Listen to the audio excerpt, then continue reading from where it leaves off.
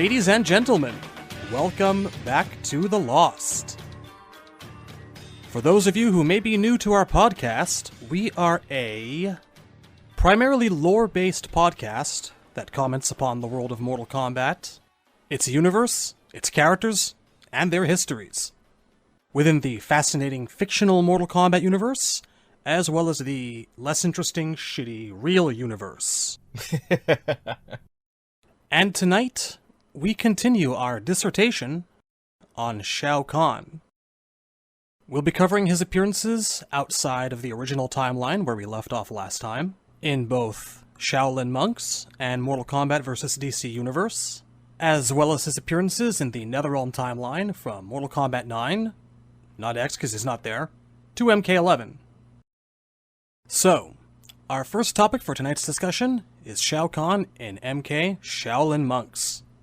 Yeah. We talked a little bit about the voice acting for Kahn in Shaolin Monks in last episode because they did bring back his classic voice actor Steve Ritchie. For the final time.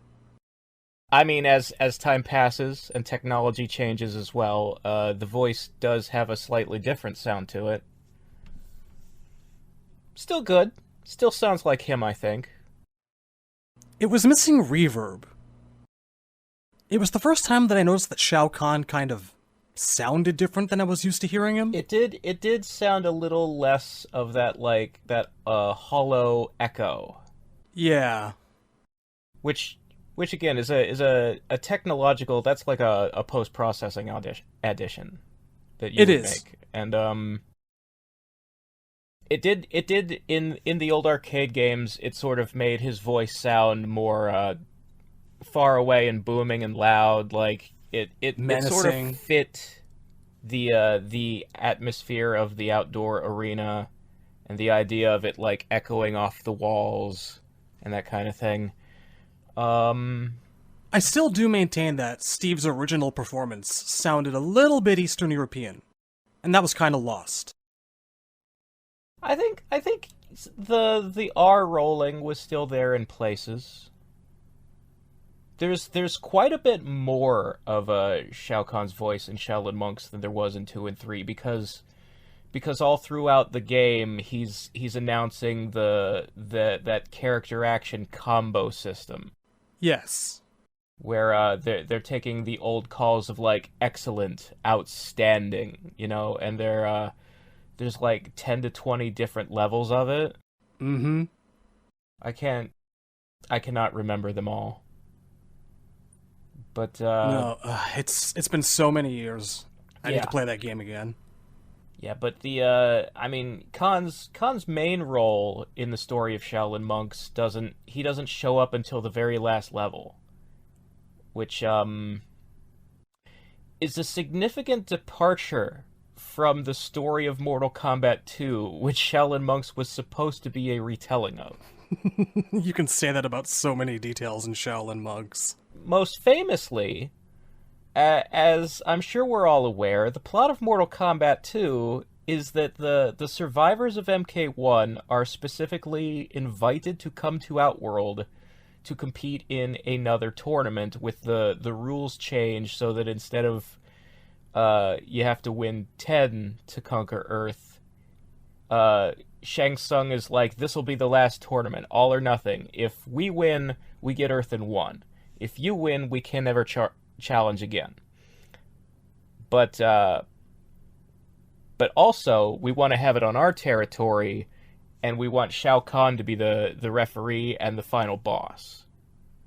And this, sounds like a pretty poor deal for the good guys, right? Like, why would they ever take that when they could just have 10 tournaments and not have to worry about Earth being conquered or not for the next 500 years? Well, Shang, provoked them. He attacked the Shaolin Temple, and then he went after Johnny Cage's movie studio, and they also had Sonya kidnapped. So yeah, the good guys accepted on the knowledge that if they said no, he'd just keep poking at them and attacking them and coming after them. And these attacks don't count as an invasion They're just they're more like assassinations, which apparently is not against the rules of the Elder Gods. You know, it's a gigantic problem that we've had for a long time. Like, they never really sat down and, like, divvied up the lines between what counts as an invasion versus what does not. Our original understanding was that you could send people through. Shang Tsung used to do it all the time, and, like, Baraka attacked the Shaolin temples. But our understanding was that Shao Kahn himself could never come through. Yeah, there is, the old timeline lore sort of specified that, basically, if Shao Kahn tries to walk through through a portal, a force field will stop him. And the Elder Gods put up that force field, and the only thing that can take it down is the 10 Winds. This was specifically how the MK Conquest show portrayed things. Like, he could not take one step into Earthrealm. Yeah. He would, like, meet up with Raiden in this little void nexus place between realms, between portals. There are actually, hints of that still being the case in MK9. They just changed who created the force field from the Elder Gods to Sindel in a way that really didn't make much sense, but we'll get there.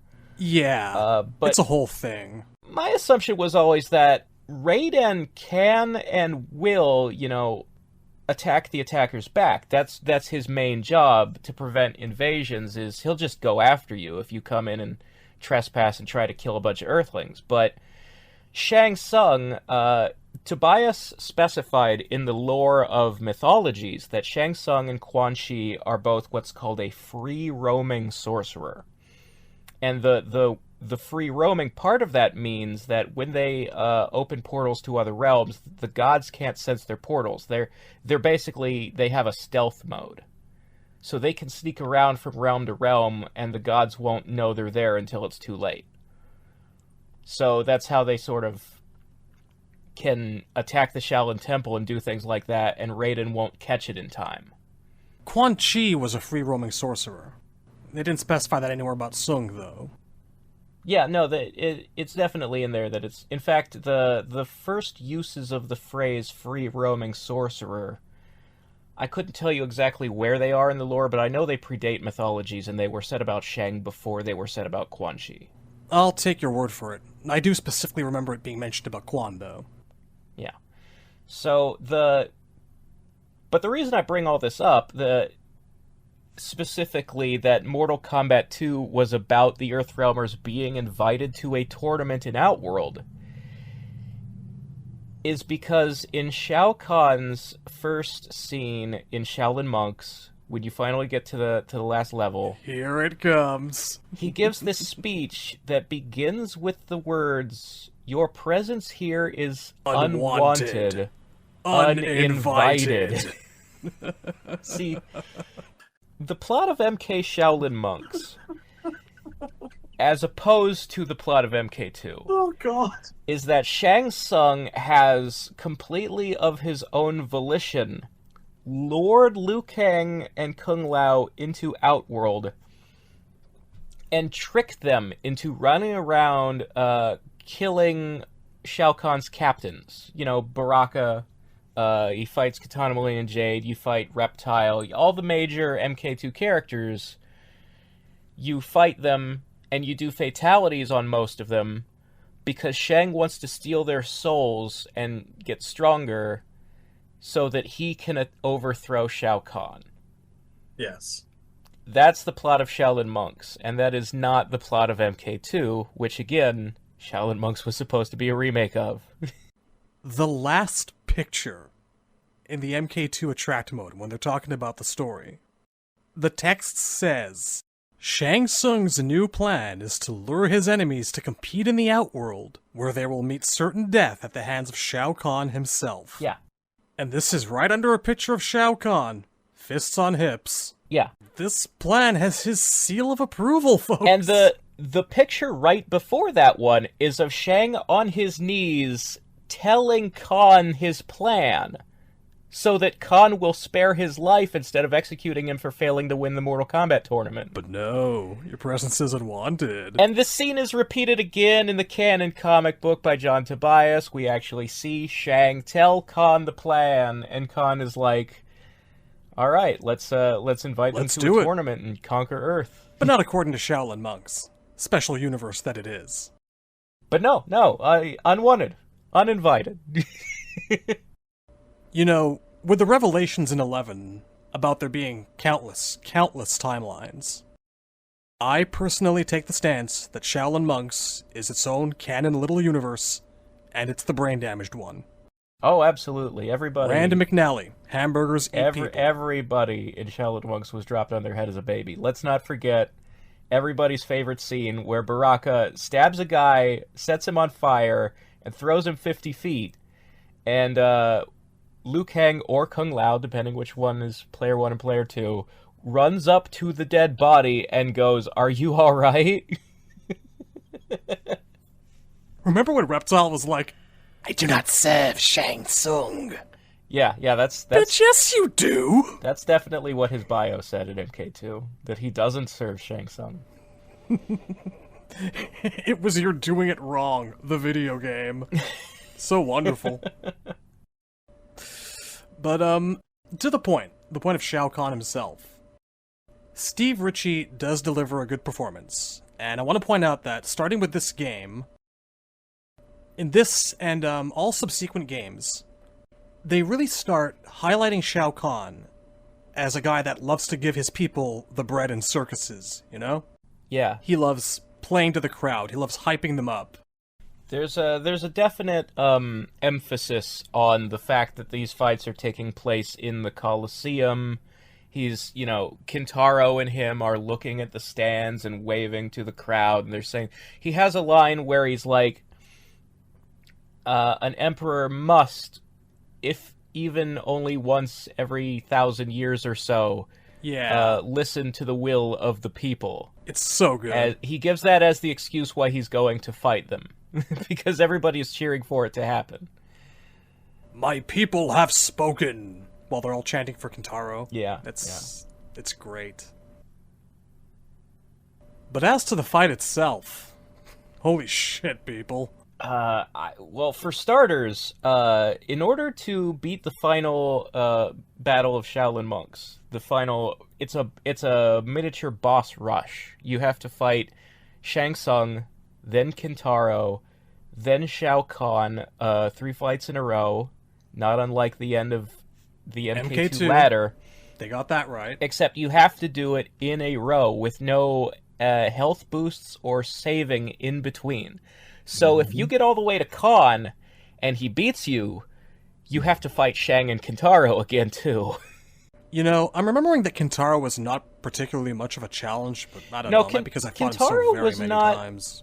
All that terribly hard. No, you just had to stay away from the guy. He was slow as molasses. But Kahn... Shang was a bit of a motherfucker because as you did a certain amount of damage to him, he would basically MK4 massive damage you off of him, like bounce you back so that he could morph into his next morph. Like it was pre-planned. There was actually an exploit to get around that and beat Shang without letting him morph. If you did the grab where you sit on their shoulders, you could just slap him in the head over and over again in an infinite loop. And it would take forever. It was a very slow attack, but he had no defense. He could not get you off him. The thing that I remember the most about the Shao Kahn boss fight is the hammer spin. Yes, the Shao Kahn boss fight has 2 stages. When you get him down to half health, a cutscene plays where he pulls out his hammer, and he hasn't used the hammer for the entire first half of the fight because, as some people may remember and others may be too young to be aware of, in MK2, Shao Kahn only had the shoulder charge and the green javelin. Those were his only special moves. He didn't get the hammer until MK3. So in Shaolin Monks, the entire first stage of the boss fight, he doesn't have the hammer. And then this cutscene plays, he pulls out the hammer, he throws it at you, and your character sort of leaps over it, catches it in midair, and throws it back at him, breaking his helmet, and you see his face, which, if you've if you were around long enough at that point to have, seen all of the comic books, you knew what Shao Kahn's face looked like. He's bald, he's got pointy ears, he's got, like, fingernail claws for eyebrows. Like, his entire forehead is all of these weird finger-shaped spikes growing up out of it. Yeah, they're like little dragon talons. Yeah. And, but a lot of people apparently were not aware of this. And so people still to this day, when they see Shao Kahn with his helmet off, are always like, I didn't know that's what he looked like. They're always surprised. It has been this way for a while. Yeah. A very long time. Of course, they changed They gave him, like, scaly dragon skin and changed the arrangement of all the spikes and claws in MK11. But even then, there were people, like, surprised to see him with his helmet off. It was like, Shao Kahn face reveal. We've seen it before. It's not a reveal. It's not new to us. No. But yeah, this cutscene would play, and then the second phase of the boss fight would start, where he's so pissed off that he's lost his helmet, and he has his hammer now. So every few attacks, he will start just to spin. He'll spin the entire length of the arena you're fighting in. It's this, it's not very big, and it's a circle. And he's homing in on you the entire time. Yeah, he'll just chase after you and keep spinning for, like, 5 seconds straight, and you have to do, like, your long jump over and over and hope you don't run out of stamina to stay out of the range of this. It's a series of long jumps. And God forbid you're playing on 2-player, because if your buddy gets hit by it, you share a health bar, so you're fucked too. Yeah. Kinda grateful I played that game alone, to be honest.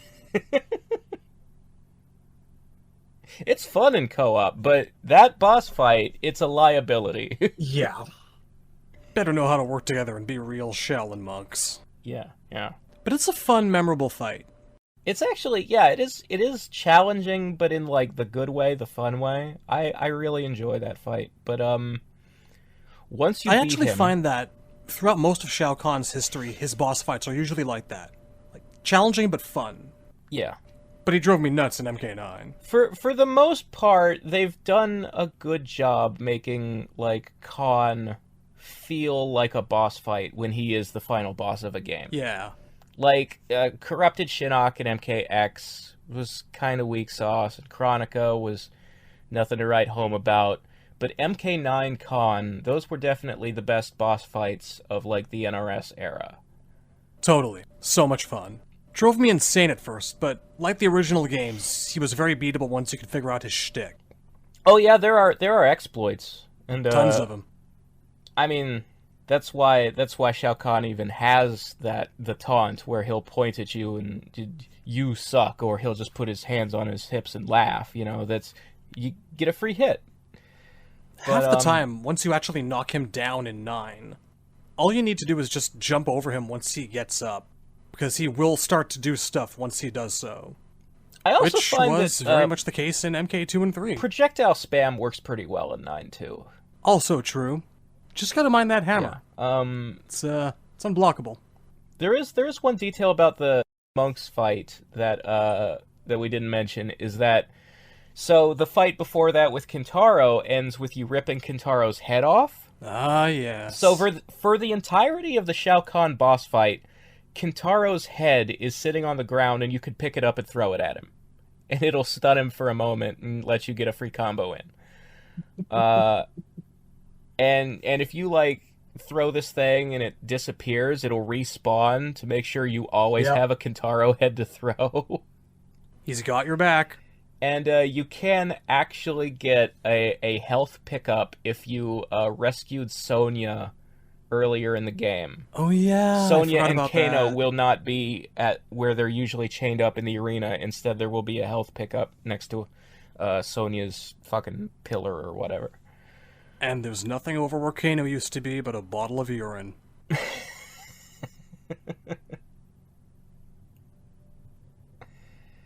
So when you beat Kahn, things happen. Yeah, in the final cutscene of the game, your ending cinematic,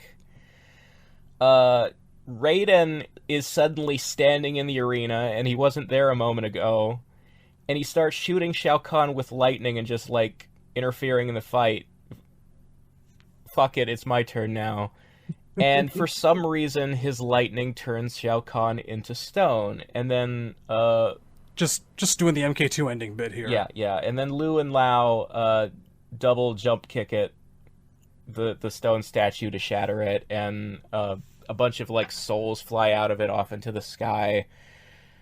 And then, everybody celebrates, and Katana walks in. It's like, huzzah, Outworld is free. What are we gonna do now? And Katana starts, like, flirting with Liu, even though the last time we saw her, she was real pissed that you, murdered Jade.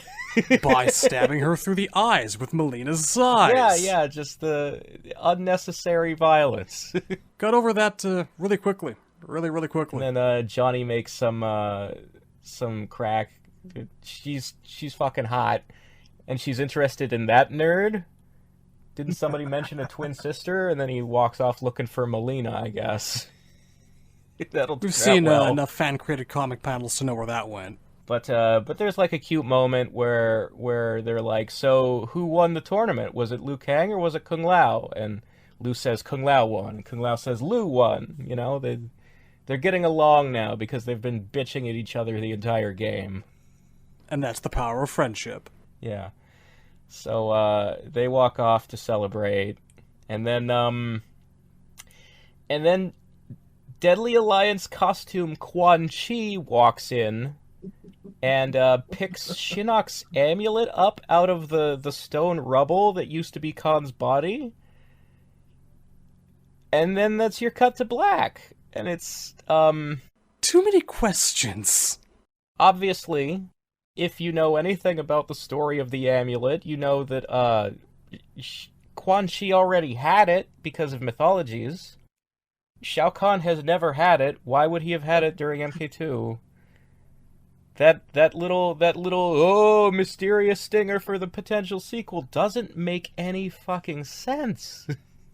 Was he over at Khan's castle one night having a drink and he just forgot it there? None of us will ever understand that. It's so bizarre. We'll never know. We were all confused then, we remain confused now. Who was it that wrote Shaolin Monks again? What was the guy's name? Yeah, the guy who wrote Shaolin Monks was a comic book writer named Jim Kruger. Right, that's it. Whose most famous writing credit is he was the writer on Alex Ross's Justice miniseries, which was sort of a modern tribute to the Super Friends cartoon. Because that's Alex Ross's favorite version of the Justice League, is Super Friends. That's what he grew up with. Gotta track down Mr. Kruger one of these days. See if there's been any interviews he's done about Shaolin Monks. But as we have mentioned on this show in the past, famously, Mr. Kruger was hired because the people at Midway believed that a comic book writer would be exceptionally skilled at working within a continuity and produce a retelling of MK2 that would, faithfully follow MK2. And then he proceeded to do the exact opposite of that. Something must have gone terribly wrong. And I don't think they were expecting it, because those of us who were posting on Mortal Kombat Online when Shaolin Monks came out will remember the Fight Night IRC chats in which the developers would answer Q&As about their latest games. And in the earliest Fight Nights about Shaolin Monks, they swore that it was canon, but by, like, the second or third Q&A for Shaolin Monks, they were admitting, okay, it's not canon. It's an alternate version of things. There's no choice, really. It's incompatible. Yeah. They tried to make the excuse earlier on of how it could still be canon by saying that the fatalities aren't canon. Those are just because it would be boring to end the fights without a fatality. But the fatalities are part of the plot. Like, they literally say Shang Tsung has tricked you into killing all of Khan's captains so he could steal their souls. Reptile and Baraka are canon dead in that story. In all fairness, I guess it would be boring to end all the fights with no killing all the way through. I mean, sure, but... I mean, it's not an excuse, obviously. Shit just doesn't work, man. That's all there is to it. I'm just saying, there are characters you can do fatalities to. And, for example, in the canon MK2, Millennia dies. And in Shaolin Monks, Millennia's the only one who doesn't die. We brought this up before, but it'll never stop being funny. It won't. It's amazing. Oh, goodness. It's a perfect mirror image. What are the odds of, on coincidence, the only character who dies for sure in 2 is the only one who doesn't die? The only one who doesn't die in Shaolin Monks. What are the odds? Fucking, you'd think good ones, but... Anyway. So that's Shaolin Monks Con. Memorable fight. An appearance that was really the start of something, I would say. Kind of an expansion on the little that we got to know out of him in 2 and 3. Now, next up, and you're gonna have to fill in the details on this one, because... Alright. I banish MKDC from my memory. Ah, yes. On general principle. I do not remember much at all about Shao Kahn and MKDC, other than that he's like... in the first couple chapters in the prologue for like, I don't know, all of 4 minutes or something. He's in the opening cutscene. Yeah. And he's in the end credits stinger. But the entire rest of the game, he's been merged with Darkseid to create a character called Dark Kahn. Because that's the level of creativity we're working with here.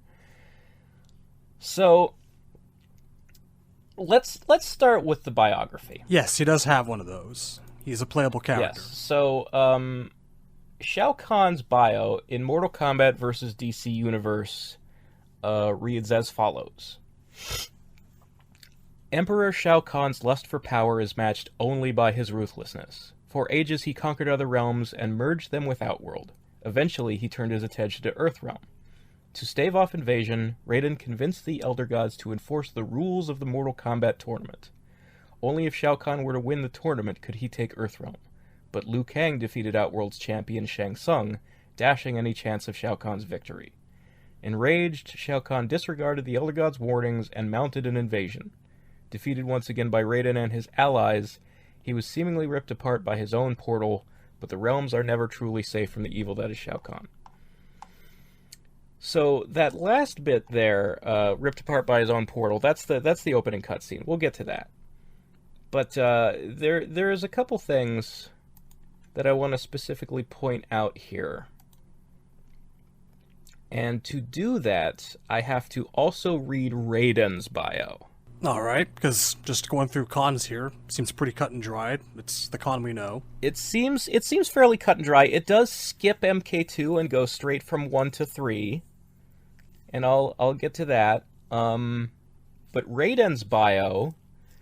Raiden, God of Thunder, Protector of Earthrealm, ageless and wise beyond measure, he is the defender who rallies Earthrealm's mortals to fight against the forces of evil. When his brother Shao Kahn, Emperor of Outworld, finally invaded Earthrealm, only Raiden and his forces of light stood between slavery and freedom. As Earthrealm merged with Outworld, Raiden held the line and fought back against the Emperor, defeating him and freeing Earthrealm. It seemed that peace was finally achieved, but the battle for Earthrealm had only just begun. So, 2 things here. Do you remember the Halcyon days when, like, the biggest thing that grinded the lore people's gears was just them trying to take a plot angle introduced in MK Annihilation and making it canon? Yeah. We were so innocent. Yes, it's a curious choice to be making a crossover game. Which means that half of the potential audience buying the title might be new to Mortal Kombat as an IP. You know, a lot of Batman, Superman, Green Lantern fans maybe don't know the backstory of the MK characters and will be reading it from these bios for the first time. And so they chose to write the game using movie lore instead of game lore. I just remember a lot of, no, he's fucking not. Yeah. No, they're not. Where are you getting this from? To be clear, and we did talk about this in the previous episode, because Deception established that Shao Kahn is the former protector god of Outworld. So he is the same species as Raiden. But in the games, the term brother for a god has only ever been used for Raiden's relationship to Fujin, to a god who's from the same realm as him. Presumably also applies to the fire, earth, and water gods. Yeah, wherever they are. Yeah, he is canonically not considered the brother of Shao Kahn in the games. But he was Shao Kahn's brother, and Shinnok was their father in the movie MK Annihilation. And the movies 95 and Annihilation also skipped Mortal Kombat 2 and went straight from Liu wins the tournament to Kahn invades.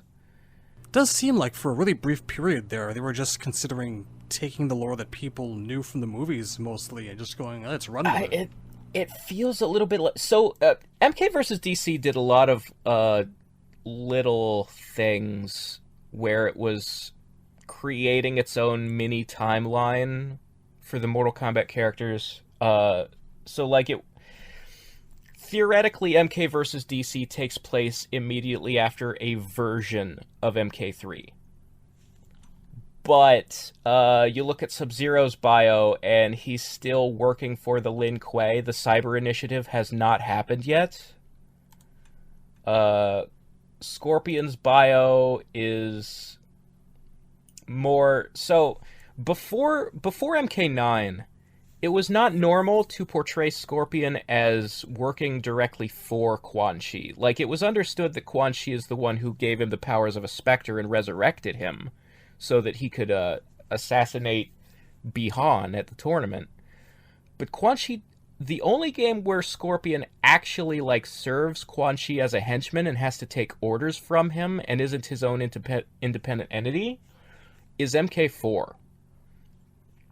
So this game plays Scorpion much like MK4 Scorpion, where he's working directly underneath Quan Chi. And then MK9 played Scorpion that way in its retelling of MK1 through 3 as well. And it's a standard now. Yeah, it's the standard now, but before then, this seemed very much like MK vs. DC's Scorpion was MK4 Scorpion instead of MK1, 2, or 3 Scorpion. Mm-hmm. And then you have Kano, who is basically his MK1 status quo. Like, Shao Kahn has invaded Earthrealm, but Kano doesn't work for Kahn, and there's no mention of Kano, like, siding with Outworld in the invasion and selling weapons to Kahn. He is just the Black Dragon leader who's running from Sonya. So you have this mix and match of, like, it's MK2 Sub-Zero, and it's MK4 Scorpion, and it's MK1 Kano, and it's movie Raiden and Shao Kahn. It's the greatest hits, basically. So strange. It's a little bit odd. This sort of, I guess, mix and match of what they thought would be the most recognizable versions of the characters. Like, they specifically talked about, when picking the roster, trying to pick the most iconic Mortal Kombat characters. Which is why it's so weird that Johnny Cage and Goro weren't in this game. No, we get a version of Baraka who's out to avenge Shao Kahn's death, apparently. I guess. Like, I can kind of understand why you'd pick Baraka if you were trying to pick, like... He is the most famous, like, character who represents the monster side and the population of Outworld. But I would have rather had Johnny Cage over him. I think start with the first movie cast is what would actually be the most quote-unquote iconic. Agreed. Anyway. Agreed. Costume-wise, Shao Kahn is wearing an exact recreation of his Deception outfit. They haven't changed it at all. They've just remade it in the nicer graphics, because this was... Versus DC was like the next console generation after the 3D era. Yes, this is our first PS3 era game. Yeah, this was the first game they made in their modified Unreal Engine. The same graphics engine they would use for Mortal Kombat 9. A lot of Versus DC assets would be reused in 9, in fact. If you look at, like, Kano and Sub-Zero and Baraka's heads, they're clearly the same in both games. Yes. Quan Chi's entire character model is the same in both games. This Shao Kahn model would be used for the opening of MK9 story mode, the flashback to Armaageddon, where he's fighting Dark Raiden. I do have to say, the shoulder pads and the spikes on them, a little bit too Pringle chip. Yeah, that's a common complaint, but that is how they looked in Deception as well. It's just way more noticeable here for some reason. The way they curl way upward is it's perhaps too much, but I can see what they were going for. It is something you occasionally see on samurai, and that is, as I've said before, the usual Shao Kahn aesthetic.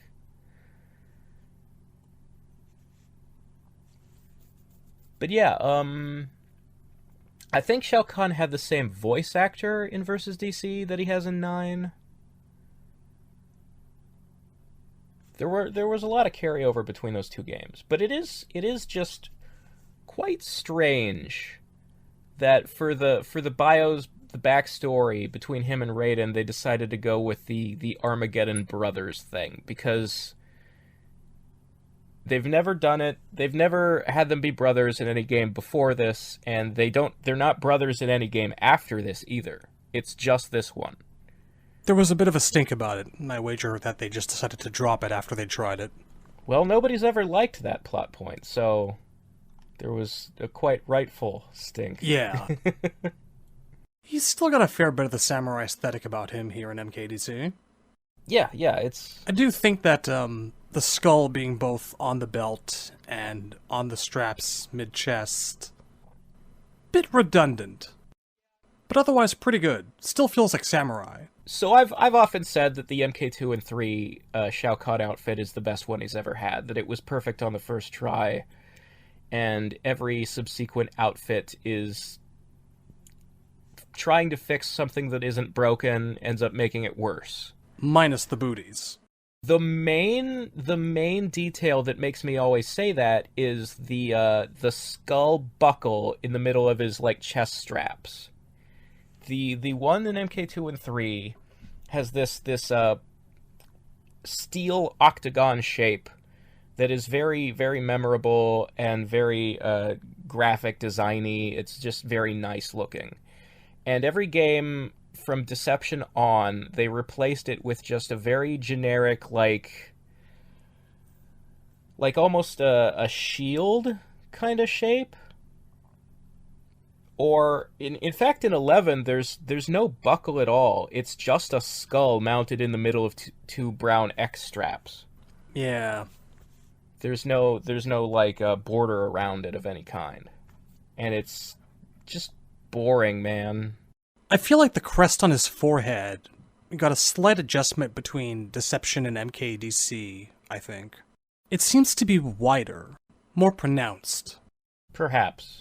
No, it was more slender in Deception, looking at them both. That's probably the case. I mean, a lot of, like, the size of things and the shape of things is going to be different when you completely remake it in a new graphics engine, but the concept of the outfit itself is pretty much identical. It's still very serviceable. I like it. Like, it's... If I was ranking Shao Kahn costumes, Deception Primary is second place after the MK2 and 3 outfit. And then I would probably put, like... Third place would be MK11, the Lower Mines skin, with a non-primary helmet gear equipped. Yes. Like, probably the classic helmet or the Deception helmet. And then, second to last place would be base primary 11 con, and then last place would be MK9 con. Deception alternate? Okay, I'll put the Deception alternate last, and MK9 second to last. Fair enough. Because the Deception alternate has these weird, flat, like, walls on the sides of his helmet, and it looks really weird. They're horse blinders, man. Yeah. The horse blinders. Yeah, it's very strange. It was a poor choice. And it looks like he's wearing a quilt around his legs. Yeah, I guess it's kind of, I would describe it as more of a Chinese Mongol armor. Yeah, that could cover it. I see what they were trying to do of, like, everybody, like, when I was a kid, you know, a lot of people playing MK2 and 3, you're 10 years old, 15 years old. There's a lot of non-adults who are like, haha, this guy doesn't wear pants. Look at how dumb he looks with his naked ass legs. As an adult, I appreciate the Conan the Barbarian aesthetic being what they were going for. But I definitely understand why they would finally give him an alternate costume with an actual pair of pants. That's fair. Still, that helmet... It's gotta go. It was a bad helmet. Yeah. Anyway, so story mode-wise, Versus DC opens up with... I actually had forgotten this until I just read those bios, but apparently in this version of reality, Liu Kang isn't the one who beat Kahn, Raiden is. Versus DC had two story modes. You could play as the Mortal Kombat characters, or you could play as the DC characters, and both story modes were canon and sort of intercut between each other. So the Mortal Kombat side starts with Raiden and Shao Kahn in the MK3 graveyard, or at least that game's version of it.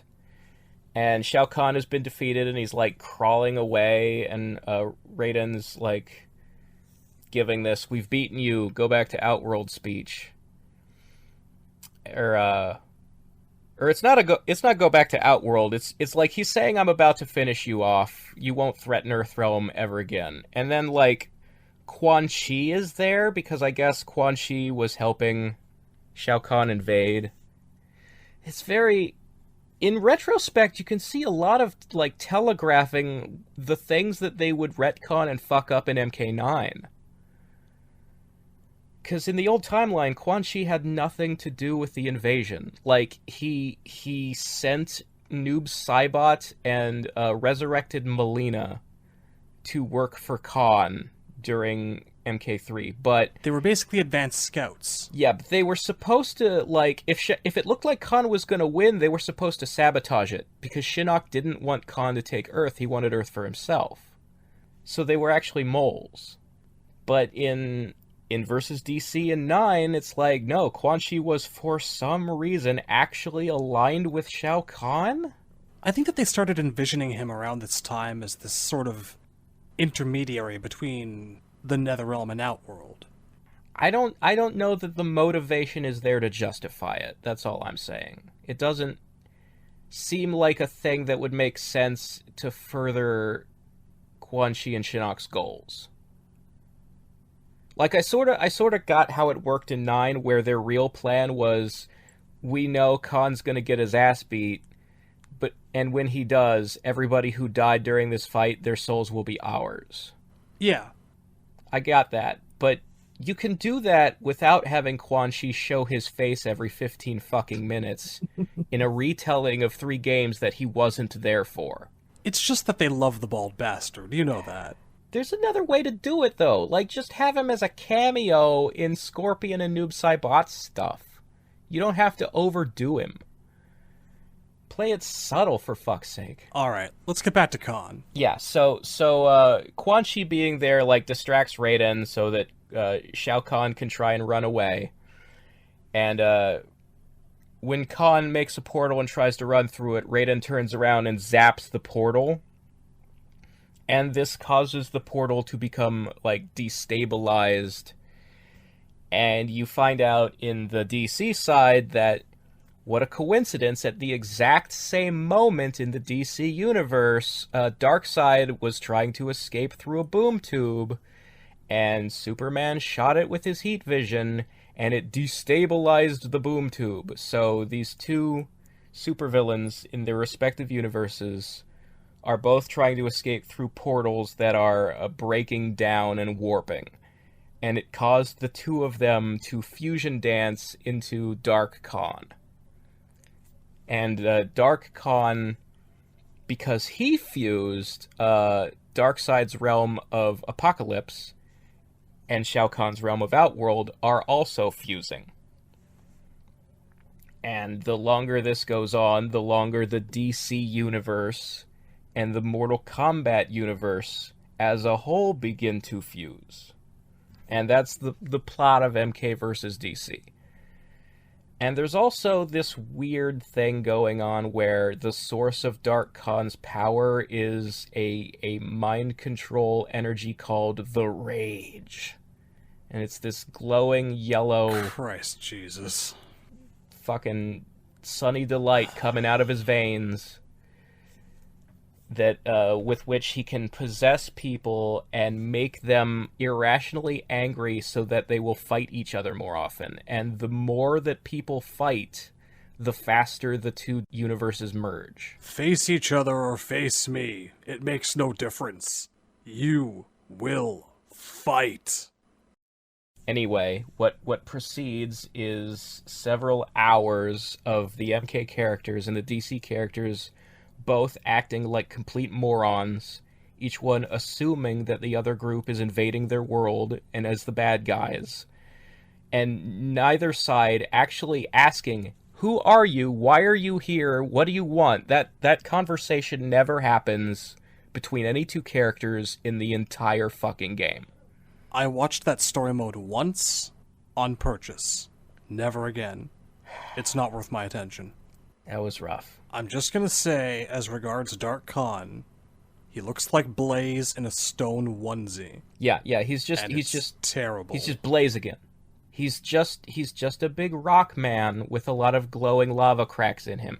Round 2 of this after Blaze, and it would not be the last. We mentioned before, just last episode that boss death animations. The Onaga explosion was reused for Blaze, and the same explosion was reused for Dark Khan, so he even dies the exact same way Blaze dies. Oh, man. If I never see another naked rock man with glowing cracks as the final boss of an MK game again, it will still be too soon. Glowing cracks. It's funny because he's naked. Makes you think of his ass. Anyway, when Dark Khan is defeated, like the very final chapter of the game, Raiden and Superman are fighting each other, and Dark Khan is just sitting in the back. You know, it's happening in a throne room, and he's cheering them on. Yes, fight each other. Make it happen faster. There's a moment where they're both like down on their hands and knees and they're getting too tired to keep fighting, and Dark Khan is like mad that they're not still fighting, so he shoots one of them, and I think the other jumps in front of the blast or something like that. Or anyway, Raiden sees Superman get blasted and Superman sees Raiden get blasted, and they both realize, wait, you're not on his side. And then the two of them, in theory, double team Dark Khan to defeat him. The way that mechanically actually works is if you're playing the MK side, it's Raiden versus Dark Khan. If you're playing the DC side, it's Superman versus Dark Khan, because this game was before they figured out tag team mechanics or anything like that, so there was no actual way to represent Raiden and Superman fighting at the same time.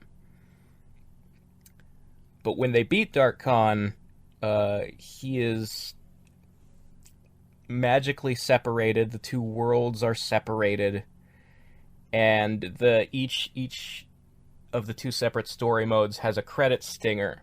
The DC credit stinger is that Shao Kahn is now trapped in the DC universe, and he tries to, like, I don't know, throw a green javelin or shoot one of his photon torpedoes out of his face at them, and nothing happens. Like, apparently his magic does not work in the DC universe. And then the end of the MK story mode is that Darkseid is trapped in Outworld, and his Omega beams don't work in the Mortal Kombat universe. So both characters are powerless and imprisoned by the good guys, and that's how they went. So fantastic cliffhanger, really. yeah. So then in the arcade endings for Kahn and Darkseid, they elaborate a little bit more on that. That Darkseid has been imprisoned in the Netherrealm, but like Shang Tsung goes down there to steal his soul, and Darkseid turns the tables on him and reduces him to old man MK1 Shang, and forces him to serve him. And then in Shao Kahn's ending, we find out that he's been trapped in the Phantom Zone, but that something about the Phantom Zone restores his magic and allows him to break himself and all of the Kryptonian criminals free and invade the DC universe. I'll say this for it. As far as plot devices go, shattering the Phantom Zone and setting all the criminals free is something totally Kahn, and I like it. Yeah, and that would have been... If there were to be a sequel to MK vs. DC, many of the endings had some really neat ideas that would actually make for an interesting story. And Shao Kahn teamed up with General Zod as one of them. Yeah. I'm trying to identify the people in the background of his ending here, and it's... I think... It's really hard to tell. Like, one of them's Conduit, maybe? I don't know. There's wires on his wrists. I see Mr. Monocle. I don't remember his name. They're like really C-tier DC villains. Yeah, there's a lot of obscure characters that I couldn't tell you off the top of my head. But the artwork for these endings is pretty rad. Oh yeah, no question. Like honestly, this painted image of Shao Kahn sort of running towards the camera with his fist coming up like he's gonna punch the camera or something, or like that he's Superman flying, and he's got this tattered cape flowing behind him. It's probably the coolest looking artwork of Shao Kahn that I've ever seen in an official MK title. It's definitely up there. Maybe they should make his cape more tattered from here on out. Yeah, it's a nice look. And it does fit his image. Like, Shao Kahn's never been all that clean and tidy, and he's very much like a guy who likes to look like he's been in battle. You know, he wears his scars with pride and that kind of thing. I'm gonna give it this also. They remembered to tint his eyes red, which is something that sometimes gets forgotten nowadays. Yeah. And it really adds to the overall effect of the outfit. I think it's a key thing. Yeah, it looks really nice. That they're just like, you can't see like a pupils or anything. It's just two glowing red pinpricks in the black eye holes of his skull mask. That's the Shao Kahn I love. Yeah, that looks rad. I don't want to see Shao Kahn's pupils. It doesn't make him look intimidating. I'm sorry, but you will. You will very soon. Yeah, I know. They can't help themselves. Even Raiden has pupils now. Everyone's got pupils now. Scorpion's got pupils now. Anyway. Was there anything else about Shao Kahn and MKDC we wanted to cover? His moveset? Yeah, the shoulder charge. Standard stuff. Energy shield. Yeah, the shield is a move he started having in the 3D era. I think in some games that shield could reflect projectiles back at the opponent. Did he have a finisher in this thing? Or was he like a boss without one? Oh, well, Darkseid and Shao Kahn were both unlockable hidden characters, roster-wise. I don't know if they had finishers or not. I don't think they did. Because each of the... Judging just from some Googling here, it appears not. Like, they couldn't finish their opponents. Yeah, it does not appear that they had fatalities. Like I said, I have not played this game since release, and I never intend to go back. Yeah, it's been about that long for me, too. I'm amazed you remember as much of it as you do, man. Well, I don't really forget story modes. That's just kind of... My brain is, I mean, I've said this before. When I start a new job, it takes me 6 months to learn my coworkers' names, but I never forget Mortal Kombat cutscene. For me, it's just, if it's stupid but not stupid enough to be endearing, I tend to wipe it from my memory. Like, I can't tell you anything about any of the Michael Bay Transformers movies after the first one. My brain has a threshold for stupid shit. It belongs to the good Mortal Kombat, Well, not this stuff. certain small things here and there that I actually got a little bit of enjoyment out of in this game. For example, Sonya's moveset is the most fun I think I've ever had playing as her. Like, MK9 was close, but the fact that her bike kick didn't come back was a real bummer, because that was her most fun move in versus DC. Nothing's 100% bad. I'm not saying that. The story itself is just something I specifically chose to banish from my memory. I do remember playing DC. I remember doing all the combo trials, getting the platinum for it, the horrible experiences that I had playing online with it, Superman Infinites left and right, and I remember enjoying the fighting mechanics more than I did the original 3D games. Yeah, I never did anybody's combo trial past like the third out of 10, because I just got frustrated with the game not seeming to read my inputs. It was not responsive. It was not particularly well made as a fighting game. Sadly. I mean, we know a little bit more about the circumstances taking place back then. It's a bit easier to understand now. Yeah, that was... Midway was just about to close up forever, so they didn't have much to work with. But yeah, that's... So, I mean, personality-wise, there's not really a lot to say about Kahn's portrayal, because he's only in, like, 2 very short scenes. Barely remember it at all. I mean, he was just kind of like a taste of the usual Shao Kahn. Like, oh, I will conquer your realm, your souls will be mine, etc., etc. When I was collecting Kahn soundbites for the collage that was in our last episode, I skimmed through the DC story mode, and I remember seeing him being all like, "Do you even know who I am? I am Shao Kahn." Blah, blah, blah, blah, blah. Yeah. He's threatening the DC characters, and then he tries to attack them, and the usual kind nothing of fare. comes out. So is that it for MKDC? Have we covered everything pretty much thoroughly? That's pretty much it. Then I guess it's time to formally enter the next phase, the next timeline, to continue where Armaageddon left off. So, next up on our docket is Shao Kahn's return in Mortal Kombat 9, aka MK 2011. Yes. So, there's an interesting continuity snarl about jumping from Armageddon to 9.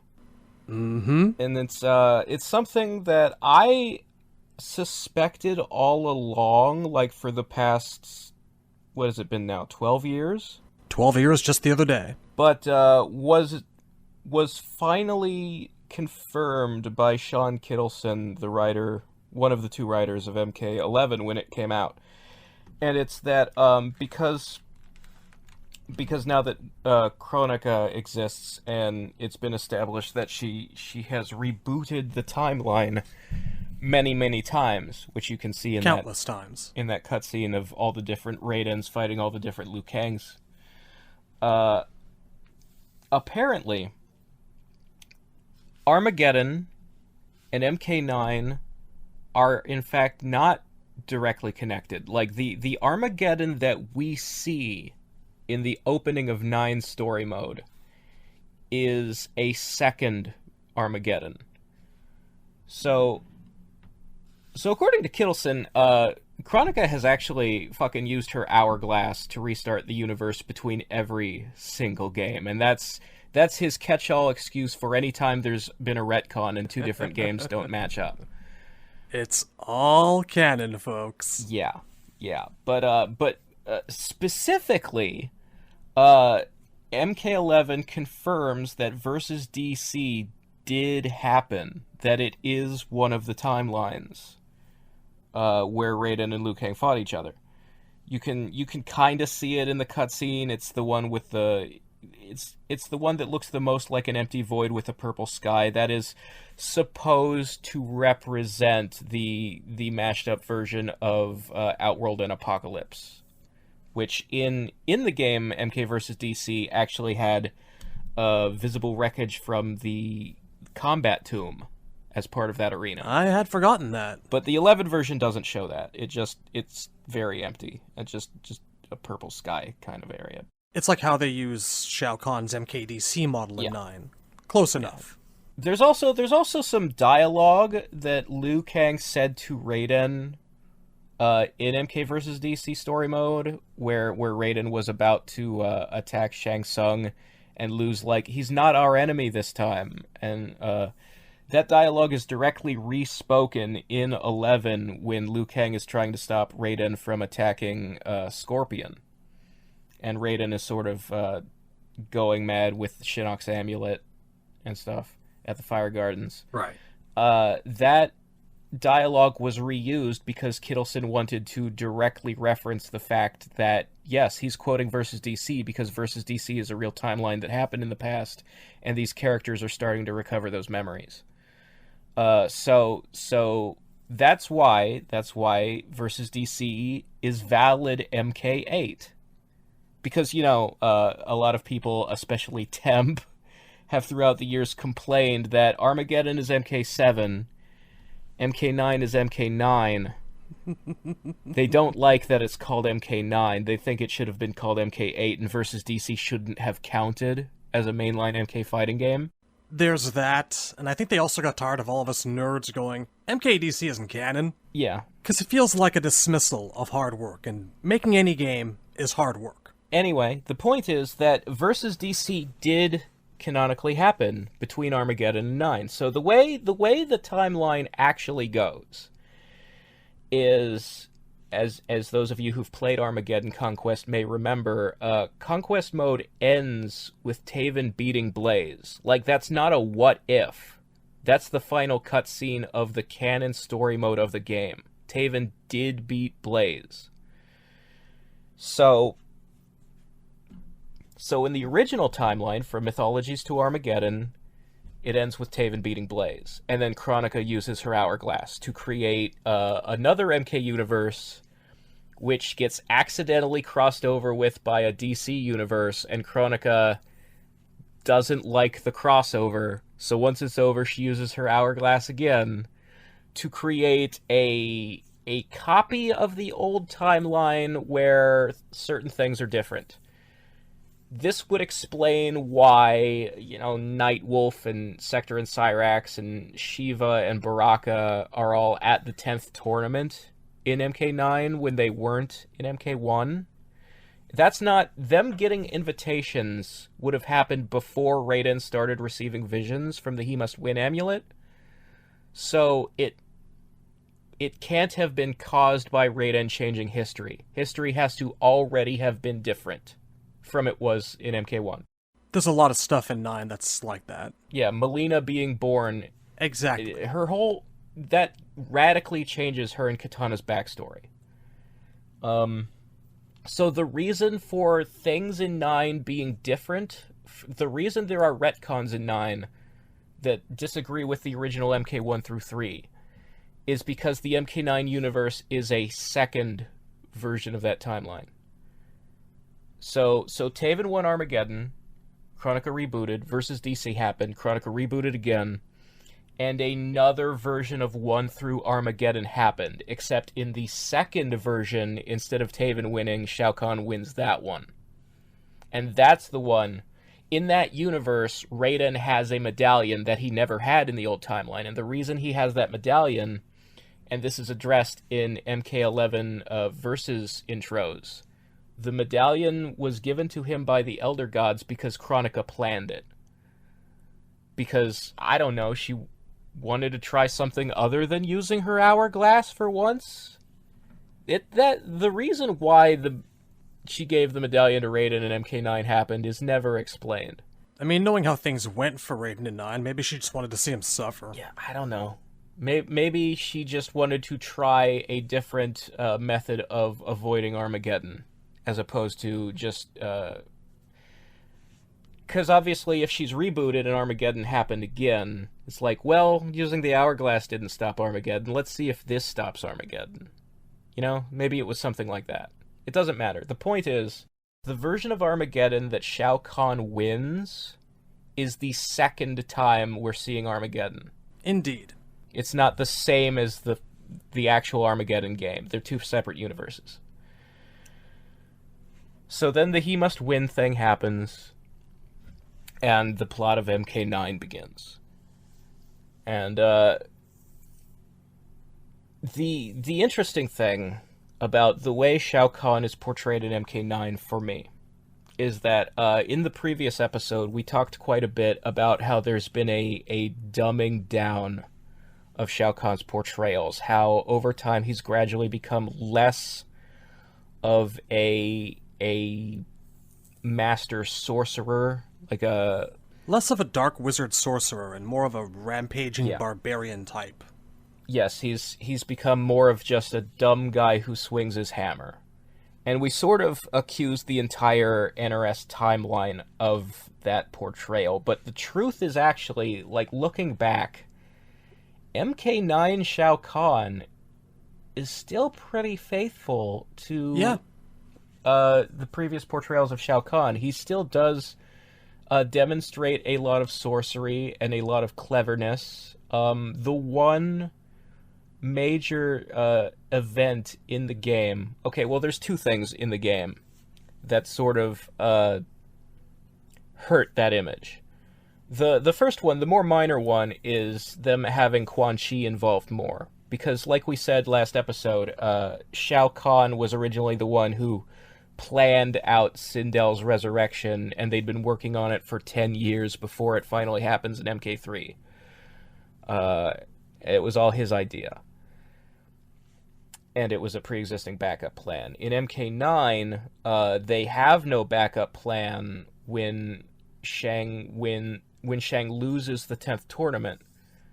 So when Shang comes up with MK2, it's not a distraction from the real plan, it's sincere. Yes. And when they fail that too... Then the next one's Quan Chi's idea instead. Yeah, it has no backup plan once again, and Quan Chi spontaneously suggests that the resurrection of Sindel would, for stupid, poor writing reasons, take down the force field that prevents Khan from stepping through a portal and invading Earthrealm. I do want to, like you were saying, give the writing for Shao Kahn in 9 a bit more credit than we remember. Yeah. I was watching it earlier this week, and a couple of things particularly struck me. Number one, I actually really do enjoy the voice acting for the most part. I find it a little generic, but I like it better than the 11 guy. Yeah. It's, hang on, I'm trying to find out on IMDb here. Yeah, I remember 11 guy is Ike Amati, the same guy who voiced Atrocitus in Injustice 2. And I think part of the problem I have with his performance is that because he had been a character with the same sounding voice in Injustice 2, those are 2 games in a row where he's doing the same voice. So I don't hear Shao Kahn, I hear Atrocitus. That didn't help. Yeah. So Shao Kahn in 9 is voiced by Bob Carter, who also incidentally voices Baraka. Okay. And the thing that I like about Bob's performance here is that it's very soft-spoken, but it's not without menace. It's not what I would call the most authoritative performance. We've talked about that, and I do miss that from Steve Ritchie a little bit, but in isolation, the dialogue and the way that he delivers it, it's got this element of threat behind it all the time, you know?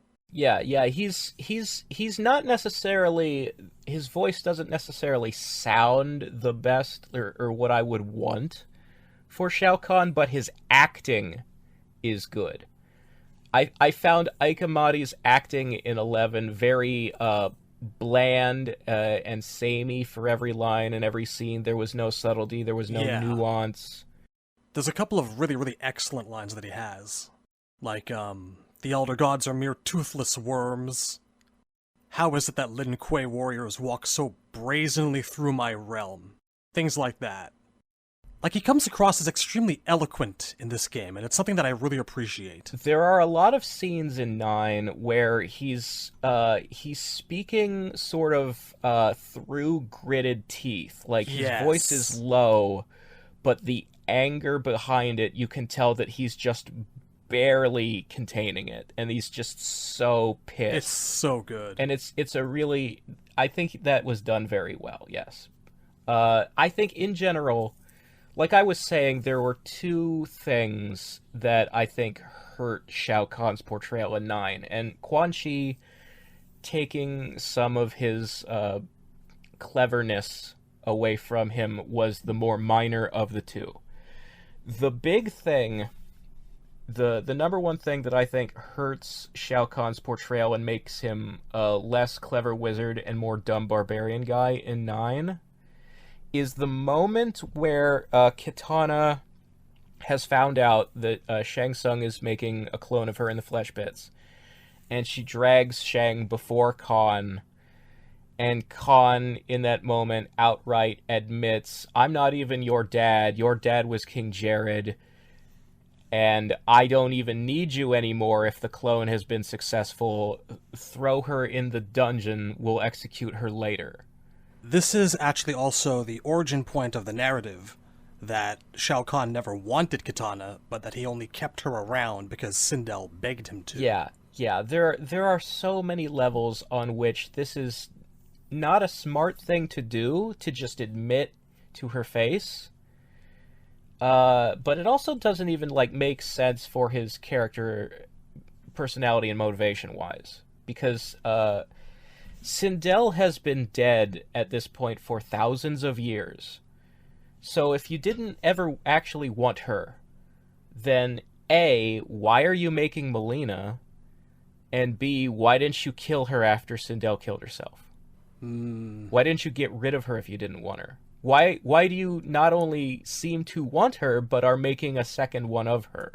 That goes back to the old notes from Tobias saying he loved her, though you can't find a source for like, her. For Millennia to even exist, for the idea that Millennia should be created to be had, Shao Kahn must want a daughter. Yeah.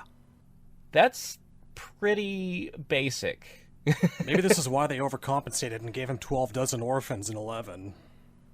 Yeah, I'm the orphan, the collection of beggar kids off the streets does not work for me so fucking badly. Alright.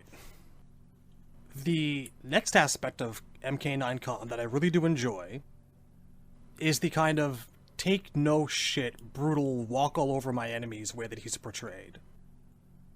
At the time that 9 came out, people thought, and they still do to some extent, that they really kind of did Shang Tsung pretty dirty.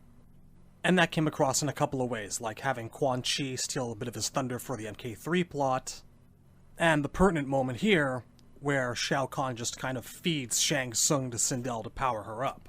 But that moment, and a few others, feels like something that Shao Kahn would really, really do, you know? Yeah, you know, I never... Like, when you consider the kind of person that Khan's supposed to be, and yes, I'm going to bring up Transformers again, it doesn't really make sense for him to be the Megatron to some Starscream. Well, yeah, I was going to bring up Megatron and Starscream, because, he just keeps rewarding him for his failures in the original timeline. Yeah, I never had a problem with the scene where Khan fucking consumes him and gives all of his souls to Sindel. That was never one of the points I would bring up when I would complain about how MK9 did Shang dirty, because the parts that did Shang dirty were when stuff that he was given to Quan Chi, and that scene has nothing to do with Quan Chi. People just took it as evidence that they loved Quan Chi way more than they loved Shang Tsung in those days. People took it pretty hard. The thing of it is, and I was going to bring up Megatron and Starscream, because in the old timeline, it became practically a running joke that Shang Tsung would repeatedly fail. And the bio and ending after bio and ending after bio and ending would say that if he fails this time, Khan's going to kill him. If he fails this time, Khan's going to kill him. And he keeps coming up with ways to survive. But what it actually is that Khan just doesn't kill him. In fact, every time Shang fails, Khan gives him more power. His MK3 bio literally says he has now been granted more power than ever. Good job, Yeah, numbnuts. Kahn just keeps making Shang stronger because he's like, maybe if you didn't suck so bad, you wouldn't fail. You know what might work better is if you got rid of Shang and found a better guy. But no, Maybe this is why they had Quan Chi hang around him all the time in the new timeline in 9.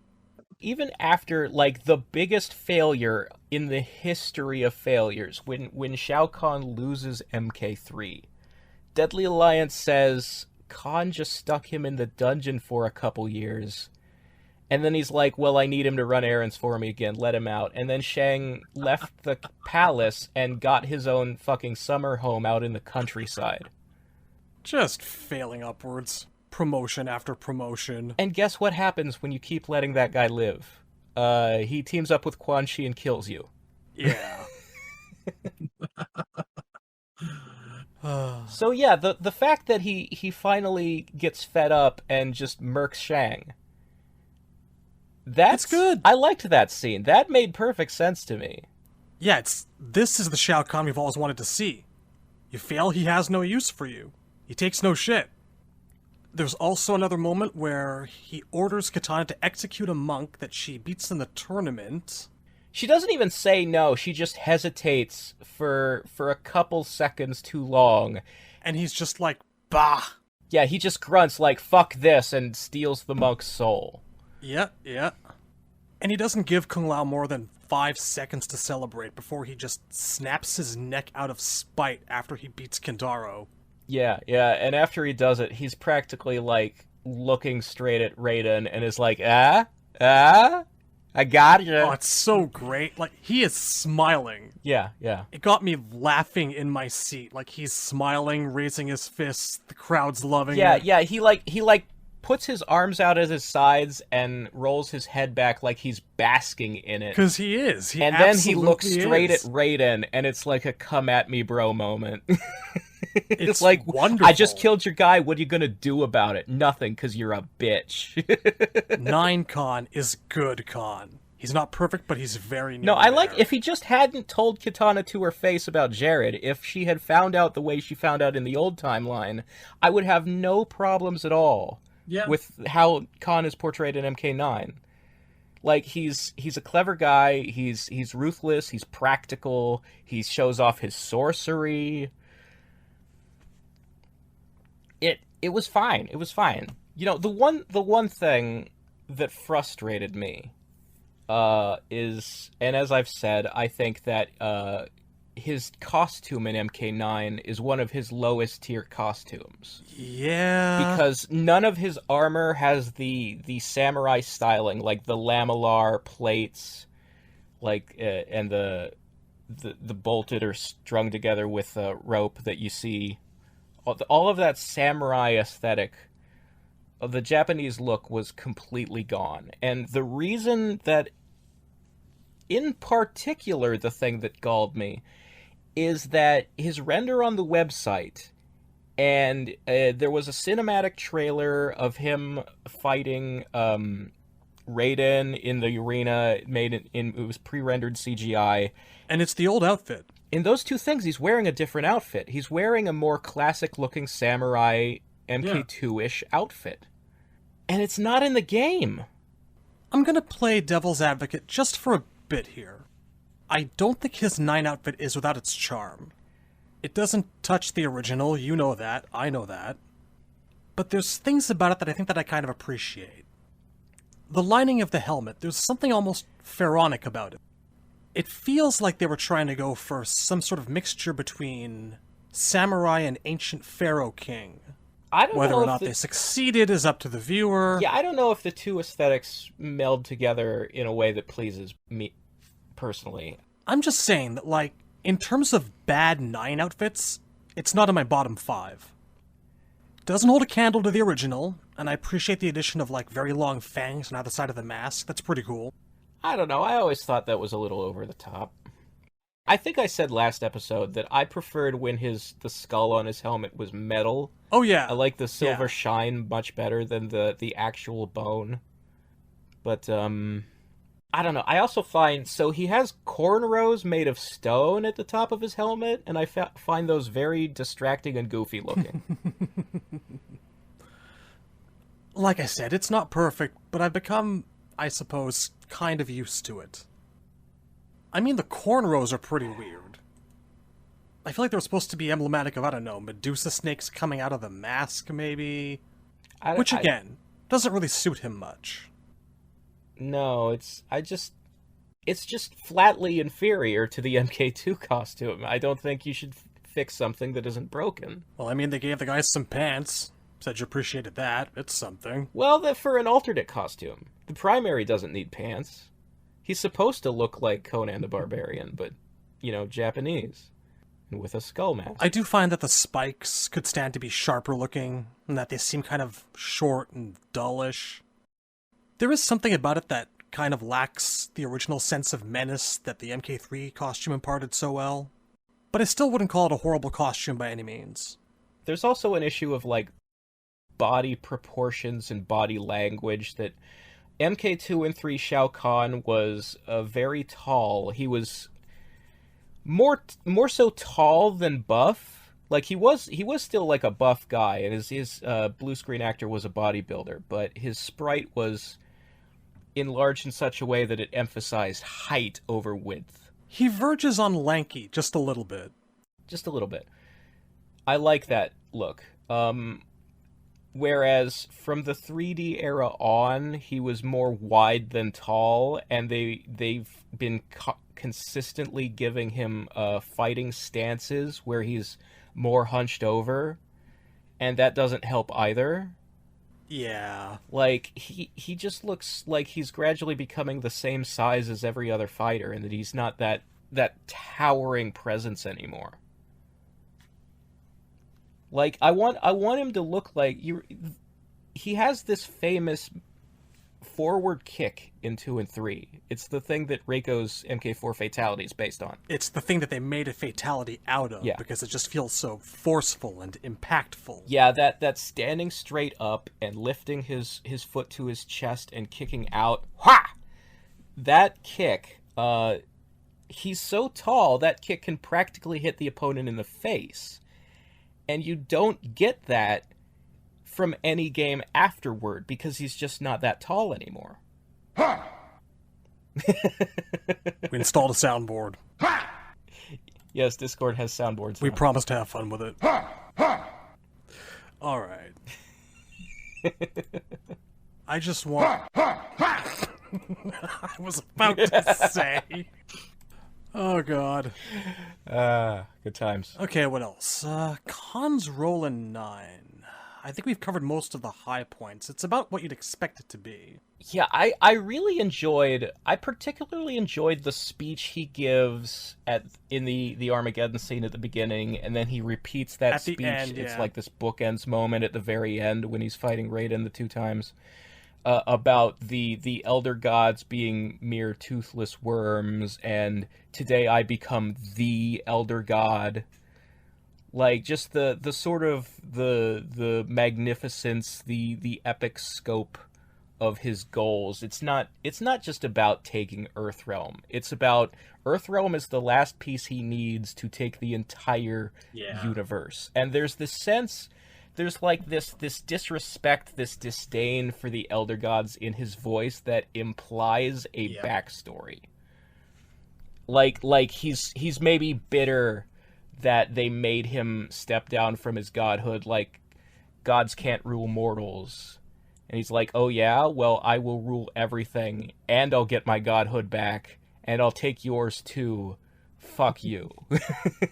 I'll show you, you'll see. There's a couple of other moments during story mode that I want to call attention to. When Sub-Zero walks into the arena, and he starts demanding Scorpion, Khan just looks at him. And it's like you can feel his eyebrow raising under the mask. Are you fucking serious right now? You're making demands of me. Who the fuck is this to come into my house and make demands of me? Does this bitch know who the fuck I am? And afterwards, after Sub fights, is it Reptile? I think it's Reptile. Yes. Yeah, he makes the demand again, and Kahn leans forward a little bit in his throne, and is like, "And you shall." It's like, alright, you've interested me. I think you're a fucking joke of a man, but I'll give you what you want. It'll amuse me. You've got balls, I respect that a little bit. And after Kung Lao gets his neck snapped and Liu tackles him from behind as he's hamming it up for the audience, there's a couple moments where people just attack him and he just fucking laughs. And it's wonderful. They tap into this casual arrogance of his and his disdain for weak people so well. He gets up and he's like, "Witless boy, do you know who I am? I am Shao Kahn, conqueror of worlds. You will taste no victory." He's got a lot of good lines in this game, man. A lot. Yeah. Honestly, it's 9/10 of the way to being like just the best. It's just it really kind of needles at me how dumb he suddenly becomes in that scene where he tells Katana straight to her face, "I'm not even your real dad." Why would you bother? Why would you just do that? Surely there's a way you can continue to use her to your benefit if you're a clever man. Mistake. We've talked a lot about how MK9 is this hyper-condensed version of MK1 through 3. Speaking of mistakes.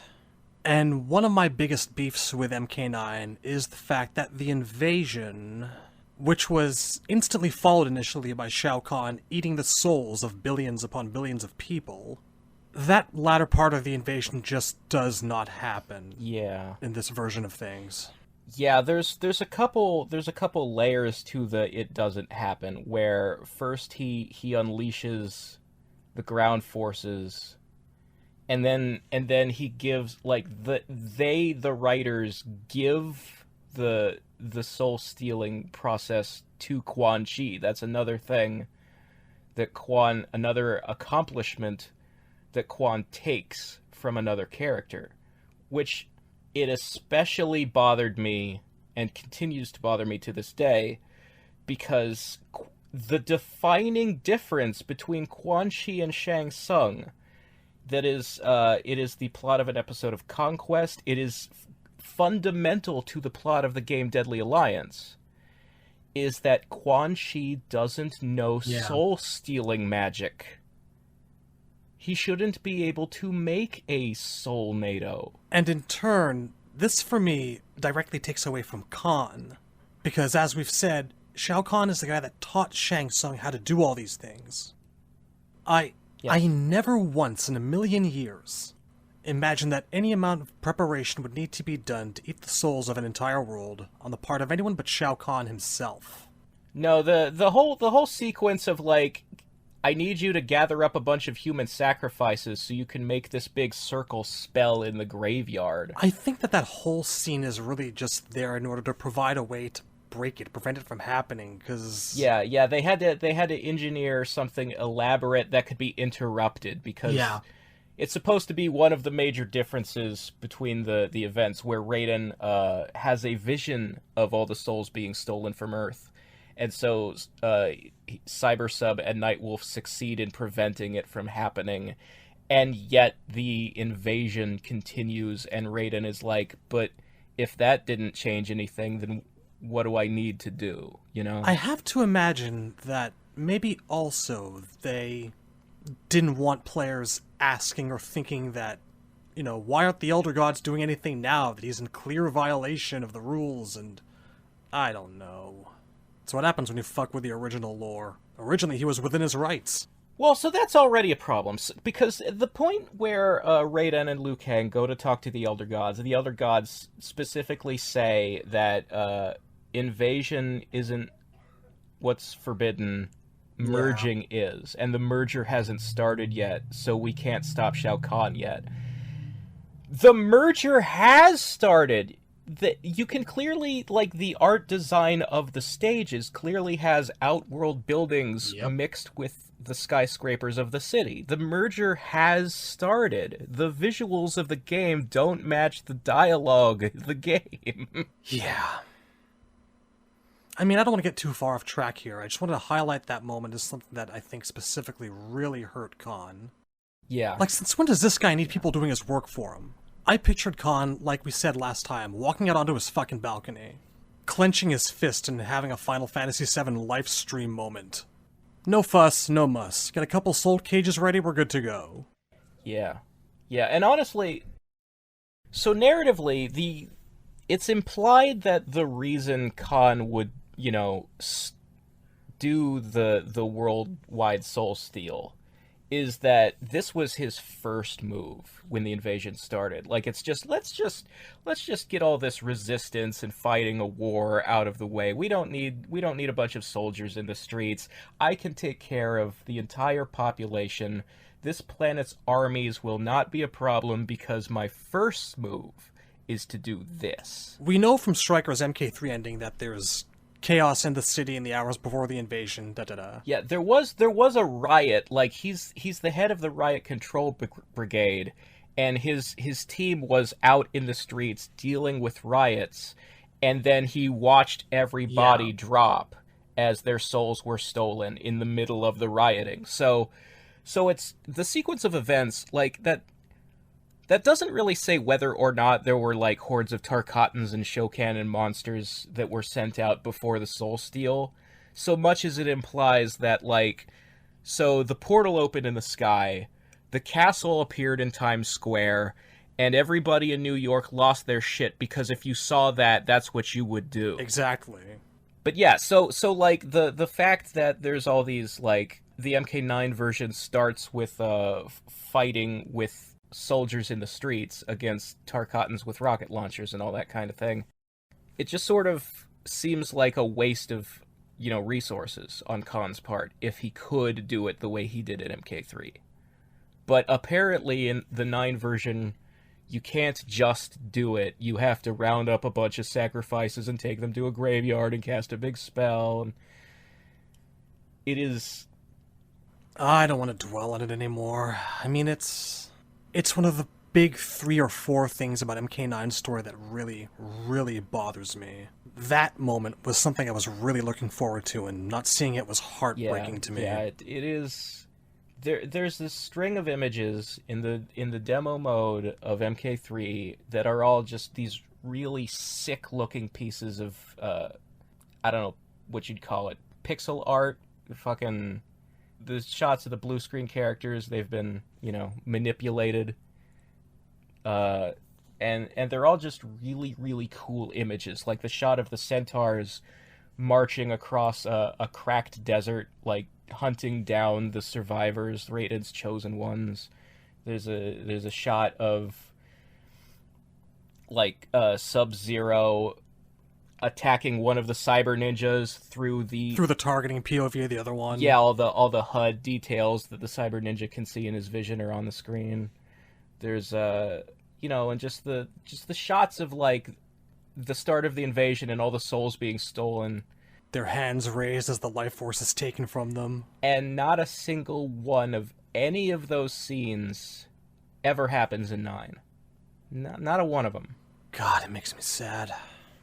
Like, I remember, not to, keep clinging on to the way things were when we were young, they were all better, but I want to move past that, but I do want to say, when I first walked into an arcade in 95 or so, and lo and behold, there's an vanilla MK3 arcade machine, I remember watching the attract mode, seeing all of that artwork, and just being like, holy shit. Holy shit, he wins.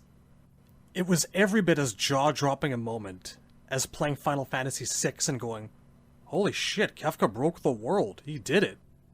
It was a huge raising of the stakes. The atmosphere matters. There's a feeling, like stages in the imagery of MK3. It's empty streets and the wind is blowing, like, newspaper pages like tumbleweeds, and it's barren and it's lonely.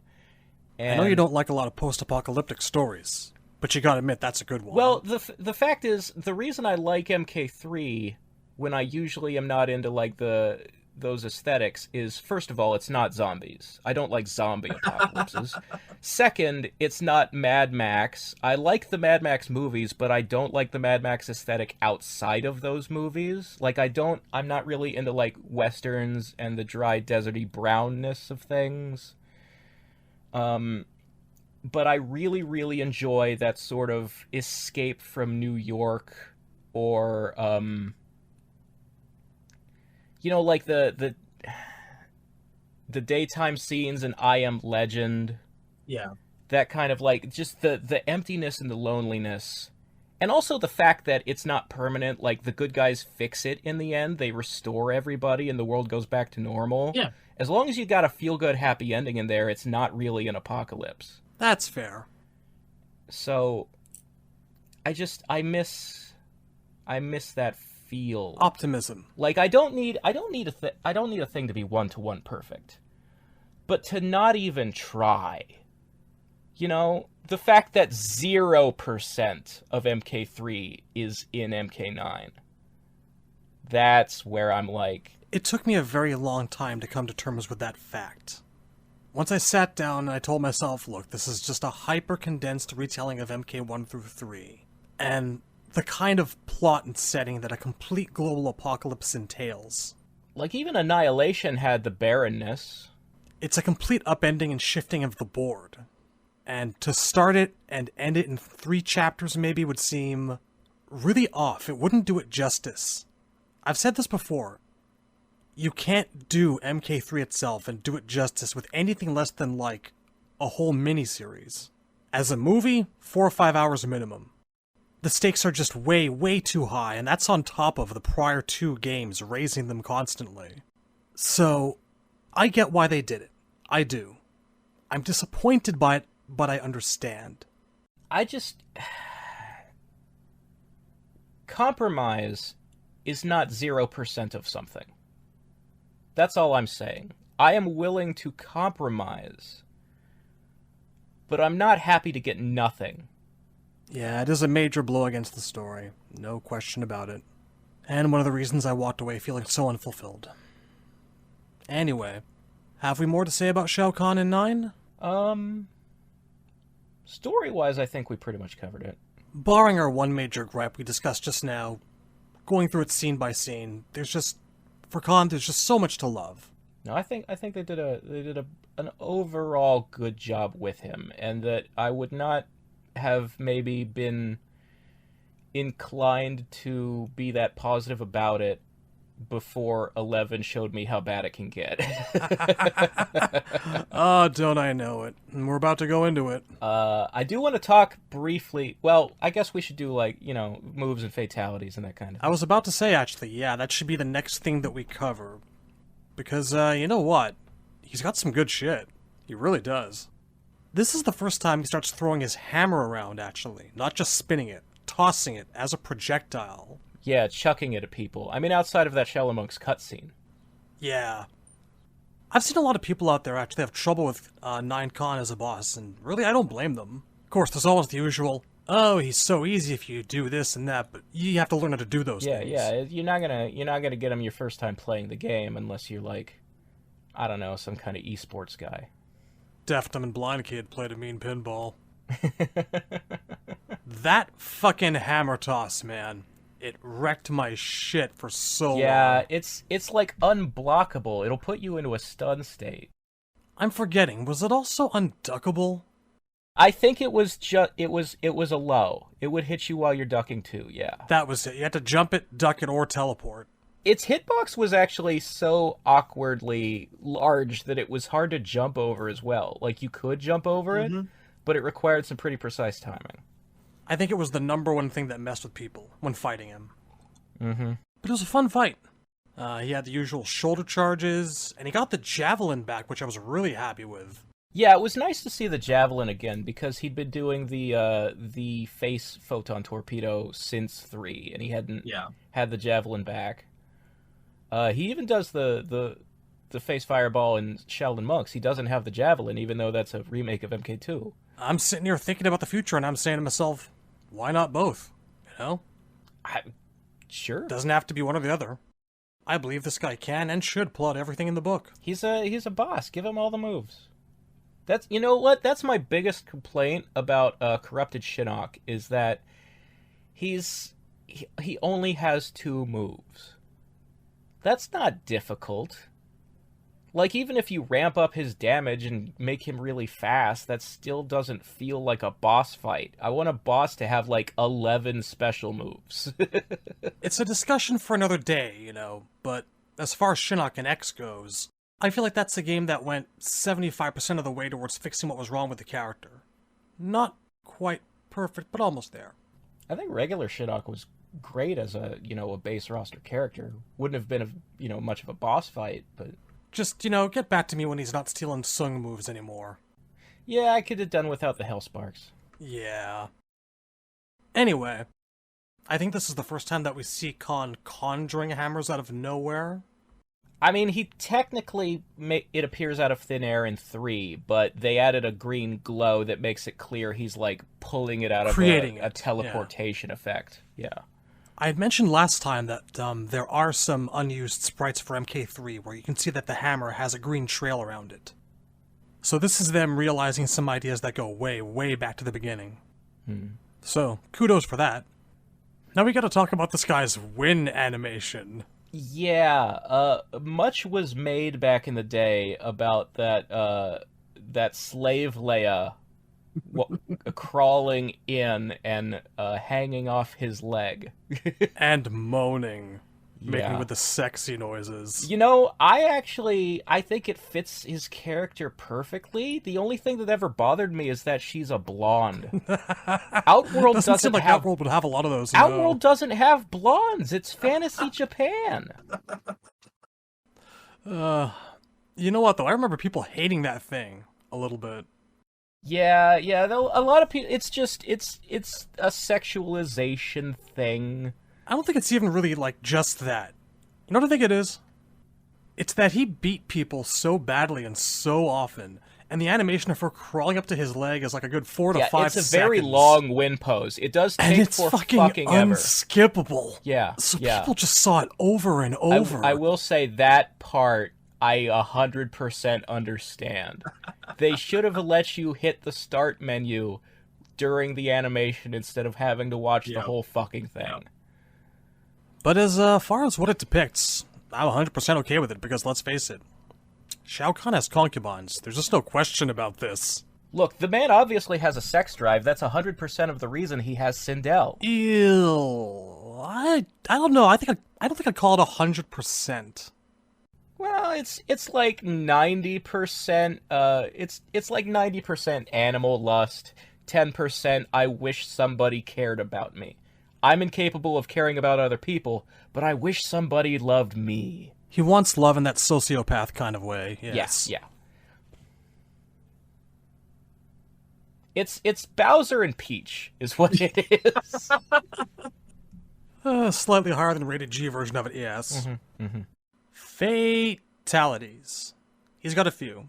He's got some arguably real ones here for the first time ever. They more or less made a real one out of that thing in Trilogy. Did he have one in Shaolin Monks when he beat you? I forget.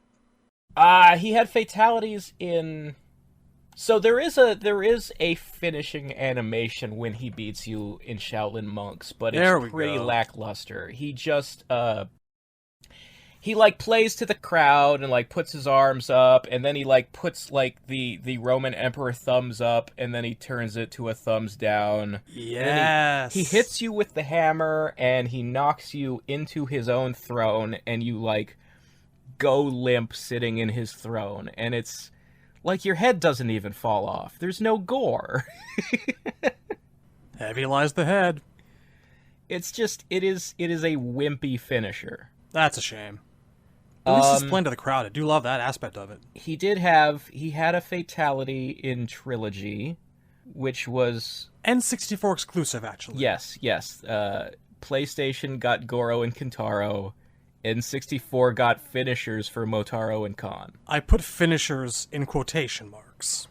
Yeah, they're pretty weak. Motaro just does his win pose, but he grabs your head as he's doing it and holds it up in the air, like rips it And the off fucking you. pixels don't even align properly. It looks like he's grabbing no, you from the middle of the torso. It's fucking terrible. It's some pretty desperate use of the sprites that they had available. I'll give Khans a bit more credit than that. We covered it a bit last time, where he just kind of like smashes you into the ground, and yeah, he nails you into the ground like a spike. And then he hits you again while you're down there, and whatever's down there, neck deep in the ground, just explodes. Yeah. It's actually kind of a weak version of the nailing you like a spike thing, because usually when he does that finisher, you're neck deep, and then he knocks your head off like a golf club or something. But in this version, he like hits you twice, and you're only knees deep in the ground, and then he explodes you.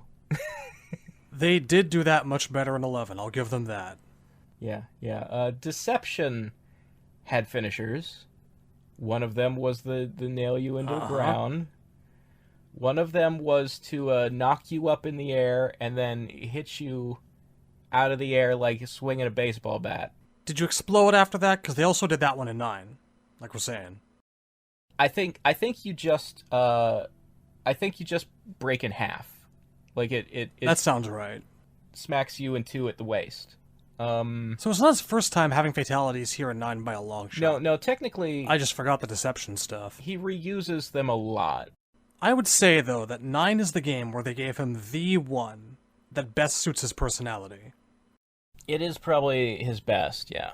The one where he just sticks his hands into you. Yeah. And pulls you into two that pieces. one was in that pre-rendered trailer where he fights Raiden. And he does it to Kung Lao in Battle of the Realms. It's a pretty iconic late-game finisher. Yeah, it's become a thing. Just let me stick my hands in your chest and pull you in half with my bare hands.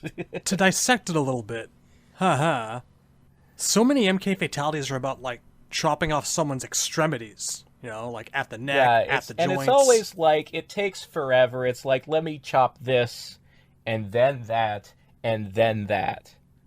This is one of those good ones where it's just one thing, and that one thing really gets you. And it's not an extremity. It's literally the middle of you. Yeah. I'm doing something with my bare hands that's usually done with bladed instruments. It's great. Now, I would like to see him one day get a Soul Steel finisher. I always enjoyed the fact that in MK3, when Shang does his Soul Steel, the soul doesn't even go to him. It floats off into the sky because Khan is collecting them all. If I was to give Khan a soul-stealing fatality, I think I'd have him grab you by the neck, pull you up to his face, and he'd just fucking open his mouth and inhale your essence right out of you. Through the eyes or the mouth. Something like that. I can see it. Something much more effortless than how Shang would usually do it. Just... Yeah. That's it. I'd also... kind of like, so in Battle of the Realms, he kills Raiden by just filling him with javelins. I'd like to see that as a fatality one day in a game. That's pretty good. That was a good You one. don't drag it out too long, that could be really good. Well, it should be noted that Raiden didn't die from that. After he did that, and Raiden was bleeding out, he then did his X-ray from 9, where he grabs you. You're laying on the ground, and he's holding one of your wrists, and then he stomps on your neck. You know, it's a surprisingly tame X-ray for him, compared to a lot of the other characters. Yeah. I mean, you had some really silly X-rays where people were shoving a bladed instrument all the way through your eyes and out the back of your head. I kind of prefer the X-rays that are clearly just, I'm going to break some bones, not the ones that this would kill you. Yeah. The one that always gets me is Cyrax's, where he just pile drives you and then, like, steps on your neck as he's driving you into the ground. Like, that man is dead. Completely dead. Yeah. Not just painful looking, but absolutely fatal. Yeah, I find the Kitana and Baraka ones where stabbing all the way through. Like, when the blade comes out the back of the head, the blade is too far for this to not be a finisher. Little silly. But they leaned into that in 11. Yeah, they all do that in 11. Because this franchise lives and breathes the phrase "over the top." Oh yes. So sometimes, I think the top is not as high as they think it is. They're too far over it. his babality, baby form. I don't remember if it's actually possible to finish the bosses. I don't think it is. My understanding is that I'm not even sure how people found it. I don't think you can do you can't do finishers to the bosses. I don't know how you would ever see Shao Kahn's babality.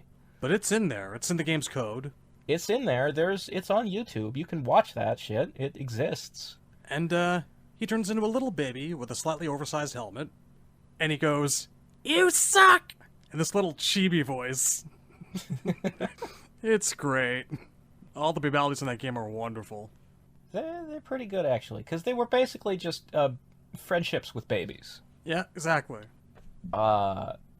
Racking my brain here trying to think of anything else from 9 that we may have missed. Well, the bosses... So the bosses didn't have bios and endings in the game. Yes. But there were ones in the code. Like, they were going to put them in the Necropolis. And then they just didn't. Goro and Kintaro have both a bio and an ending. Shao Kahn doesn't have an ending, but Cyber Sub-Zero's ending is actually about Shao Kahn. Instead of being incomplete, or it was a programming error or something. Well, it's clearly unfinished because there's no audio, there's no narrator or text at all. It's only pictures. And Cyber Sub also didn't have a second skin. He doesn't have an alternate costume. So he was clearly like the character made last, and they just didn't finish him. But if you just look at the pictures that make up his ending, what it depicts is, after Shao Kahn's defeat, Shao Kahn's soul possesses Cyber Sub-Zero for some reason, and transforms him into a Cyber Shao Kahn.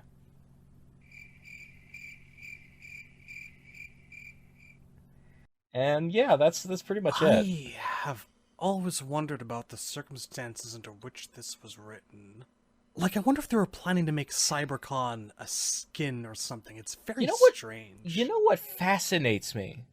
What absolutely fascinates me is that the entirety of the time that NRS was working on MK9, like they had just been acquired by WB, and they spent the next 2 years or however long working on the game, and the entire time, every interview, Ed was singing the praises of how WB, unlike Midway, was not interfering in the development process at all, and was letting them do their own thing, and was giving them all the time and resources they need to actually finish a game, as opposed to how rushed and unfinished all the games in the 3D era had been.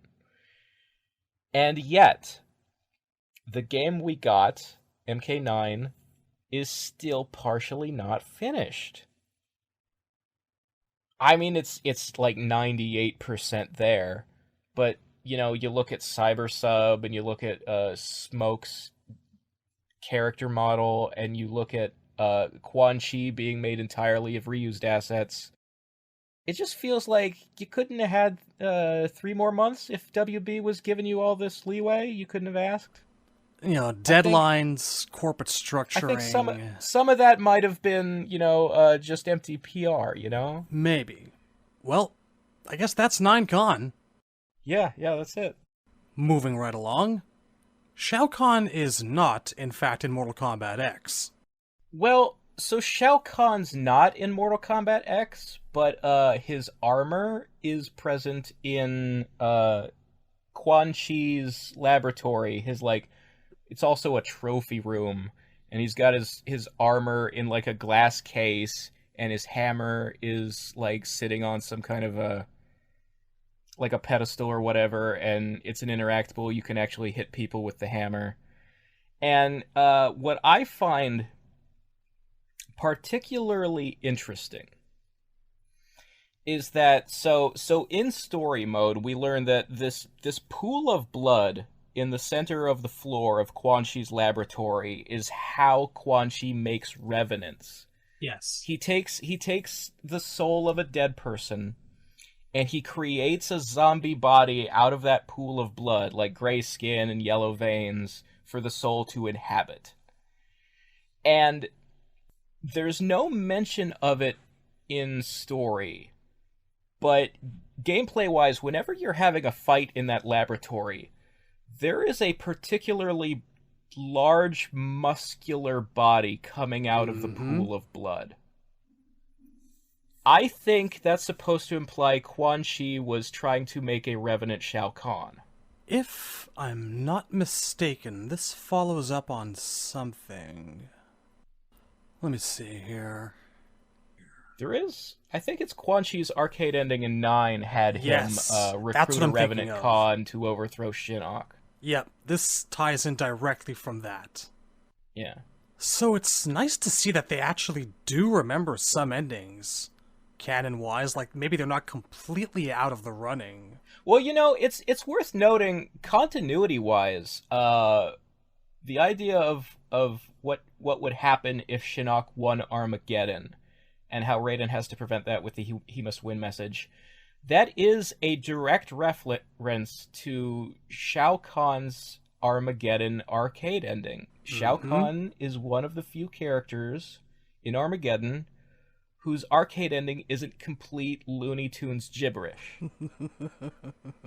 It's actually semi-logical. It just says that if he got the power of Blaze, he would conquer all realms, but then when he runs out of things to conquer, he'd go insane because out of boredom, there's nothing left to do. It's his reason to live. Yeah, it's all he knows. Like, once it's what he lives for, and if there's nothing more left to conquer, then he'll just lose his fucking mind with boredom, yeah.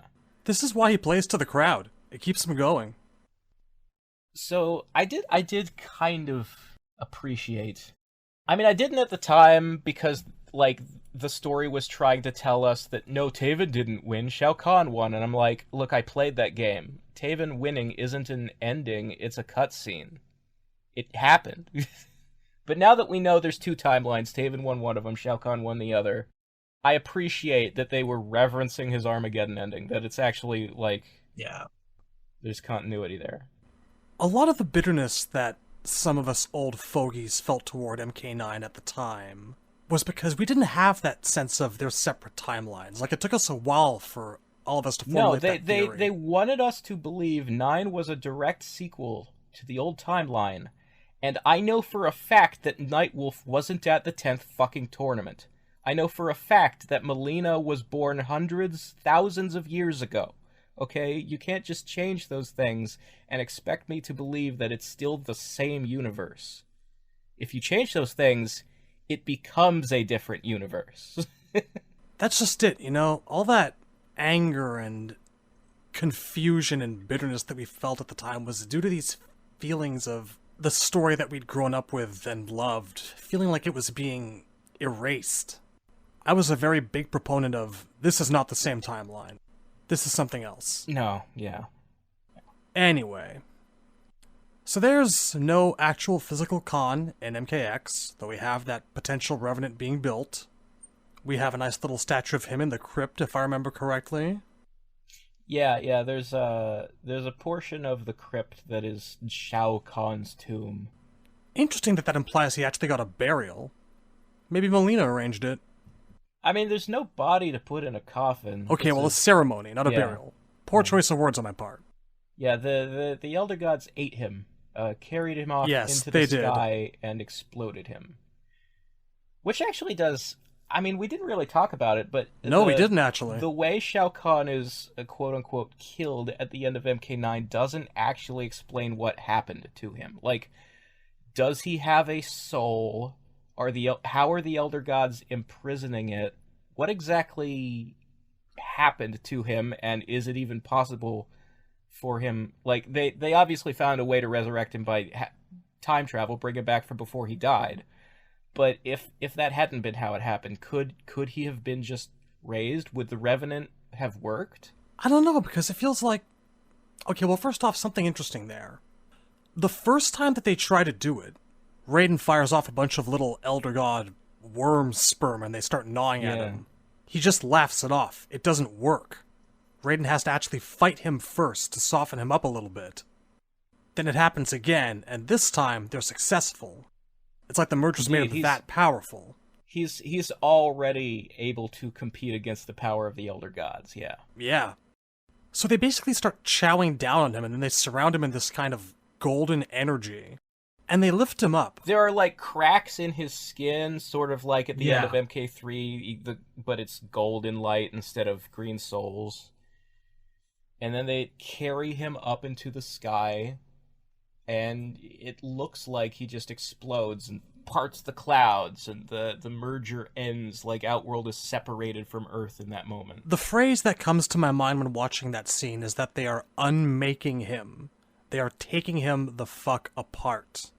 He's not just dead, he doesn't exist anymore. I mean, at that point, he was being written by Brian Shard and, or John Vogel, had some input still.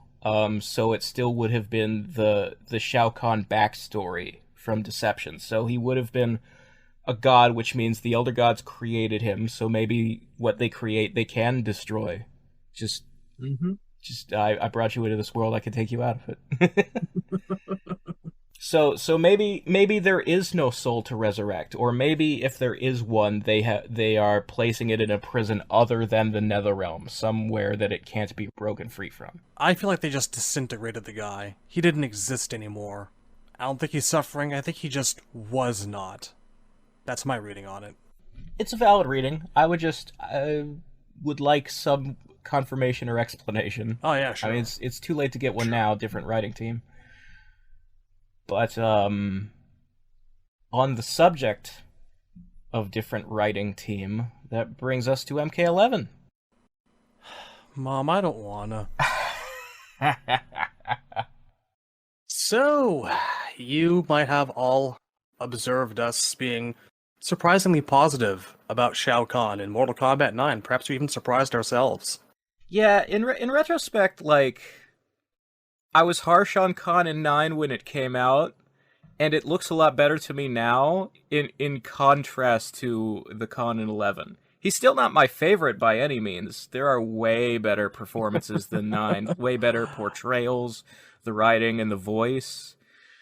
But at this point, I would be glad to have him back rather than what we had in 11 again.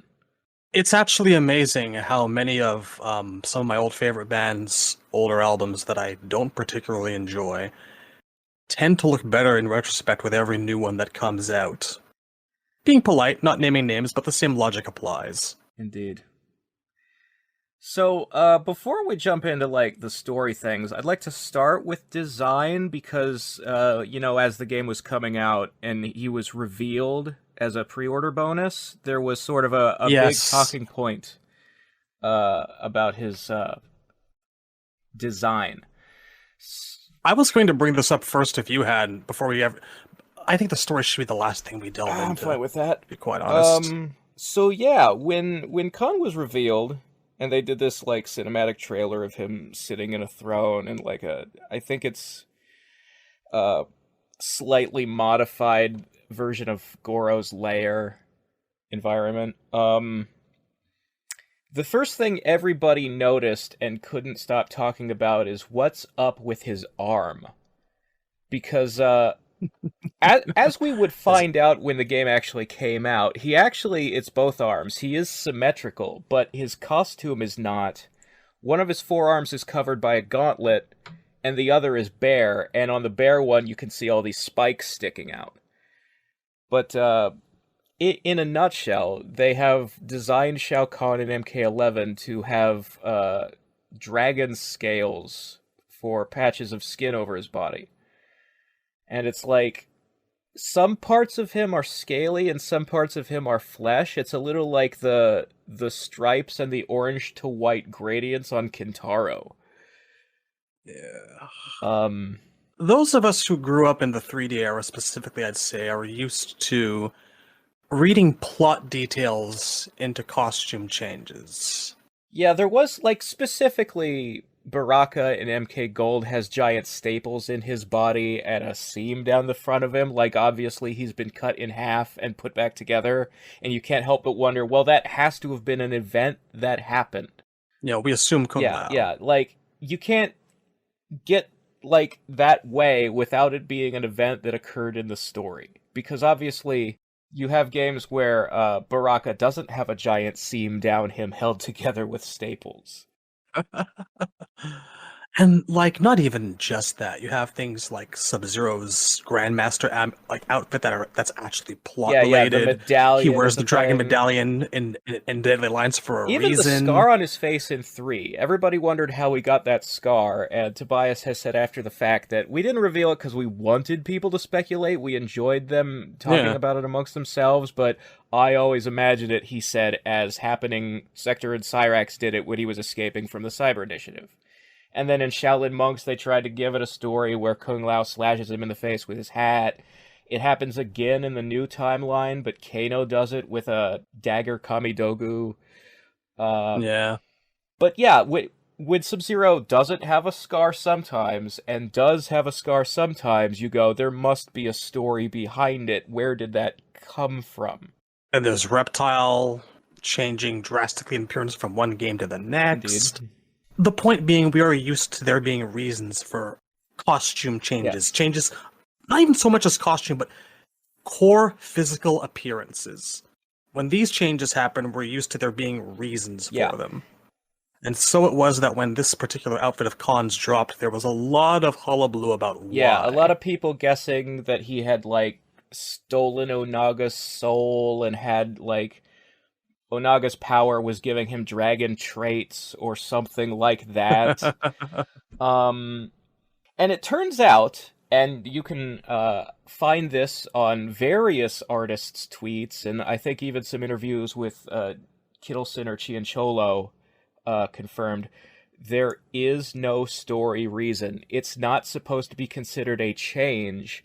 It's a retcon, and this is what they want you to think Shao Kahn looked like all along. Just like the lips on Melina in MKX, the writers did not come up with this one. The concept artists did, because they wanted to try something new.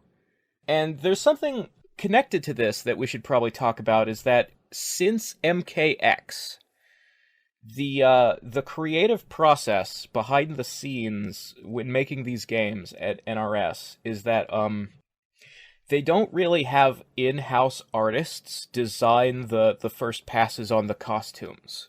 They outsource all that artwork stuff now to you can find all kinds of various freelancers on ArtStation who have posted MKX at 11 concept art on their pages because they did it.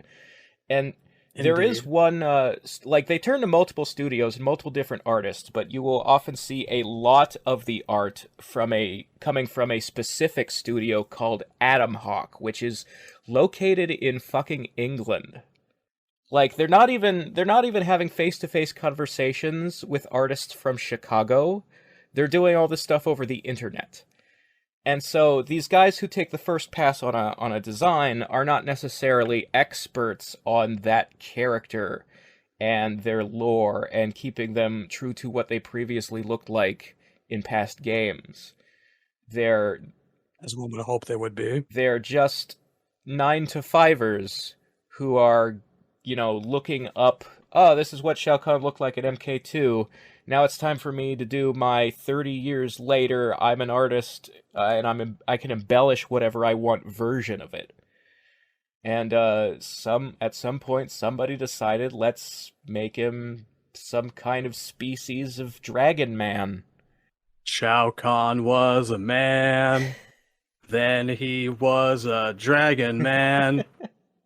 Well, actually, first he was a god, that's the other thing one. About it, is that so you can confirm this. There is a video interview on YouTube with Dom Cianciolo, the head writer at NRS for 11 and now. This interview was done by Ars Technica. It was basically a lore Q&A.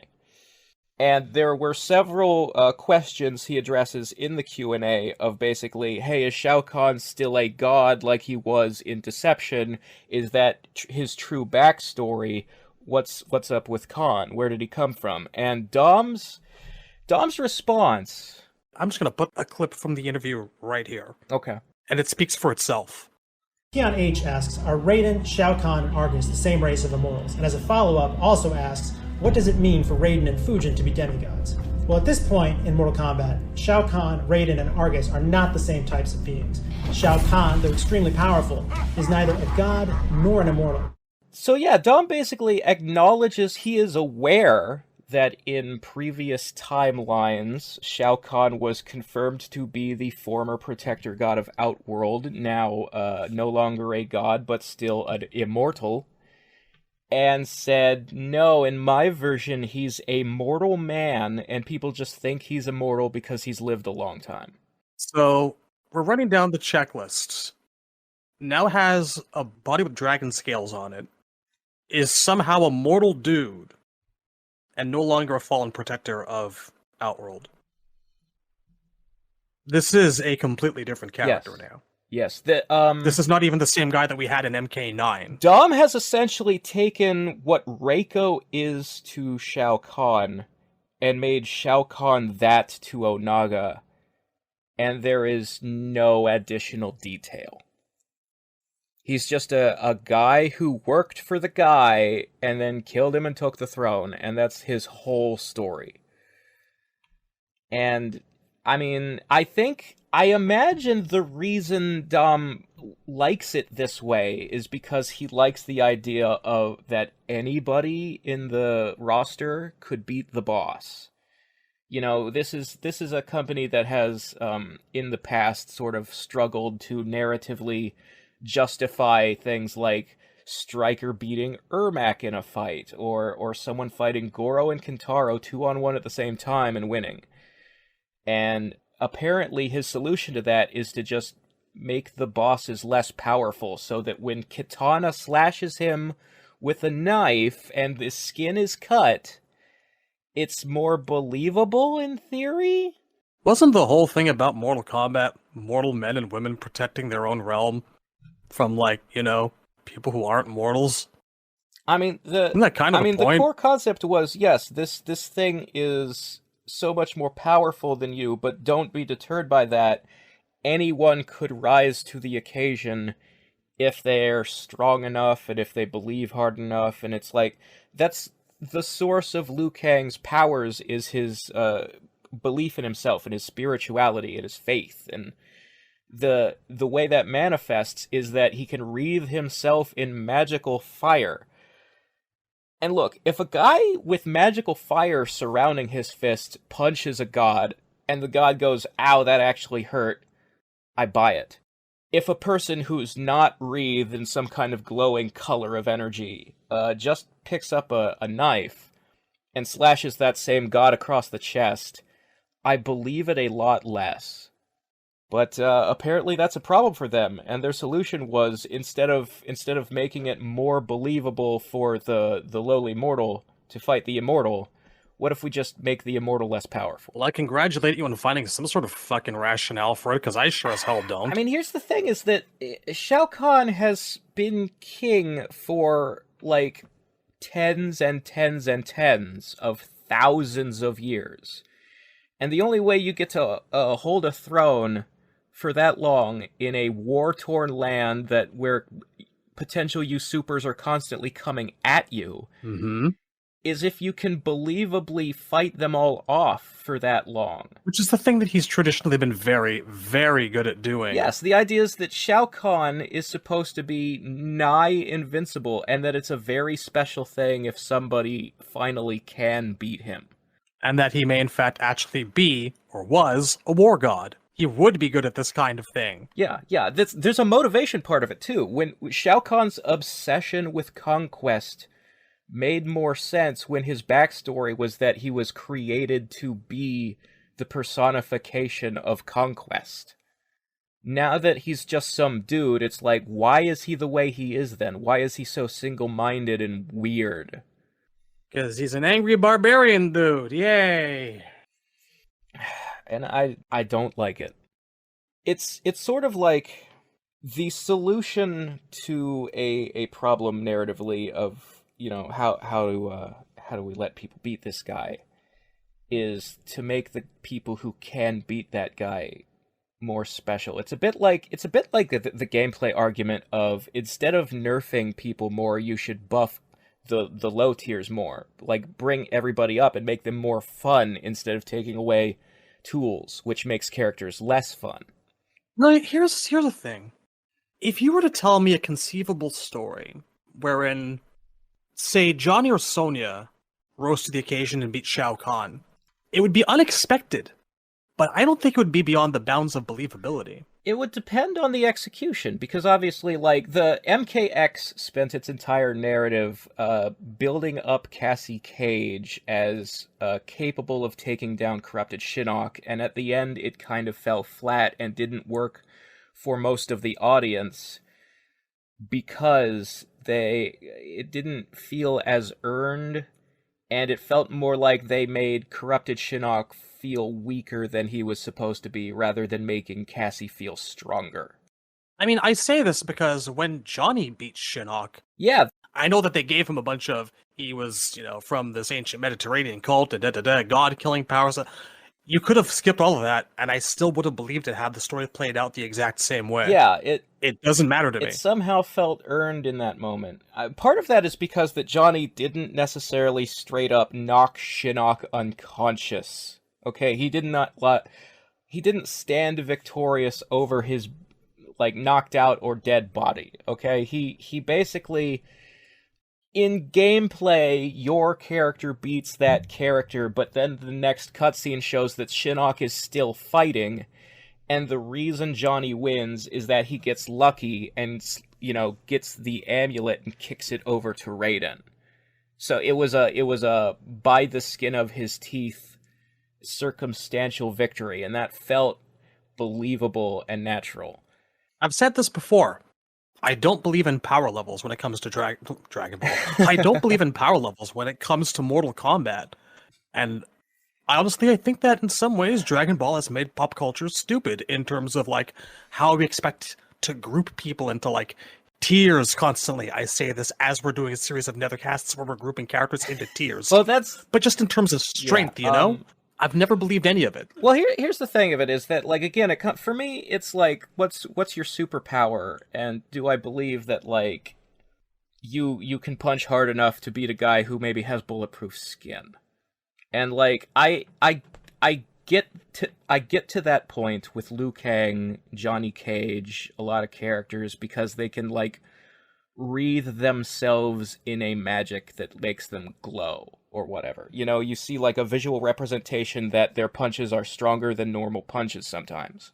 Indeed. With Sonya, you could get there, but not with the storytelling that they traditionally do with her. You'd have to give her more of a training arc.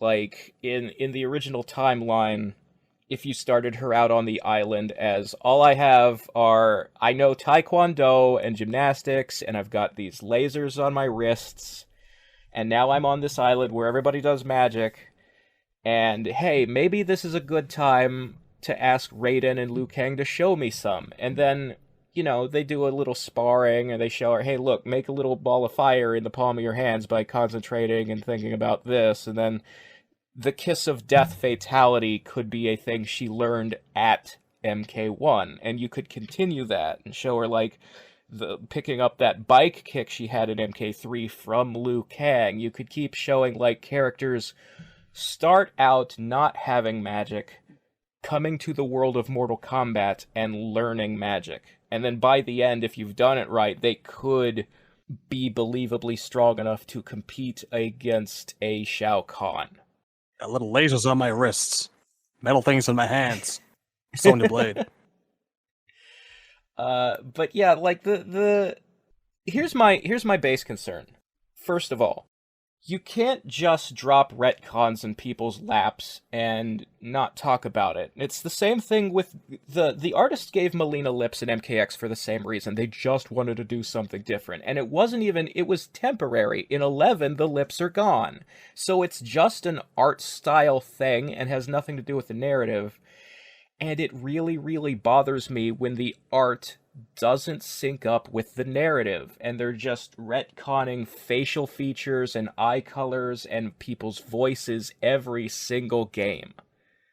It feels like every game takes place in a different universe. If actors if the entire cast of quote-unquote actors, if you think of them that way, are being recast every movie, then you can't really consider the movies sequels to each other. They're not set in the same world. I mean, this is a problem that I've had with the gameplay going back to the 3D era, and one that exacerbated itself again, starting with X. Yeah, I mean, we talk about, like, how in Deadly Alliance, Deception, and Armageddon, Johnny, Jax, and Sonya played nothing like they are supposed to play. Like, almost all of their iconic moves were gone. And it doesn't feel like them when it's like that. And you're still seeing it today. MK11 Sonya didn't have the leg grab. Sub-Zero lost the ice clone. Those are some of their most famous moves of all time. You can't just do that. Don't get me started on combo strings. We let's actually memorize a single series of button inputs and have it come back the next game. That's all I'm saying. But yeah, just this entire idea that, well, 9 and X were written by a different guy than 11 was written by, and they were worked on by different artists than 11 was worked on, and they cast different voice actors between those different games. It creates all of these...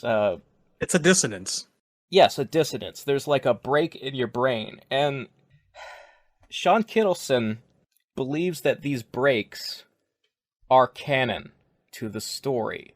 We've talked about this before. According to him, MK11 isn't a direct sequel to 9 and X. Chronica used her hourglass to restart the timeline at some point between those games, and that's why there are differences. That's why there are retcons. She does it more than we know between, like, every time there's a retcon between two games, it means Chronica restarted the timeline to him. So that's like why, you know, in MKX, they established that before Kotal was named Kotal Khan, before he took the throne, his name was Koatal, and he was some political administrator. But in MK11, Shao Kahn calls him General Kotal, as if that was always his name and rank. And, you know, Millennia used to be called Khanum when she took the throne, because that's the female word for a Khan, is Khanum. But Kittleson didn't know what the word Khanum meant, so when we get to the comic book, or 11, they use that word wrong, or they drop it entirely, and instead of Khanum Kitana, it's Kitana Khan. We have actually specified that the entire concept of Chronica rebooting the timeline multiple, near countless occasions is the simplest and most effective and succinct plot-related way to offhandedly dismiss every single inconsistency you can think of. It's an intentional narrative catch-all. I understand why Sean Kittleson thinks this is a useful thing to put into the games. But it's not a satisfying thing narratively, because if every time you're seeing Shao Kahn, it's not even the same Shao Kahn you remember from the past. Like, the Shao Kahn you liked in MK2 is a different guy from the Shao Kahn in MK9, is a different guy from the Shao Kahn in MK11, then why do you care about him? If he's not the same person, what's my attachment to him? I don't have one. I don't give a shit what happens to them if they're all different people each time. Just because the inconsistencies can be explained away does not necessarily make them any more enjoyable or logical. Sure, maybe there's foundational basis for them now that you've implanted it artificially, but 11 Khan still sucks compared to MK2 Khan, man. They are clearly different people, and they're acknowledged to be different people by the writers. And it's like, this is in my nutshell the whole problem with alternate realities and time travel in the first place. I just want there to be one version of every character so that I can get fucking attached and give a shit what happens next. It bothers me less when the entire world is different, you know, like Red Sun Superman or some shit like that. Or yeah, but like... it's a world of vampires, it's a world of communists, whatever have you. That's supposed to be a story you enjoy as a novelty, as a one-shot. You're not supposed to, like, replace Superman with the Red Sun universe and only read Red Sun stories from now on. You're not supposed to really care about Red Sun. It's just a for-fun thing. You know, just a wild ride to spend an afternoon on, and then you let it go. That's my actual point. Like, yeah, it's not meant to be for an ongoing continuity. when you're reading a comic and then like some sort of stupid DC crisis event happens, which was what Mortal Kombat 11 was the equivalent of, and then everything's the same except for maybe this one specific detail about this one guy, and now his entire origin's different, and we're just gonna, pretend we didn't. It's terrible. It sticks out like a sore thumb, and that's what like Khan and MK11 does. Yeah, And yeah. it bothers me so much. His history is different. His personality is different. His physical appearance is different. So if I was a guy who was like, man, I've been waiting 30 years to see Kitana finally dethrone Shao Kahn, and it happens here, it basically doesn't count, because it's not the real Shao Kahn and it's not the real Kitana. We'll get to that, because, we're about to talk about the story and all that. Yeah. But before we get there, we've covered his appearance, how it's intentionally different, how his personality and origins are apparently intentionally different. Let's talk about his voice casting now.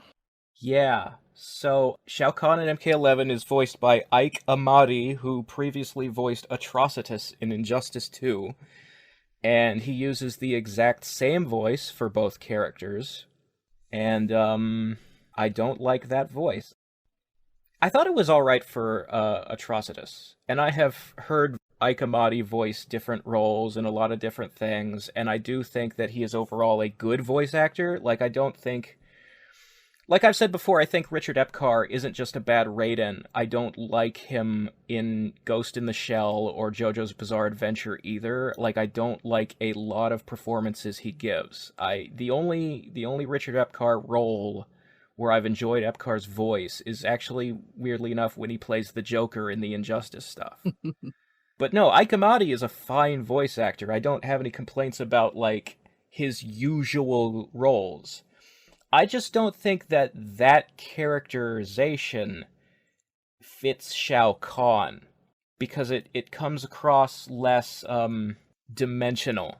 There's an element of... what's the word I'm looking for here? It's a little too dumb brute for me. That's almost the word, but not quite.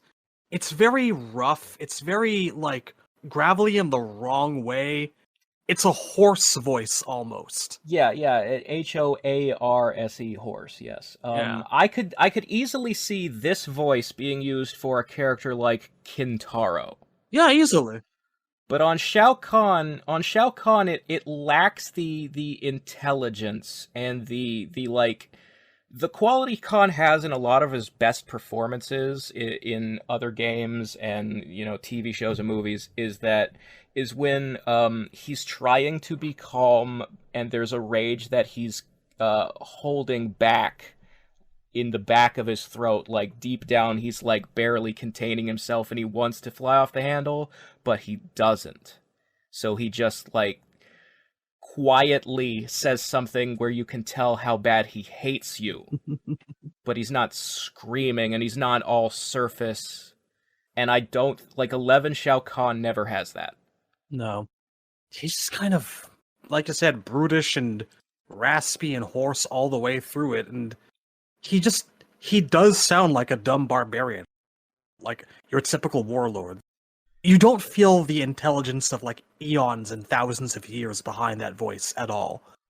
And it's probably very intentional if what we're going for now is just some dumb barbarian warlord mortal who, for some reason, has dragon scale skin. Yeah, apparently, like, I wouldn't be surprised if, they did a game where there are flashbacks to Onaga's era, and like I said, he's just angry Reiko now. Angry, tall Reiko.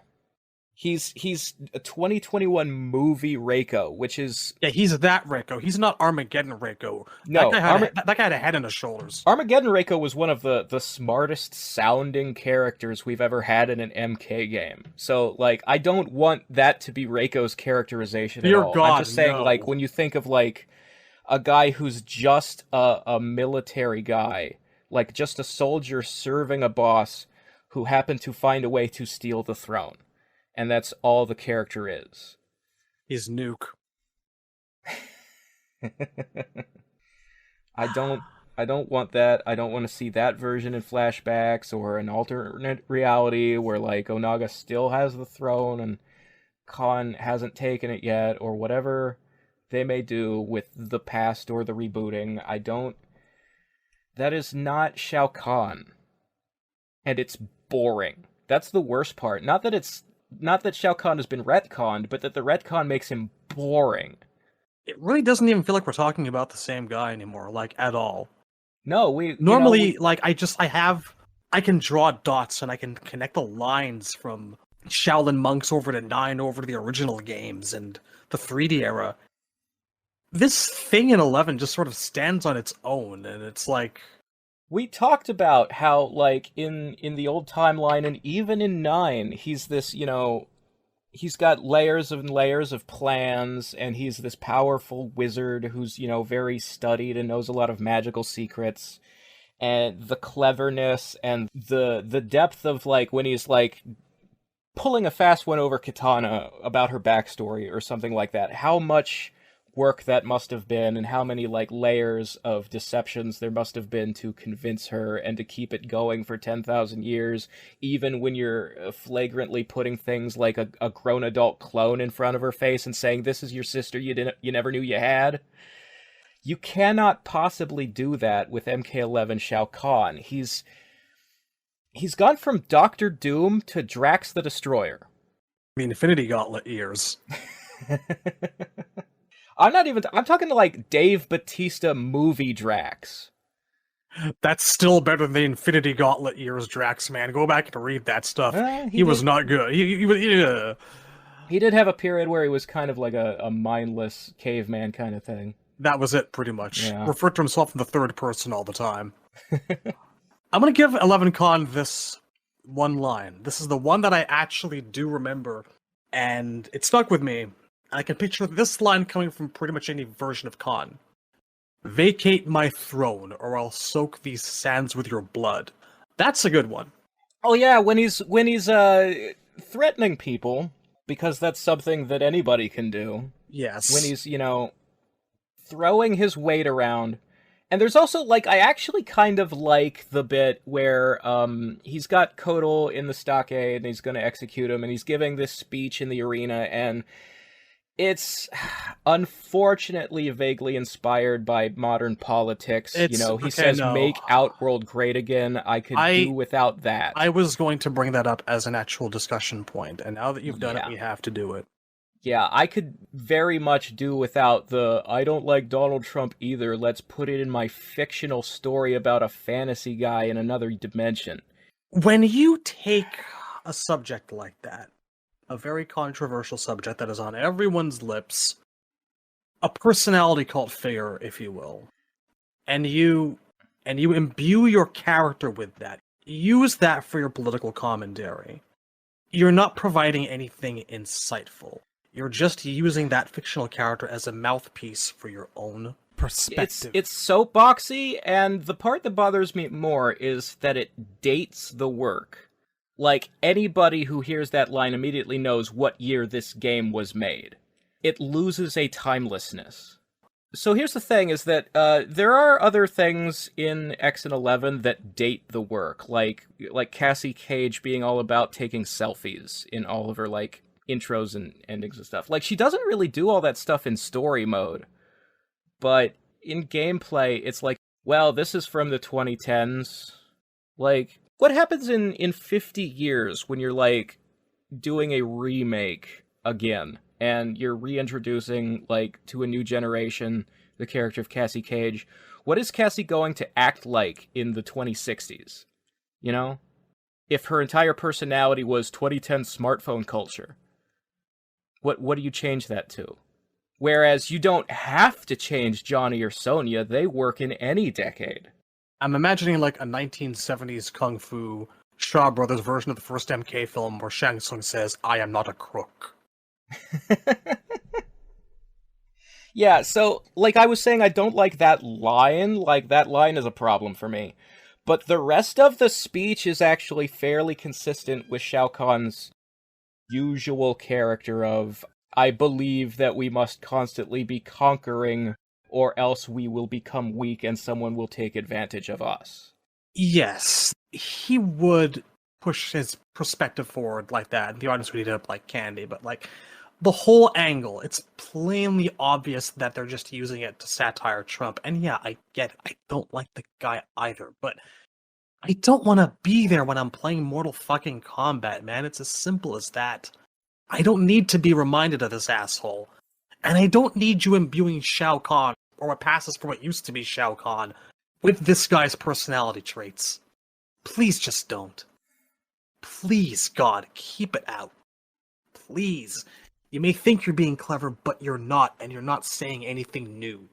Yeah, no, and both, you're a Canadian liberal, I vote Democrat, neither of us likes Donald Trump, alright? It's just, real-world commentary doesn't belong in a fantasy story. Well, I mean, that's another argument, because there's a lot of commentary inherent in things like, Lord of the Rings and whatnot. Well, now that's the thing, J.R.R. Tolkien always insisted that there is no commentary in Lord of the Rings, that he actually hates allegory. I mean, you could argue that there is still, and he's just wrong, because, his experiences in World War I colored how he treats the concept of people fighting in a war. The way he felt about environmentalism colored how he wrote about, like, the Saruman cutting down the forest, and that's my point. The Ents. Like, there are influences, you may but not Tolkien himself... to. Tolkien didn't want you to be aware of those influences. He didn't want it to affect how you took the story. It's supposed to be self-contained, and you're supposed to be able to turn off your connections to the real world and just immerse yourself in Middle-earth when you're reading about Middle-earth. That's what I'm getting at. Global commentary is going to come out through your art, no matter what you do. You as a person, as a creator, as an artist, are inspired by the world around you and what happens in it. But it happens naturally. What we're talking about here is something that's very forced. There is a way to include your beliefs and influences in your work, but don't be so ham-fisted. Yeah, ham-fisted. Like, don't be so put it on the surface because you're incapable of subtlety. Like, it's a smart person is good at hiding things. A dumb person just lacquers them across the surface so that, like, it's impossible to miss. I love ham. Been saving that one for a little bit. Another thing I'd want to just briefly touch on about his costume design. The choice to give his primary outfit this black leather mandarin collar that stops just above his nipples.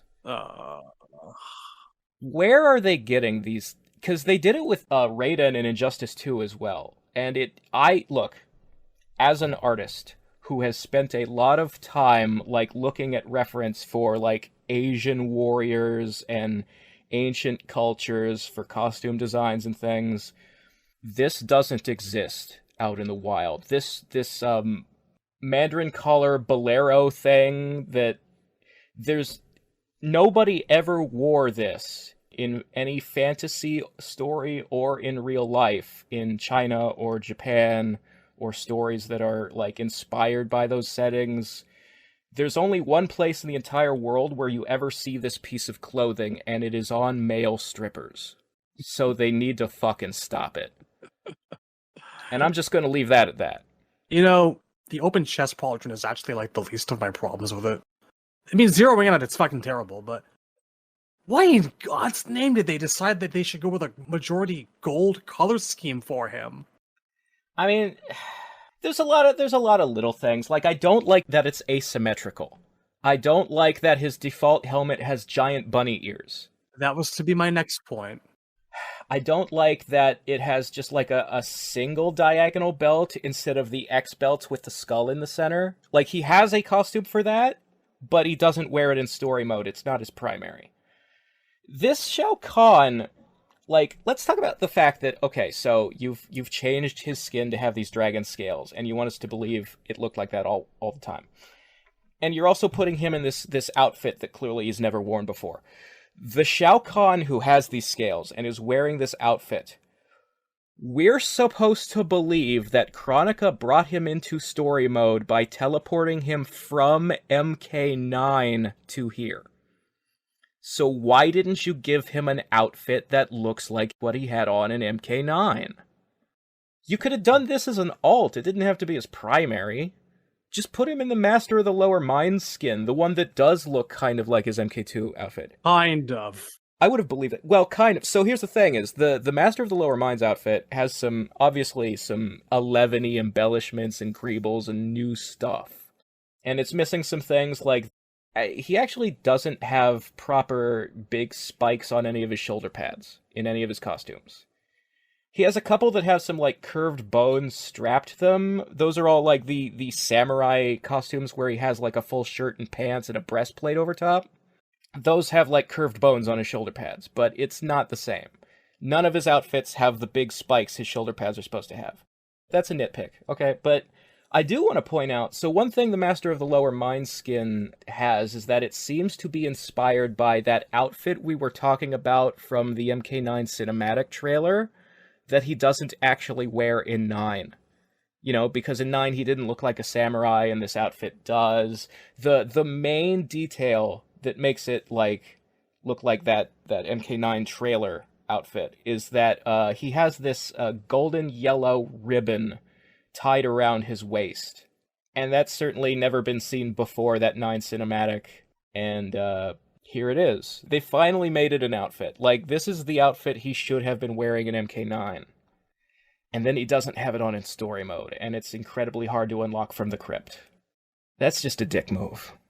Like, you can only get it from one of those golden fucking orbs that shows up at random times, and you have to watch Ed's Twitter for him to say when there's one out there. Just like the Jack's Classic arms. Yeah, that's... I mean, you know, I might even consider it worth the effort. If not for the fact that no matter what costume you're in, his skin is still made out of fucking dragon scales all the way up and down his goddamn arms, so the visual effect is completely thrown off. Shao Kahn in MK11 never actually comes close to passing for classic Shao Kahn. Doesn't matter how you dolly him up. I mean, you can... Like, the Master of the Lower Mind skin gets you a little bit of the way there, and he does have a classic MK2 helmet in his gear. Oh, I'm including that. Both of those. They're the only version of Shao Kahn that I ever actually had present, and it still doesn't look entirely right. It's just the scales, like the color of his skin and that brown gradient that he's got on his arms and legs. It throws off his color scheme too, because like all of the red of his armor is a very brownish red, and like you said, there's more gold on him than usual. So, you know, you've got brown and gold. And that's most of his body, in both of his story mode skin and the Master of the Lower Minds outfit. It's brown, gold. You know, I'm not only angry with the people who, like, designed this, I'm angry with the people who approved it. Fucking why? And I also want to point out, I find it really disappointing that his javelin has been changed into a metal one. Him and Nightwolf making, like, Green Lantern shapes out of their energy powers is so much cooler. And all you had to do is, you could still have this gear system and still have those javelins and just give him one that's completely glowing green. I think, in the interest of being fair, what they're trying to do there is create a kind of parody with his hammer, which he's always summoned out of thin air. And which, even going back to MK3, has some unused sprites that have this green glow behind it. So it's not a new idea. Certainly, he does teleport his hammer to him out of, pardon the pun, hammer space. Nah. But he used to form like the shapes out of the energy too. And another thing, like all of his gear, like when you equip a version of it that has a glowing effect on it, for the primary color scheme outfits, the red and gold ones, when you use those shaders, all of the gear that has a color glow on it, that color glow is red. If it was green, I'd be perfectly fine. That would be good enough for me. But it's all red. Like, you equip a hammer with a big chunk of colored crystals on it, the red crystals, you get like a glowing javelin, and it's a red glow. There is like one occasion where I would have liked to have a javelin with something red on it. And it's if one of his javelins had been the blood scepter from when he's sitting on the throne in MK2. No wonder whatever happened to that fucking thing. Unfortunately, none of his javelins are the blood scepter from MK2. He has one. He has a javelin that has a red skull stuck on the end. That's, almost there. It's almost there. I'm going through his gear now, and I'm trying to find things to really enjoy. It's just, the default hammer is the only good hammer. Yeah, most of them are just like crystals shoved into rocks, or like an axe with like a blunted part around it, or just a straight up like narrow hammer. Yeah, there's round ones. There's one that has like a Norse design. There's one that's like a big rib cage. I don't want any of these. I just want the traditional Wrath hammer. I didn't even say I care for much of the actual helmets or anything either. No, he has exactly 2 good helmets. He has the MK2 helmet, and he has like the 3D era versus DCU helmet. Those are the only ones in there that I like. Like, he does have the MK9 helmet for people who are into that, but I never liked the goddamn You cornrows. like that kind of thing. No. Let's be fair, it's got its fans out there. I understand there are people that like the 9 look, and it's like, if I had to choose between 9 and nothing, I'd take 9, I guess. I've never liked those goddamn cornrows. I will give special mention to one of the helmets that actually has like a couple of curved horns going forward and back up high over the head. There's a little bit of Mortal Kombat 2 commercial aesthetic about that one that I can appreciate. Yeah, a little bit. It's not my first choice, but it's one of the better ones that he's got. Like, I appreciate the aesthetic they're going for. I just don't think it's necessary. Like, this is just another example of, like, maybe gear was a bad idea in general. Oh, we've established that well and truly. Yeah. Anyway, that's all I have to say about, nitpicking his outfits and whatnot. Did we talk about his secondary? The red samurai armor? Yeah, so he has, like... I think this outfit is nice. I like the breastplate, and I like all of the embellishments to, like, the fold, the loincloth flap.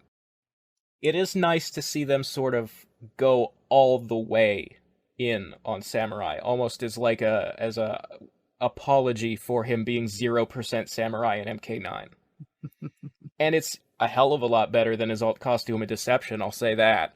Yeah, definitely. And there are some helmets that I actually think work a lot better with this armor. Yeah, the thing is, like, if you're gonna have, like, a radical new outfit, then it's okay to mess with the helmet, too. There is one that I particularly enjoy for this one, actually. It's the mostly red one that has kind of the V-shaped horns going up and out to the side, and it's got the samurai flaps to either side of the eye. I kind of feel like that one was made for this particular outfit, honestly. Yeah, I can see that. I mean, there are quite a few helmets where, like, the crest and the flap over the back of the neck is exceptionally Japanese in aesthetic, and I appreciate those. I think it's weird, though. A lot of the helmets have a lower jaw to the skull. I think that throws some of them off. I'd like to see what they look like without the jaw. And I think I've said this last time, the thing that tends to bother me a lot is when you can see either side of his lips or, like, his upper lip around the helmet. Yeah, I feel like you should never be able to. Generally, Shao Kahn looks better when the teeth of his mask cover his actual mouth. Yeah. But yeah, that's the fashion corner for this episode, I think. Okay. So let's get into how they actually do use him in story mode. Do we want to cover that or fatalities first? We could do fatalities at the end and sort of like... Yeah, sure. Why not? We can, go from that into which fatalities in the series we like best, Alright. Into story it is. I really hope you've been enjoying this positivity hour, ladies and gentlemen. We're loving what we're doing right here.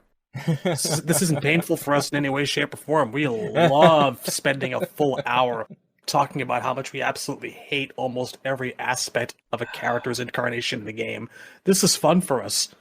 We live to do this. We live to hate. Absolutely. So here's everything we've said about 11 Kahn so far is small potatoes compared to how I feel about him in story. The hits just keep on coming. And just to add some context, okay, so there are, like, if I was to list the, like, top 5 worst things ever written in a Mortal Kombat game, in my opinion, like, Goro being brought back in Deception is up there. The moment in 9 where Raiden goes to Quan Chi and tries to sell the Earthrealm Warriors' souls to Quan Chi in exchange for help against Khan, that's up there. Switching Smoke for Sub-Zero in 9, which one becomes a cyber ninja, is there. And the Shao Kahn and Sindel chapter of Aftermath, the entire chapter, is in the top 5. Both laughing and crying at the same time. So let's start with basic story mode. Obviously, the story kicks off with Chronica freezing time and bringing characters from the past into the present to create a distraction and recruit henchmen while she gathers all the ingredients she needs to use her hourglass. And primarily the people she brings from the past into the present were all taken from a moment in MK9 story mode. Specifically, the moment just after Kung Lao has defeated Shang and Quan Chi at the same time in Khan's Arena during the second tournament. Before he fights Kentaro, before he gets his neck snapped by Shao Kahn. Narratively, they chose the moment right before the first character in story mode died, you know? So everybody who was in the arena at that time arrives in the present-day Kotal Khan version of the arena, with some strange exceptions. Smoke had been in the arena, he's not there. Mm-hmm. Aaron Black was not in MK9, he is there. Johnny Cage had been in the arena, but they retconned that he was with Sonya and Jax at the Special Forces base. So when he comes out of the sand tornado, the time storm or whatever they called it, him, Jax, and Sonya arrive at the SF base instead of at Khan's Arena. Which I guess you can kind of say makes sense, because before Kung Lao starts fighting in the tournament, Johnny had just had, like, his leg broken by Ermac. So maybe off-screen he had been escorted back to Earthrealm for medical aid. Maybe. But the point is, Shao Kahn and his warriors, and the Earthrealmers who were against him all emerge from the sands into Kotal's arena, and don't know what's going on. They don't realize it's, from their point of view, the future, and they start like, Kotal Khan, General Kotal, get out of my fucking throne. And they start all fighting each other. I want to highlight something here. Okay. As I've mentioned several times, I feel like a major part of a character's visual identity is not only just up to, like, special moves and fatalities, it's in the very way that they fight. Whenever you ask me how someone in Mortal Kombat fights, I like to point to their Ultimate Mortal Kombat 3 dialogue combos as an example of their personality. You know? There is a body language, yeah. Yeah, there's a reason that we say that Shiva has these kind of graceful ballerina-like moves, because it's inherent in the way that her posture stands when she does these high kicks and spins. We say Kentaro is this big brutish guy because he's no combos, virtually. He's all one-hit punches. He's also, like, his fighting stance, like, before the 3D era and the NRS era, where everybody hunches over, Kentaro was the only guy who hunched over. Yeah. You know, he had this, like, hulking, leaning forward, his arms are coming at you, and there's no... He doesn't know a martial art, you know? This is like a high school wrestling stance, not a kung fu stance. When Shao Kahn does most of his fighting in this game, he's swinging his hammer around. That is like 95% of it. Yeah, there's a thing in this game where everybody who has a weapon is, like, always holding their weapon. If you've got weapon gear in this game, then it's always in your goddamn hand. So, like, Shao Kahn can't really put the hammer down and use both fists in MK11, gameplay-wise. I mean, even within the confines of the actual story mode, he's always swinging the hammer around. Yeah. Very occasionally, he'll, like, catch someone and do a headbutt, and then he'll do a wrestling move, he'll do a backbreaker. But you don't ever see any of those giant punches through walls. Like, maybe once or twice, or, like, no single kicks that could shatter a man's ribcage. Yeah, he never does the Reiko Fatality style kick to your sternum in a cutscene. The classic way that I think of Shao Kahn fighting just isn't there anymore, but like that's not even my main point. He still gets physical, and that's fine. At no point does he use any kind of sorcery whatsoever. Yeah. Except to summon his hammer. In cutscenes, you never see him throw an energy javelin or shoot the photon torpedo out of his eyes. He doesn't even really ever do his shoulder charge in a cutscene. There is, in general, very little... Thank you. No, like, I think that's one of the things that subtly really bothers me about it. That, like, contributes to him just feeling, like, dumb and shitty and not really even Shao Kahn at all. Almost none of his, like, actual trademarks. It's just, for the most part, him swinging a hammer around and using some wrestling moves. I do like the backbreaker, but yeah. It is fitting. But he should be so much more than just a wrestler, you know? Yeah. Continue. I just wanted to highlight this because it's a major thing that bothers me. Yeah. So they fight a bunch, and then there's like this 1980s Transformers moment where they're losing. So Shao Kahn shouts "retreat," and they all run away. Like, yeah, Devora has arrived to lead them to Chronica, and they all follow her for some reason. It's just, since when does Shao Kahn ever believe in retreat? Like, in history. This is the first time he's ever done that, and it's so Saturday morning cartoon. They weren't even losing. They just do it because the plot needs it to happen. They weren't losing. He's not running away to, like, regroup and lick their wounds. They just go because they feel like going. Weren't they outnumbered? I feel like I remember them being outnumbered or something. You sure? Not significantly? Like, there was Kotal and Collector. Didn't someone else show up? Well, like Devora shows up, but just to, like, offer them an exit. All right, fair enough. I'd have to look at the scene and, like, count everybody in the scene, but if there is, like, a numbers discrepancy, like, if one side has more than the other, then it's not enough more that it would justify, like, them feeling like, we gotta get out of here, we're not gonna win this. Okay, Devora shows up and helps them escape because he's on his knees because Kotal has actually just kicked his ass quite thoroughly. Oh, Kotal, that's right, Kotal did start winning. Yeah, Kotal was useful for once. That's surprising considering every single other time the two of them fight each other after that. So Shao Kahn and the bad guys, they run away, and they're hiding out in Devora's hive or whatever, chitin, some kind of cave system in the deserts of Outworld. Somewhere under there. Yeah. And eventually it comes to the point that the good guys go looking for them, and they find out that also out in that desert is a Tarkatan camp. Oh, wait, before we get to that, there's a few notes I actually had about while they're in the chitin cave.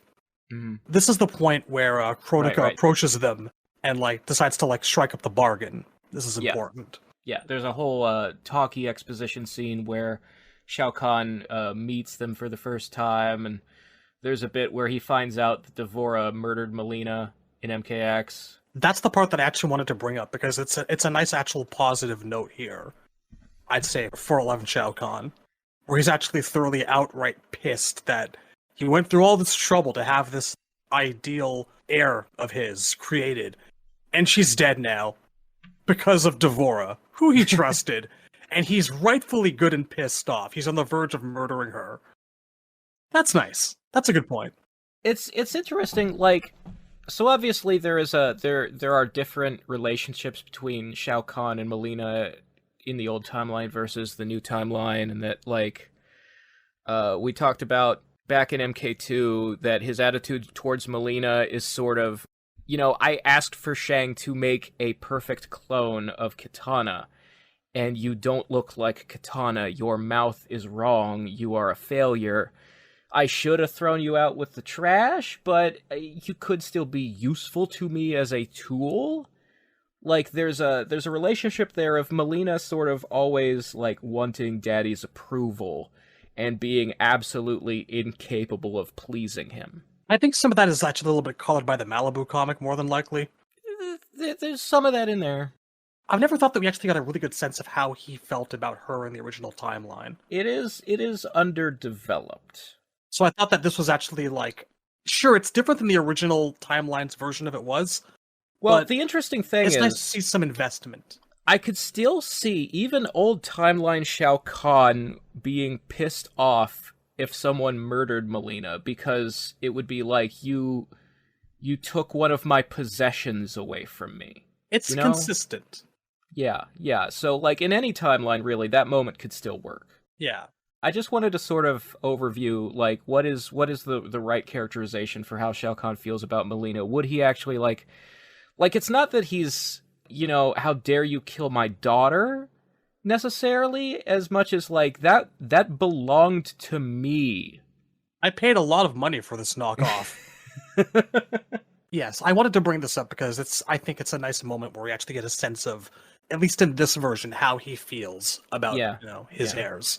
It certainly is, like, in MK9, he is happy to have Melina. He does prefer her over Katana. Like, we talked about that being a complete inversion from the old timeline to the new. He also takes the news of his death surprisingly well. I figured that he would actually dwell on it more. That could be a timeline difference thing, too, because you could argue that Dom Chiancholo's Shao Kahn actually sees value in having an heir, because if he's not immortal, then he knows he won't be around forever, and he wants to, like, secure his legacy, and the future generations who inherit his kingdom won't fuck it up after he's gone. That kind of thing. Yeah. But the Shao Kahn who was immortal, the old timeline Shao Kahn, really shouldn't believe he can die. He shouldn't imagine a future where he's not around. And that should play into how he treats Katana and Melina. Like, you're never going to inherit this throne. This isn't for you. That's not what your job is. Your job is to kill people for me, to protect my kingdom. But yeah, I don't know. I just think it's interesting to examine the personality differences. That's the thing about backstory, and that's why continuity is so important to me, because where you come from shapes who you are and how you act.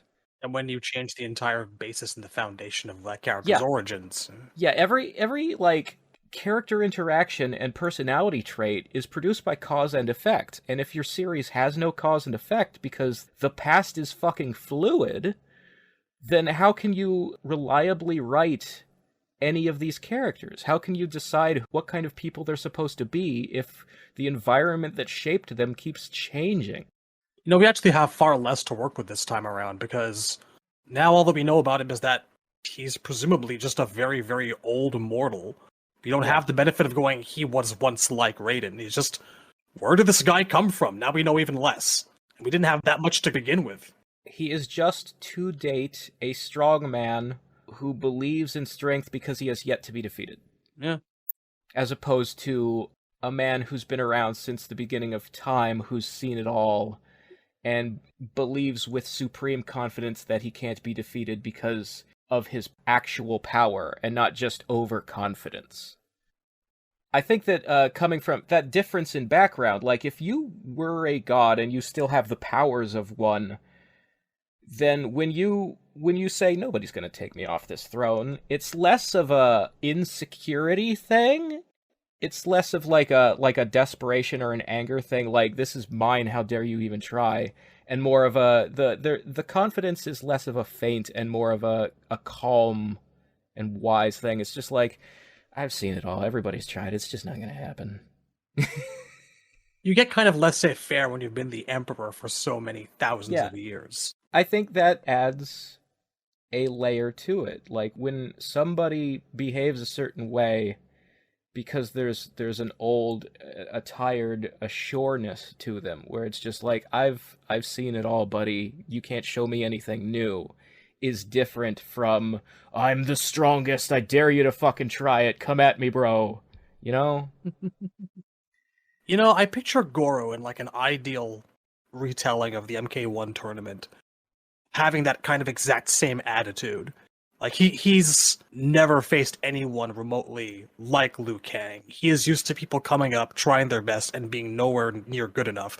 He probably doesn't even have to take off his robe half the time, That's how I feel about Goro. He should be the guy who's like, finally, someone made me bleed. This is gonna be good. Yeah, I can feel that about Shao Kahn too. I've been waiting for a good fight for so long. You have no idea. Yep. Like an excitement when he's facing Liu Kang. There should definitely be some of that in Shao Kahn too. Yeah. But he fights Luke quite a few times here at 11, and he's just angry. He's just angry. That's all they got. So they have this scene where Shao Kahn meets Kronika, and the plot is explained to the bad guys, and they are asked to join in based on the presumption of, hey, when I create the new era, I will reward you for helping me now. By the next timeline version of you will have a better world. They'll be more in control, and they'll have all the things that you want. And she's lying. She's obviously lying, because obviously this scene has happened before. Like, if she's rebooted the universe, like, dozens of times, and, she talks about in dialogue with Raiden how many different times she's done this, and she does it the same way each time, and she's seen every possible iteration of how he might try to stop her, and she's, perfected, like, who's on the team, who's on your team. I know which guys to use and not to use in order to get the results I want. So this is the 25,000th time that she's ever come to a Shao Kahn and said, hey, protect my hourglass, and in the next universe, you'll have it better. What is it exactly she promises him? Well, she specifically tells everybody a world without Raiden in it is one thing. But she also, I think, suggests that for Shao Kahn in specific, it will be a universe where Outworld is never defeated and that he wins every invasion and that kind of thing. Okay. That would be in line with the kind of thing that he would want. If she was just suggesting that, his position would be more secure, I would say that it generally already pretty well is, in terms of the classic Shao Kahn. All that guy actually wants or needs is more realms to conquer. Yeah, but he is being faced with, he's been brought into a present where he's currently dead, and Kotal's on his throne, and they're trying to make peace with Earthrealm and all of this stuff that Shao Kahn would not approve of. And it's like, hey, you side with me, and in the next universe, nothing like this will ever happen. You will always defeat your challengers, and Outworld will always be in a position of strength with you in the throne. And it's obviously a lie, because like I said, if she's told this story, dozens of times before, and yet every universe she creates looks like MK1 through 3, Yes. What's actually interesting there? Everyone's like, okay, this sounds good. We're all on board, including Khan. Yeah. He has no ulterior plans, really. It doesn't occur to any of them that this has ever happened before, that there are previous timelines Kronika has reset. Nobody realizes that in the story until Raiden literally sees them in a vision. All the different iterations of the times that he and Liu Kang have fought in past timelines. Before that, the story kind of expects you to just believe this is the first time Kronika's ever tried this, and then you realize, oh, she does this a lot. We're on like the 30th cycle. This is not timeline 2. This is timeline 705. I do think I have a slight problem with how readily and easily he accepts without ulterior motives, though. Yeah, that's another, like, the Shao Kahn of MK2 and 3 might be more questioning. I feel like the Shao Kahn of MK2 and 3 would be like, how can I use this to my advantage? How can I knock her off the top of the table, so I'm the one holding all the chips? I also get the sense that Shao Kahn sort of figures somehow by the end of this I'm gonna get that hourglass for myself. It's just that he doesn't make any moves to try until Aftermath, because he doesn't get the chance. I don't know, I just feel like there should be a little something there. Just a bit.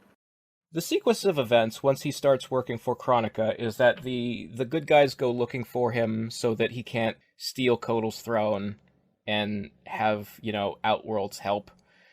And, they go looking for him at the Chitin Hive, and then they go looking for him at, like, the Tarkatans have a war camp. Like, they reveal that in the present day, Kotal Khan has genocided the entire Tarkatan race, which So the Tarkans are supposed to be like the dominant species of the wasteland.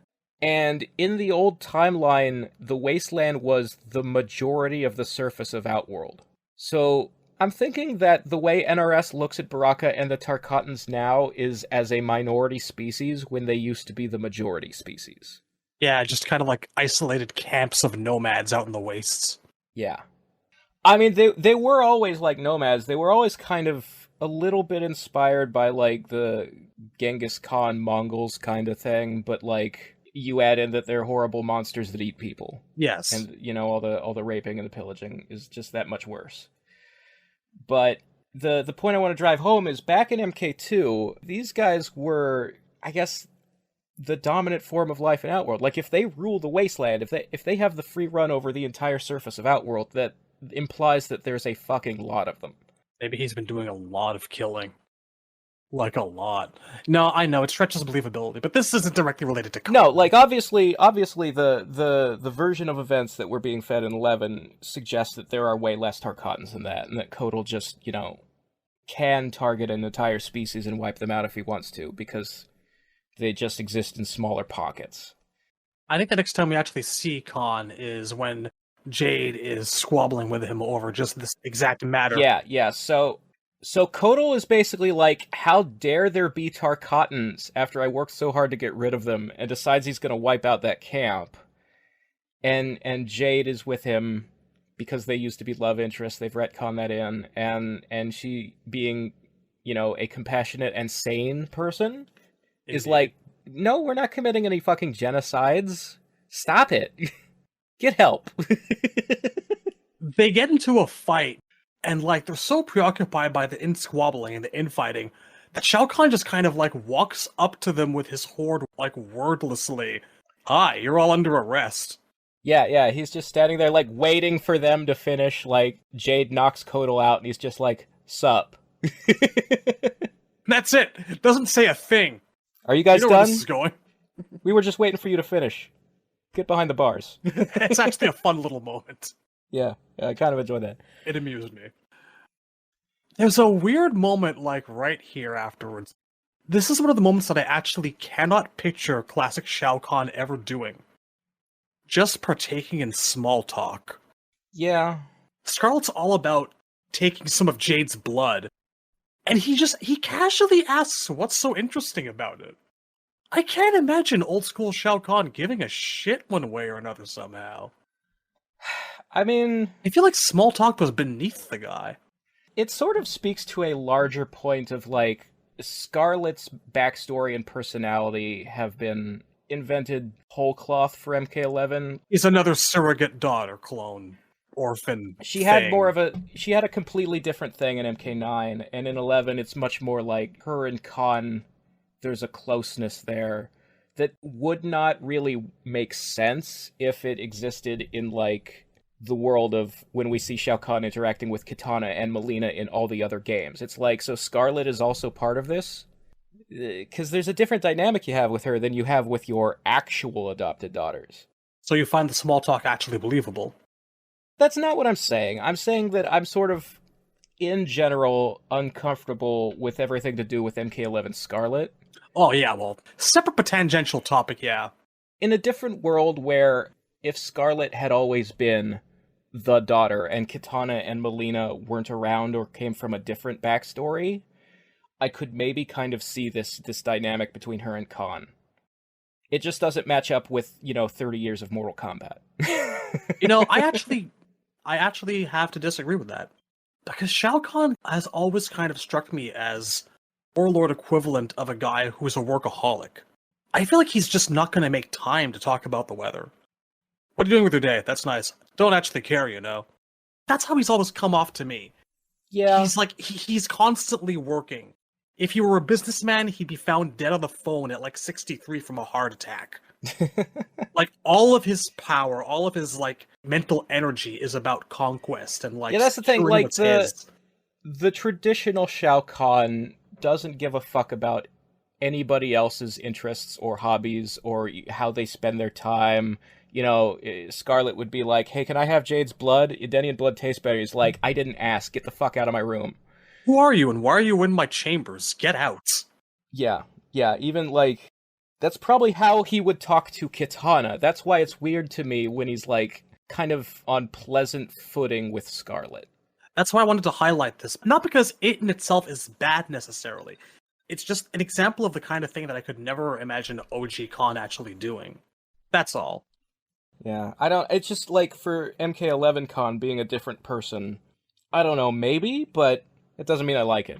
I guess I can buy it now that I know he's not the guy that I grew up with at all, you know? Yeah. I don't know. It is kind of a weird, because again, almost 100% of this story, Shao Kahn is just angry man. Yes. So even within the context of this universe, him making small talk is weird. But yeah, so Kotal gets captured, and Shao Kahn goes off to, reclaim his throne, goes to the arena, and he's gonna execute Kotal. Meanwhile, Jade has to be rescued, and the Tarkatans have to be recruited to the good guy team by Liu Kang, Kung Lao, and Kitana.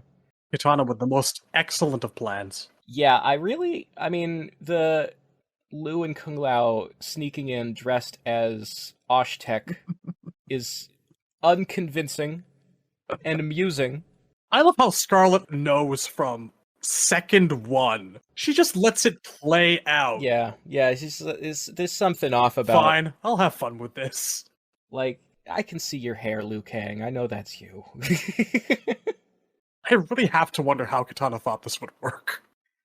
I mean, it got them close enough to fight it out, and then I actually the scene that follows where she talks Baraka into, offers him a seat at the table in exchange for his support. I love that scene actually. Oh yeah, that is vintage Kitana. We haven't seen Kitana be the diplomat since MK Gold and Deadly Alliance, and it's one of my favorite of her personality traits, and it was just nice to have back.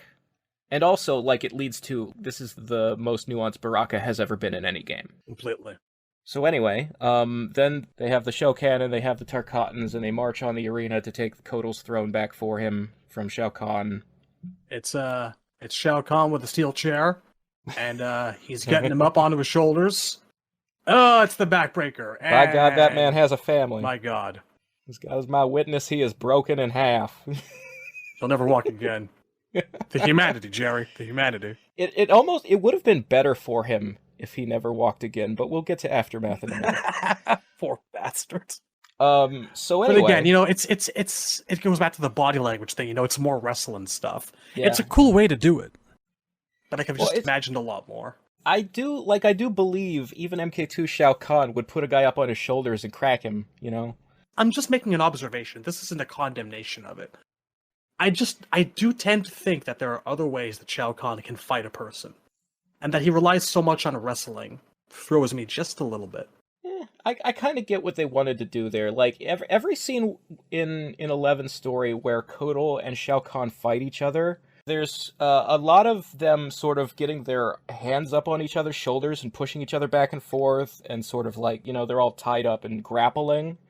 Grappling is definitely the word. They're both big guys. Like, they're both the large-sized characters in the fighting game archetype sense. Yes. So I think it's obvious, like, the developers wanted to pit these two against each other and depict it like a pair of kaiju wrestling over a city, That's sort of what the impression I get that they're going for, is just like big hoss versus big hoss. What do? Of course you have them, fight like that. So are we in agreement that Shao Kahn is King Kong and that Kotal is Godzilla? Yes? I don't know. That paints, from my point of view, that paints Kotal as a lot cooler than he deserves to be. I think it's more of a, I don't know, Ghidorah versus Rodan. Fucking people listening like, what the fuck are these people that they're talking about? One day on this channel, there's going to be a whole ass series of tokusatsu reviews. I won't be able to contain it anymore. All right. Moving on. So Shao Kahn wrestles around with Kotal a little bit after the good guys have freed him, and then he cripples Kotal, and then Kitana jumps in on him, and that fight ends with Kitana knocking him to the ground, removing the skull part of his mask, which, by the way, it looks really wrong that the skull can detach from the rest of the helmet. It's so bizarre, isn't it? I was just about to say. Yeah, that thing's not some kind of like Transformers faceplate or Iron Man thing that comes on and off, alright? If Or you're a gonna Darth take Vader off the thing. If you're gonna take off his skull helmet, take off the whole goddamn helmet, would you please? And Like, then it has always been a thing that is fit him like Vader's entire helmet, but with the faceplate attached. That's how I've always looked at it. Why would the skull bit come off separately? The other thing is, we didn't talk about it when we were talking about design, but I really, really hate the way his face looks. It's tangentially close to the original MK2 design, where he's got the eyebrow fingernails. We mentioned this earlier in the first part, Yeah. that they were actually trying to do justice to John Tobias's original design, but because they were like clipping and collision problems Yeah, with they like, had the to- fingernails, They had to cut back the forehead spikes so they wouldn't clip through the helmet gear, which is a shame, but that's not the part that really bothers me. The part that really bothers me is that MK11 Shao Kahn, I don't know if they based it on an actor and then they added all the fantasy stuff. We know they did that with Shiva. There was a real person face model and then they Shiva'd it up. But with Shao Kahn, whatever they were doing with his face, his nose is way too huge. And it Yeah. makes him look like a Michael Bay Ninja Turtle. Like, traditionally, Shao Kahn has a very small, stubby nose that really goes well with, like, the red eyes and the... He's got this really, like, frowning all the time, hard, chiseled features of his, like, mouth and jowls and a giant upper lip and a giant chin. And his face in 11 is, like, 65% nose. It looks so goofy and bizarre. And it just, every time I see him with his helmet off, it just takes me out of it because he's got that fat fucking honker. I also want to point out how weirdly brown his lips are.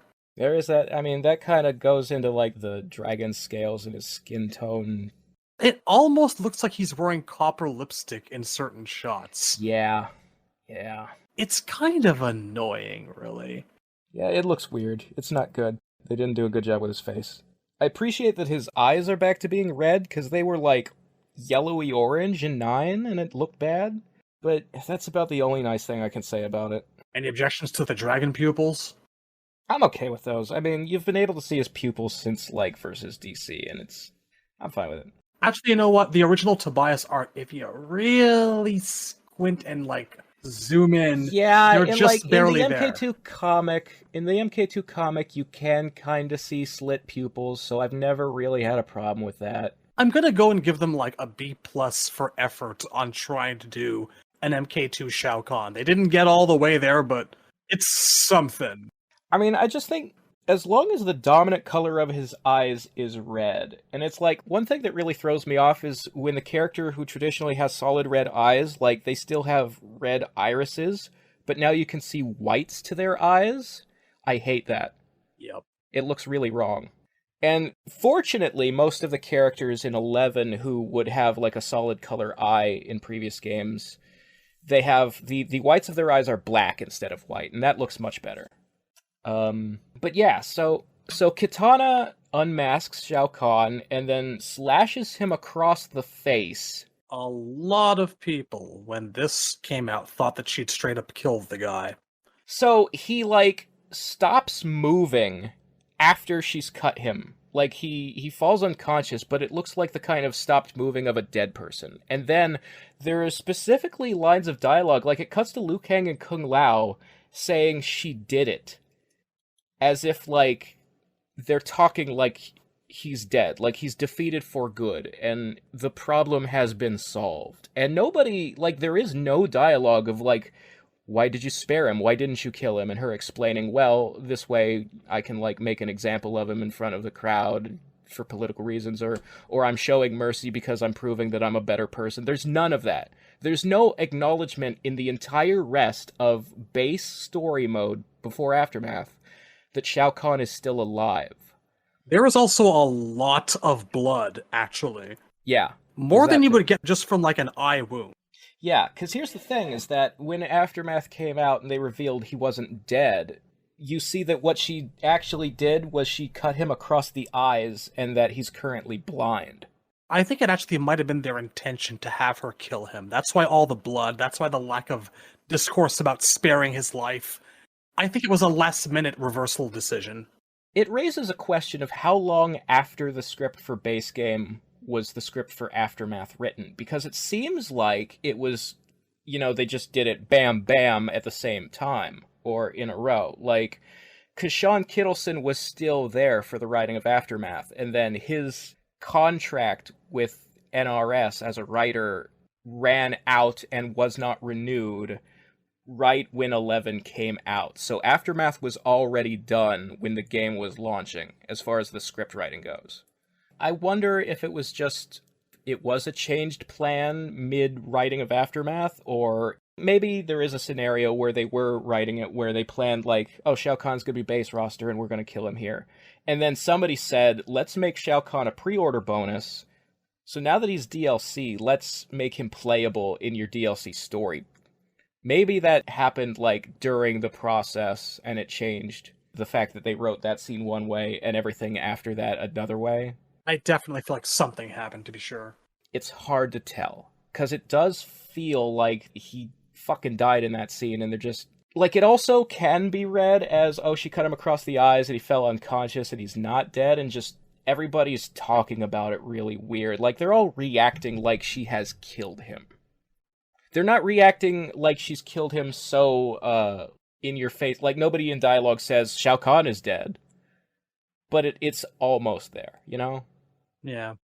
But anyway, that's it for Shao Kahn in base story mode. It's time for two things. Number one, Aftermath. Number two, more alcohol. I was gonna ask, is one of those two things a lot of booze? I wish I had some booze right now. I want to just, like, fucking skim through this one as fast as humanly possible to minimize the pain. Yeah, so, in Aftermath, Shang Tsung brings Sindel back from the dead, and there's a big old retcon that we'll talk about when we get to the Sindel Lost. Yeah, for the purposes of all of this, we know about, the Sindel retcon is a source of great consternation and divisiveness and debate among the community. We're not going to talk about that here. Just, no. It's happened, she's evil, and she's willingly his wife. The gist Moving of it on. is, everybody thinks Sindel is good when Shang brings her back to life. They kidnap the Revenant of Sindel, and they use some magic to restore it to life. And everybody thinks, oh, Sindel's back to normal, and her and Kitana have a happy reunion, and they plan to fight Kronika together. And then you find out Sindel is evil, and she's plotting with Shang Tsung behind everybody's backs to turn on them all and help Kronika win, or to seize the hourglass for themselves. So evil Sindel goes down into the dungeon and lets Shao Kahn free, and Shao Kahn has been cut across the face and he's blind, so she helps Shao Kahn get to the Soul Chamber, which in 11 is now a method of healing wounds, I guess. Which it never was before, but I can kind of buy it, I guess.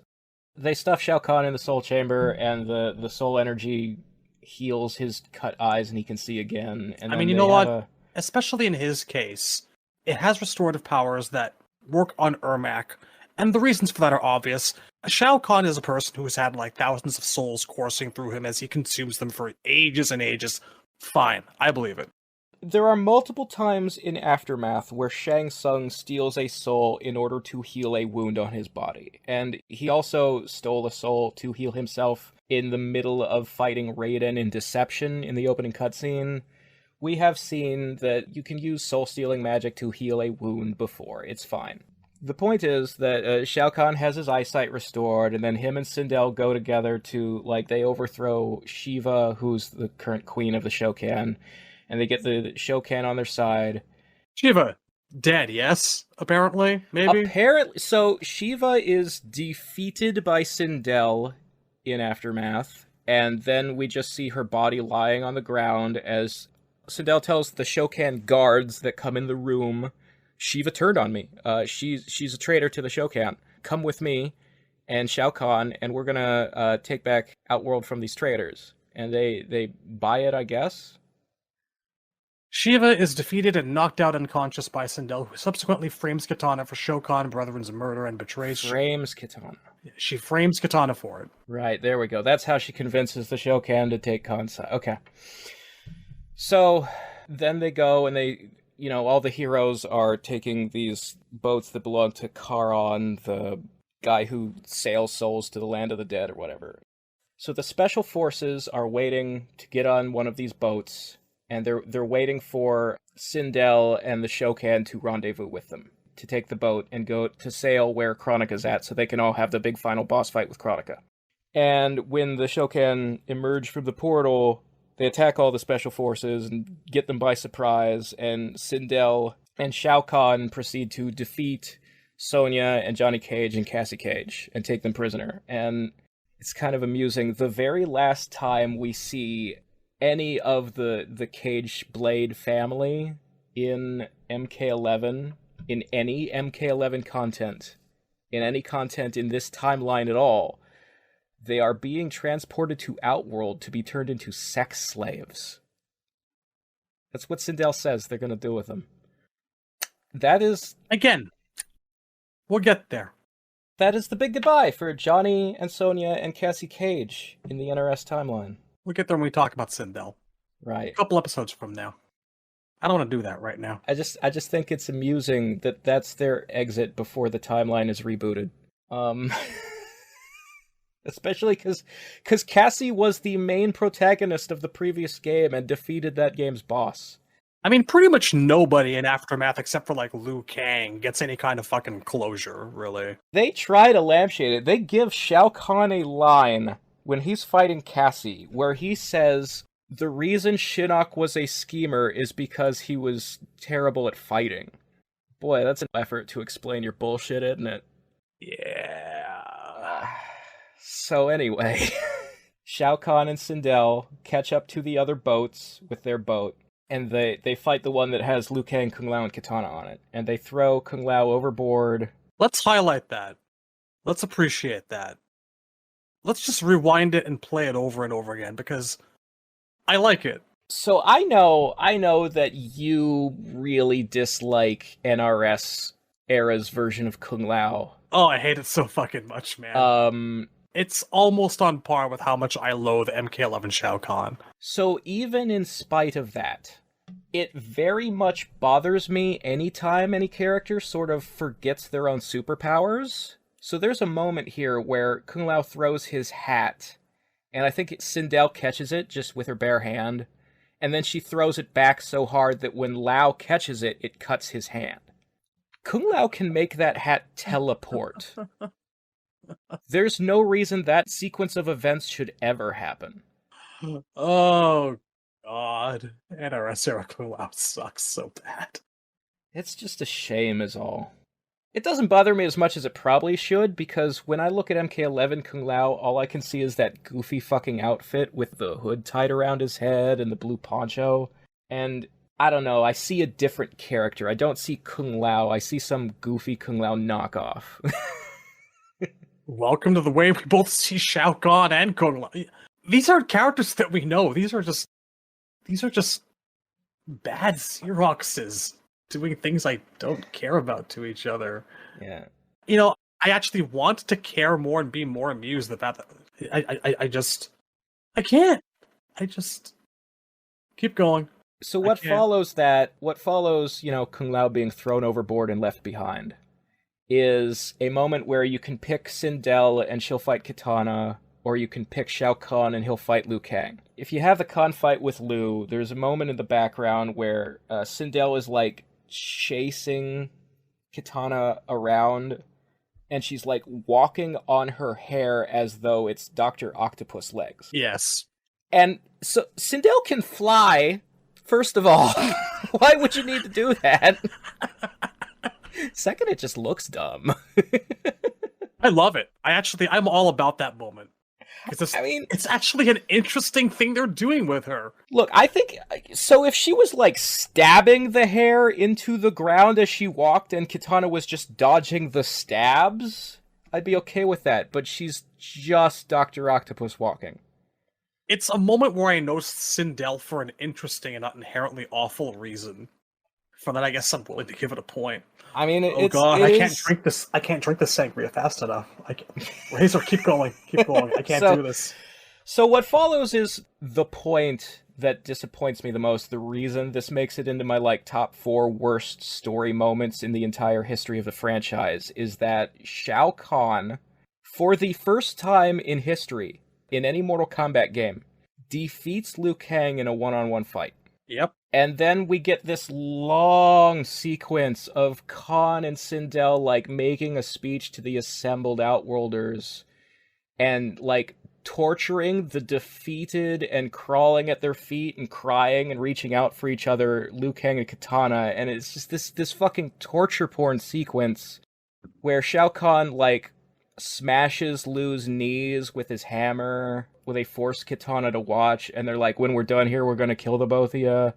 Or I think they say, we're gonna kill Khan, but we're gonna keep you and, like, continue torturing you and making you watch things just to, like, put you in your place to Kitana, something like that. I don't remember exactly. I don't really want to remember exactly. The point is, I don't know who this sequence is for. I don't enjoy stories where the bad guys win. I think we've made that pretty clear over, like, 8 years of podcasting, that I'm not the biggest fan of, like, the downer ending that they sort of, the trope they keep doing in various games. Like, I forgive the fact that the guys lost Deadly Alliance, because Deadly Alliance isn't a single contained story. It's the first half of a story that ends with the good guys winning again and everything turning out alright in Deception. I don't enjoy the Revenants at all. I don't enjoy, like... Obviously, the Sindel massacre is a big controversial part of MK9, and you can certainly make arguments about how just the choreography of it was handled, and that the deaths should have been more elaborate and more spread out to give each one more weight and be less driven by shock value. But I just don't like the idea in general of killing off a bunch of the heroes. And I don't think it really benefited the storytelling in X or 11 aren't better because a bunch of guys are around as zombies, thanks to 9. I mean, there's something specifically in 11 that's very nihilistic about the way that it deals with the characters. Very laissez-faire, hands-off. It's like, yeah, well, we know that we're about to rewrite the entire timeline anyway, so it Yeah. doesn't matter what happens to who. Sub-Zero can fade off into the background. We're going to chuck Kung Lao off the side of the boat. I think that my main problem with this scene is that, like, it just goes on too long. It is they so drag long. it It's out. like somebody is, like, basking in torturing Liu Kang and Kitana. Like, somebody is really enjoying this on the writer's side of things. And I don't think that it was for the audience. I think it was for themselves for some reason. And that's the part that weirds me out. And also, what you said is absolutely 100% correct. The theme of Aftermath is that since we're going to let Liu Kang reboot everything anyway, since we're already guaranteed a happy ending, we can do whatever we want bad to the characters, because it's just going to be erased. Like, that is said on screen by God Liu and Shang Tsung as, like, the plot of Aftermath is, oh, Liu Kang, you're so devious. You let us do these awful things to your friends because you knew you could just undo it with the hourglass. And I don't like that. No, it's awful. Look, even temporary cruelty is still fucking cruel. It's actually been a very long time since we recorded our Kuai Liang episodes of this. This was before 11 ever dropped. The ultimate evidence, aside from the cruelty, that it doesn't matter what fucking happens to anyone in this, is, like, Kuai Liang's entire plotline in 11 through Aftermath. He gets his entire clan back up off the ground. Whoops. Frost kidnaps them all and turns them all to Cyber Lin Kuei. I mean, we don't know how much of the clan she took, so you could sort of soften that. I feel the implication is that she decimated them, that she really went through them. There's a line or two in there about, like, how I've lost my clan, or something like that. But the point is, by the very end of it, in Aftermath, Sub-Zero becomes a fucking NPC. We've talked about this before. Once they write Kuai Liang to the point where he becomes Grandmaster, his story keeps stopping dead, and that's why they had nothing for him in X or 11. Is the logical next step is to like give him a family to set up a third Sub-Zero in the future. Let him have his own combat kid. Because what else can you do with his life if he's already like succeeded? Like, what can you do once he becomes Grandmaster? He's an old man. He's sitting at the highest point of his own personal narrative. The only thing he has left to do in life is try to redeem Noob Saibot, which is not possible. Save Smoke, which he keeps forgetting exists. Who? Try to train Frost right, get her head straight, which might not be possible to do. Or, retire, have a family, set up the next generation. The only things you can do that aren't those things is, take it all away from him, destroy his life. And nobody wants to see that. Yeah. Especially because we've already seen it in, that's kind of what happens to him in MK3 and in MK9. And then he crawls back up from it and rebuilds. It's like how in the MKX comic, Havoc possesses that NPC Forest Fox, and that guy proceeds to kill the entire Shirai Ryu that Scorpion has just rebuilt. And there's a reason that these events don't actually happen in MKX. Because nobody wants to see Scorpion rebuild the clan and lose it and rebuild it again and lose it again and rebuild it again and lose it again. That's stupid. Sector doesn't have these problems with his clan. Sector's just always making a new clan. Every day. Yeah, you can always just build more robots. I'm just using Kuai Liang as an example, It does not matter what happens to anyone. They can fade into the background. They can be submerged. They can be tortured. They can be disposed of. That's a sequence of events that happens on purpose in 11. Like, Shang Tsung is deliberately allowed to get his hands on Kronika's crown and steal Raiden and Fujin's souls and, help Shao Kahn take Outworld back. Kotal gets his head chopped off screen. Liu Kang's legs are broken, him and Kitana are captured. All of these bad things happen to the good guys because it's all gonna be okay. Liu Kang's gonna rewind it all like it never happened. And it's just not satisfying. It feels like an excuse for them to do a bunch of torture porn sequences that I don't personally, as an audience member, enjoy seeing. So we've had, people make the counter argument of, but we're always saying we want chapters where you play as the bad guys and where you let them get some wins in. Because traditionally in NRS story modes, the bad guys just job to everything because they're never playable. And they only lose fights. And that's a fair point, but whenever I make the argument that bad guys should have their own chapters, I am never talking about the top tiers. I'm not talking about Shao Kahn or Shang Tsung or Sindel. I'm talking about Reptile and Baraka, the ones who need the screen time. Like, Shao Kahn is already intimidating, even when he loses, because he's the boss. The guys who need to be playable are the little guys who are usually treated as cannon fodder and henchmen. Like, Rain having a chapter would make sense. I don't need you to make a version of MK2 where Shao Kahn has a chapter near the end where it's like getting to the end of the bracket and then he just goes on a streak of ripping people's arms off and, killing them. Like that, him on a streak of killing and maiming a bunch of people before Liu Kang fights him happens in Battle of the Realms. And I don't know that it was necessary. Because, you don't need the part where he kills Kung Lao if the very next fight he's going to kill Raiden, and watching Raiden die is all the motivation Liu Kang needs. We can succinctly say that just because you have to have a bad guy chapter doesn't mean you have to have the bad guys doing bad things. All the time. Constantly. I don't think that Baraka needs to end every round stabbing someone in the head. No, they don't have to be a string of fatalities. And they don't have to be a long portion of haha, now I've got you at my mercy, and you're gonna grovel at my feet for 5 fucking maybe 10 minutes of screen time, and everybody has to sit there bored waiting for the next chapter to start. I mean, I'm fine with the fact that he smashes his knees in. why'd it have to go on so long?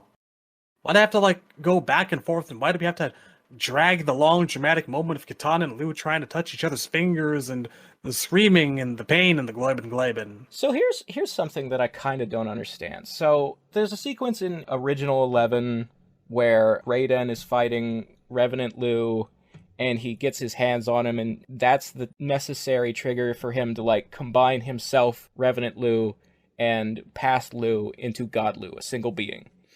And so in Aftermath, they go into it knowing that they're trying to get to that point, that Raiden's goal when they get off the boats is to find Revenant Liu and just, like, lay hands on him so that they can create God Liu. He finds Revenant Liu, and they start fighting. And then it cuts across to the other boat where past Liu is getting his knees broken by Shao Kahn.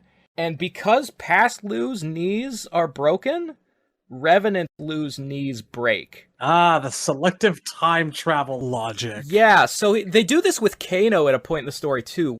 Sonya punches past Kano in the, like, kidney, and future Kano feels pain in his kidney, even though present Kano is 30 years older than past Kano. You're telling me his kidney was in pain for 30 years? You're telling me that if you broke Liu's legs, they'd still be broken 30 years later? The logic of her shooting past Kano in the head and killing present Kano is very sound. No, but, that like, makes sense. If you kill one of them, it's permanent. They cut Johnny Cage, and present Johnny Cage now has a scar on his cheek. That makes sense because scars are permanent. A punch to the kidney is not permanent damage.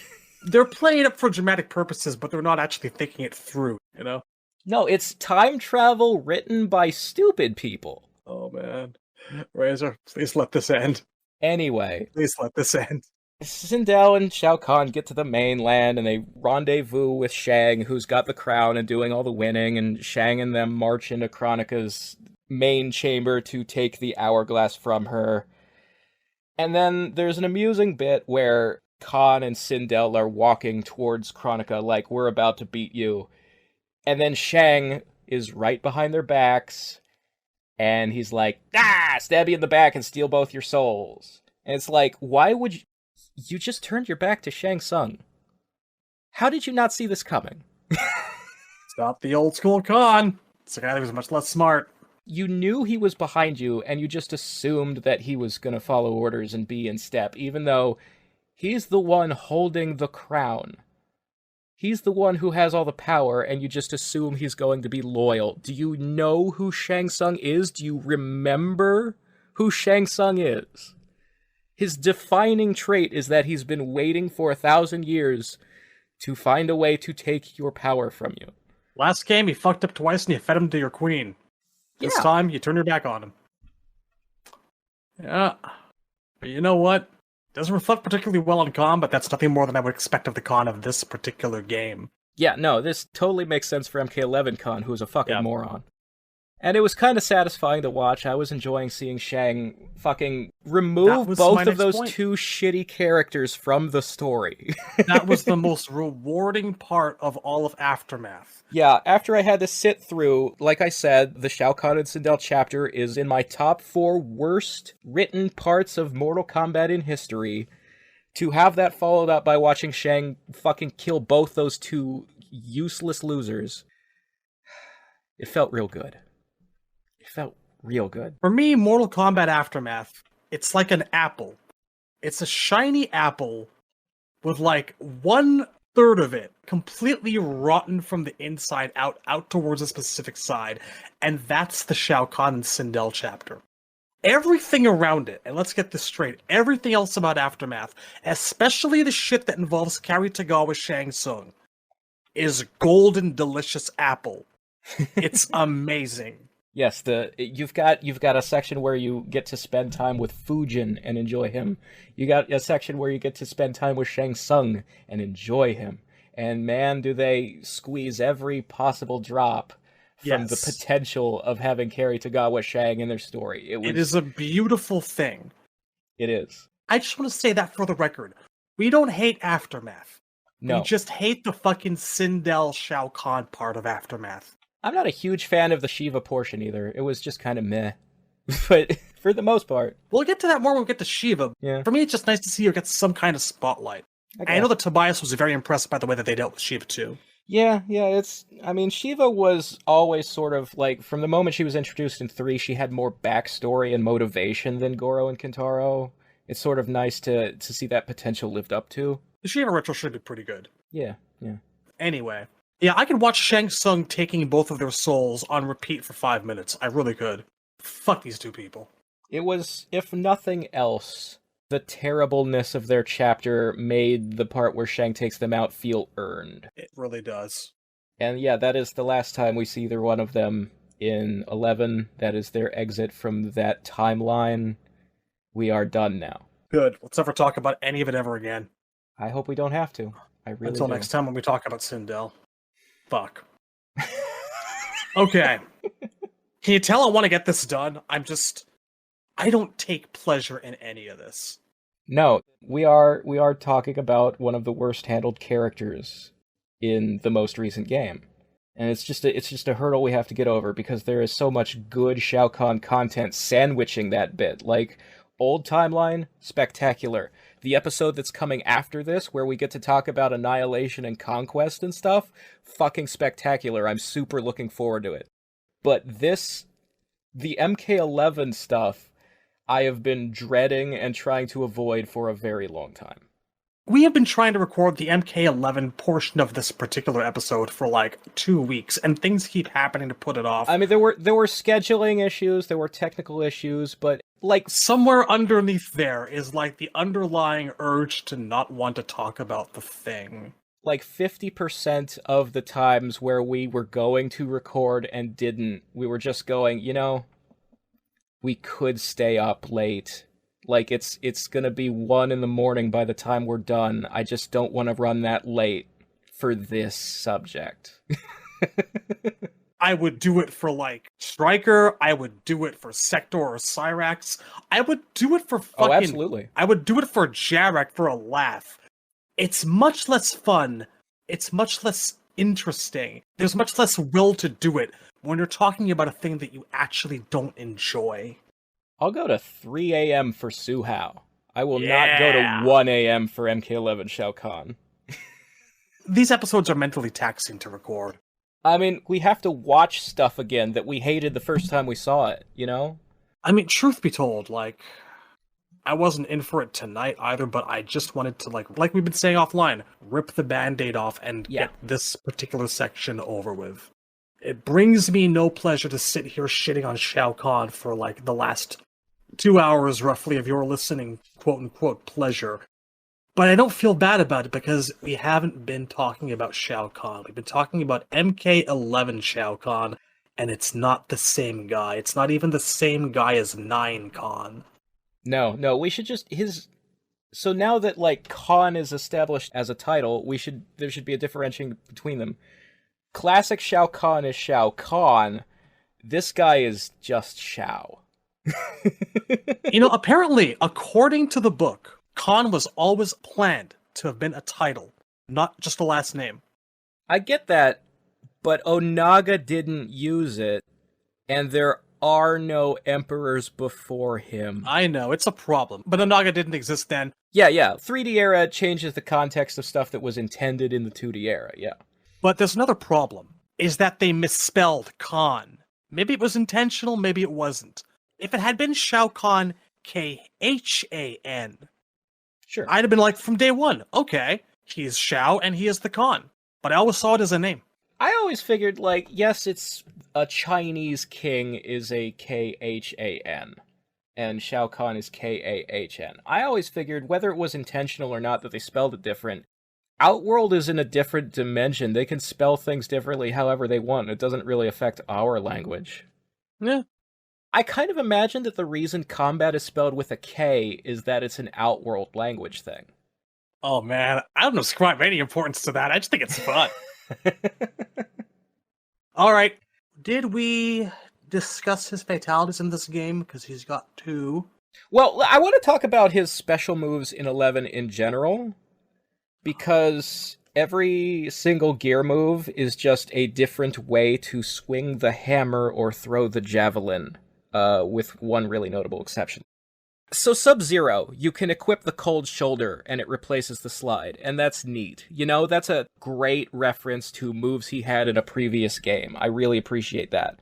And there are other characters that have things like that. But Shao Kahn does not have the photon torpedo. He does not have the Emperor's shield from the 3D era. There's no real way to get those moves. So the only cool thing he has that isn't hammer or javelin is he has a move where he can summon a Shadow Priest, and the Shadow Priest will hover behind him and buff him. And that's it. I really like that move. I think that's great, but it's disappointing that that's the only, like, creative thing they thought of, and not just, you know, use his gear weapons a bunch. You know, I feel like it's a thing that would be better suited for Shang Tsung, because he's their leader. Well, I mean, Shang commands the Shadow Priests, but the Shadow Priests ultimately serve Shao Kahn, and every time we see a Shadow Priest, it's either they're in a stage hovering in the background, or they're in, like, the MK2 comic, there's one floating next to the throne giving Shao Kahn advice, you know? That's true. He was an advisor. That's true. I like the idea that the Shadow Priests would be like... It's like Bowser and Kamek, you know? The Magic Koopa. I'd like to see that move back. I miss the variety of, like, what if he had a different projectile? What if he could shoot that big ball of green energy? What if he could swing his arm and make a big curved shield of energy that would bounce stuff back? I always liked...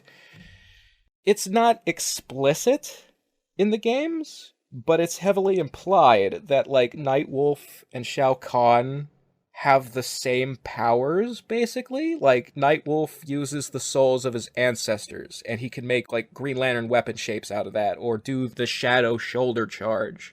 And that green energy that makes the shadows is the souls pushing him forward across the ground.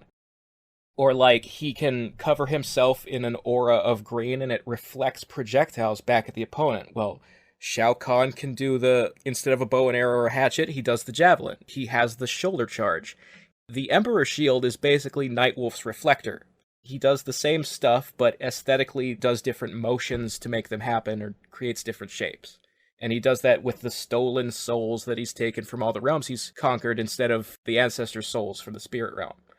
I would like to see more of that. Less hammer tossing, more sorcery. That's all I ask for. Yeah, like, he's got plenty of hammer. Like, especially if you're having him hold the hammer all the time as, like, a stance thing, his gear is always out. His normals should have a lot of hammer swings. So you don't need as much of the hammer in his special moves. Do the green energy, man. Do the magic. And it doesn't even always have to be green. Like, you know those runes Quan Chi creates on the ground, and when he stands in them, they buff him? Or you could make them, like, explode, I guess, with another thing you could do. Like, maybe have Shao Kahn, like, make red ones? Like, just to show that he knows different kinds of spells, and it's not all souls. I mean, I'm perfectly willing to believe that in this timeline, he never even taught Shang Tsung sorcery. That Shang learned it himself.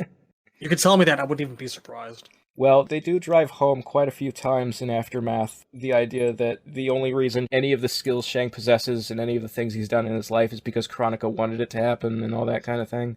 Don't get me started there.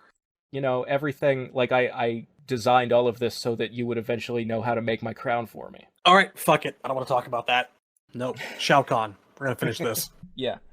Fatalities. So he's got the one where he just smashes you in the chest with a hammer or the midsection, hits you in the back of the head, then plays croquet with your skull and it flies out of your back. Thoughts? It's one of those ones that, you know, everybody has in the NRS era of, like, I'm going to hit you one way, and then I'm going to hit you another way, and then I'm going to hit you a third way, and it's all a different mutilation. I prefer just one quick and decisive thing that uses magic or something creative. Agreed. Also, like, the blasting your head out of your back is a little too close to blasting it out of your butt for me. Like, it kind of seems like that's what they wanted to do, and they held themselves back. And I don't need that. I could see it. I really could. I'm not particularly impressed by it, to be quite honest. I'm gonna smash your head so hard it comes out of your ass seems like a thing that modern Mortal Kombat would do if they are. What was the second one? Yeah, it's the trilogy one with a bit of a twist. He smashes your head down into your chest cavity, and you go down into the ground. Then he forms a spear, impales you, lifts you up into the air, and then slashes down with the spear so that your head comes out of the gash from, like, your neck downwards. Meh. It's kind of creative. I like it more than his first one. You know what my favorite finishing move that Shao Kahn has in MK11 is? It's his friendship, isn't it? No, he has Reiko's kick as a brutality. Yes, that works. That's my favorite one. That's the good stuff. I don't remember too many of them, but I remember that one. And he's actually got one I really enjoy where he does a couple of quick strikes with a spear and then kind of like impales you on it and leaves you like dangling from it in pieces. Yeah, that's alright. I used to like to use that one a lot. But the kick is objectively the best one. Mm-hmm. He's got another one where like he just kind of shoulder charges you straight in half, if I'm remembering right. Yeah, he just goes right through you. His brutalities are all pretty standard fare. There's the uppercut, and Yeah. I think we've covered the interesting ones. Mm-hmm. He's got a good friendship. He stole it from Sector, but it does work really well for him. I mean, he has a hammer, so do Yes. the test your strength circus thing. Yeah, I get it. Little Bell says Outworld oddities, all sorts of fucking little categories down the thing. Shao Kahn, Prince Goro, Shao Kahn, Mortal, stuff like that. I am a big fan of the MK11 friendships, and his is good. Yeah, it'll do. Any other interesting brutalities we missed? I don't think so. I can't remember any that particularly stood out to me other than the Reiko kick. I mean, I will say, so if there's any upside at all to him having a metal javelin instead of a green one, him leaving someone stuck on a pike at the end of a fight kind of reminds me of all the bodies on pikes in the Wasteland stage. Yeah. So I kind of enjoy that, I guess. Like, it feels the correct Outworld flavor. Let's see. Another backhammer with the head cut off and flying towards the screen. Nothing particularly special there. It just kind of smashes into the ground. Yeah, you know what? We've covered the best ones. Yeah. I So don't think we need to go through all of them. I guess, what is your favorite Shao Kahn fatality in the entire series? I don't think this is actually any... We normally do this. We have this conversation where it's like, favorite outfit, favorite fatality. We don't need to have the favorite outfit conversation. No. It's the classic. Right, MK2 is the only good one. Nothing else comes close. The 3D Arrow one is alright. Master of the Lower Minds with the classic helmet on is okay-ish, like if you look past the skin.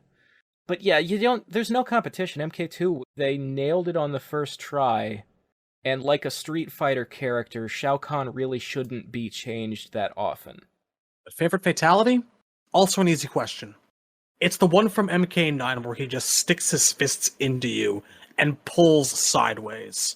Yeah, I mean, there's not a lot of competition. Like I said, almost every single game where Shao Kahn has finishers, they bring back the one where he drives you into the ground like a spike and then, like, plays golf with your head.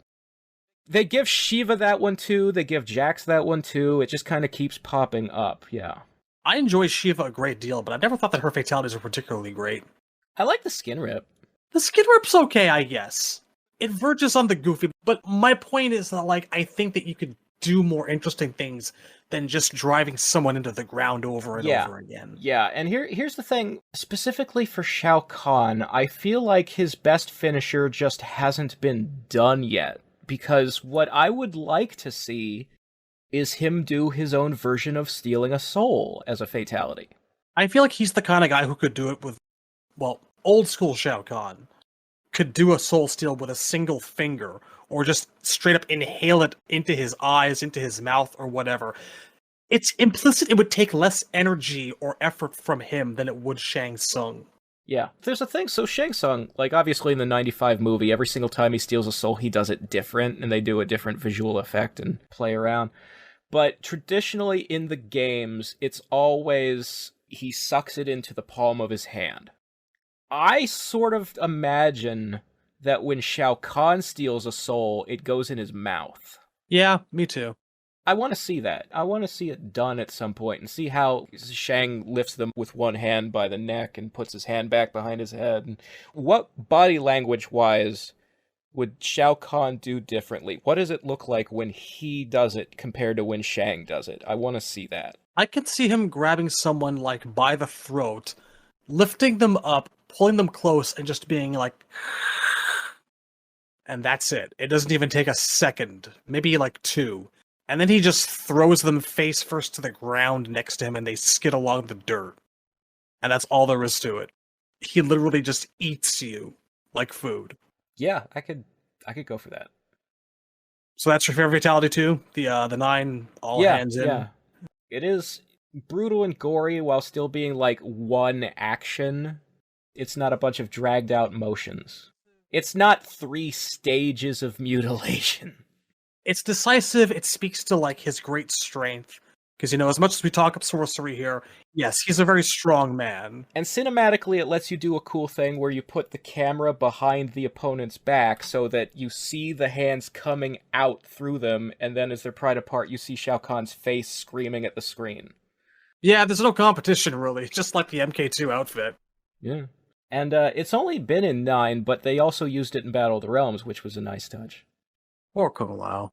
Yeah, that's a shame. There are not a lot of moments throughout Mortal Kombat history that bother me. A lot of people now say that, like, oh, the violence and the gore have gone too far, now they're actually disturbing. Maybe I'm just desensitized, but I don't actually feel that. When I see half of Kung Lao twitch its eye, I'm a little freaked out. That shit was messed up. So there's a different, like, in how you portray the gore and the dead body, there's like, you can do it, like, quick, or you can do it slow, you could do it cartoony, or you can make it super realistic looking. The more cartoony it is, or the faster it's over, the less you sort of stop and think about the pain that the victim is in. But if you, like, linger on them, like, twitching and, like, or trying to speak and nothing comes out because their throat's been ripped out or whatever... That's when it starts getting a bit squick. Yeah, like, I don't want... It's the same as watching the long sequence in Aftermath of Sindel and Shao Kahn giving speeches while torturing Liu Kang and Kitana. It becomes torture porn. And that's the point where it leaves entertainment and becomes somebody's gross fucking fetish that I don't want to be party to. Lore before gore, people. Lore before gore. Words to live by. Are we done? I think we're done. I think we're done. Oh, thank fucking God for that. So that was a complete overview of Shao Kahn in the NRS era. Tune in next time as we cover Shao Kahn in all of the adaptation media. Malibu, Defenders of the Realm, Annihilation, Conquest, the good shit. Annihilation, Annihilation, Annihilation, Annihilation. This will never happen again. Oh, this will never happen again. I don't ever want to talk about MK11 Con as long as I ever live. Except when we talk about Sindel. Have mercy on his souls. We skimmed over the Sindel parts of Khan. Next time we can skim over the Khan parts of Sindel. Somehow I feel like I'm still going to be in a lot of pain and be a lot drunker. Oh, you're going to need that sangria. Oh, they were out of wine at the Dep. Dep is French-Canadian for corner store or convenience store. Just putting that in there. The only reason I'm not drinking wine right now, is because they did not have any. I'm resorting to sangria. I need something nice and fruity to get me through Con. But Sindel, it's the hard shit all the way. Whatever you gotta do. Thank you, ladies and gentlemen, for being with us and coping with us. Hopefully you found at least the first 2 hours pleasant to listen to. I understand if you found the last 2 a little bit excruciating. I appreciate your indulgence, your patience. At the very least, I'd like to think that the long fashion hour where we dissect the outfits is educational, you know? Hopefully. I'd hope that amateur designers out there, learn a little something about, like, what does and doesn't look good on a character like this. My advice would be to find out what the core of that character is, and their function. They did certainly get, like, the samurai aspect right, and the nearly naked barbarian stuff. It's just the way you use the elements. And also, don't make him a scaly fucking dragon man if there's no lore behind it. Continuity gives things meaning without cause and effect. Like, imagine Imagine being a 90-year-old person in an old folks' home and you have dementia and you can't remember what happened like yesterday or where you are or what year it is. That's what not having continuity is like. It's like a story written by dementia. I ask for so little, you know? I don't mind if timelines splinter and go different ways, but when you change who a character is and say, this is who they are now, and it aligns with who they were in only the slightest of ways, you know, people notice. Sometimes you're not even trying to be subtle, but even when you are, people will notice. Anyway, Yeah. thank you for listening. Thank you for tuning in. Thank you for enduring along with us. And see you later, nerds. Final points. We have a Patreon. If you feel like putting money in the tip jar, if you feel like we deserve money in the tip jar, I think we do because this was work. Anyway, that's all. Thank you. Have a good night and have a nice day.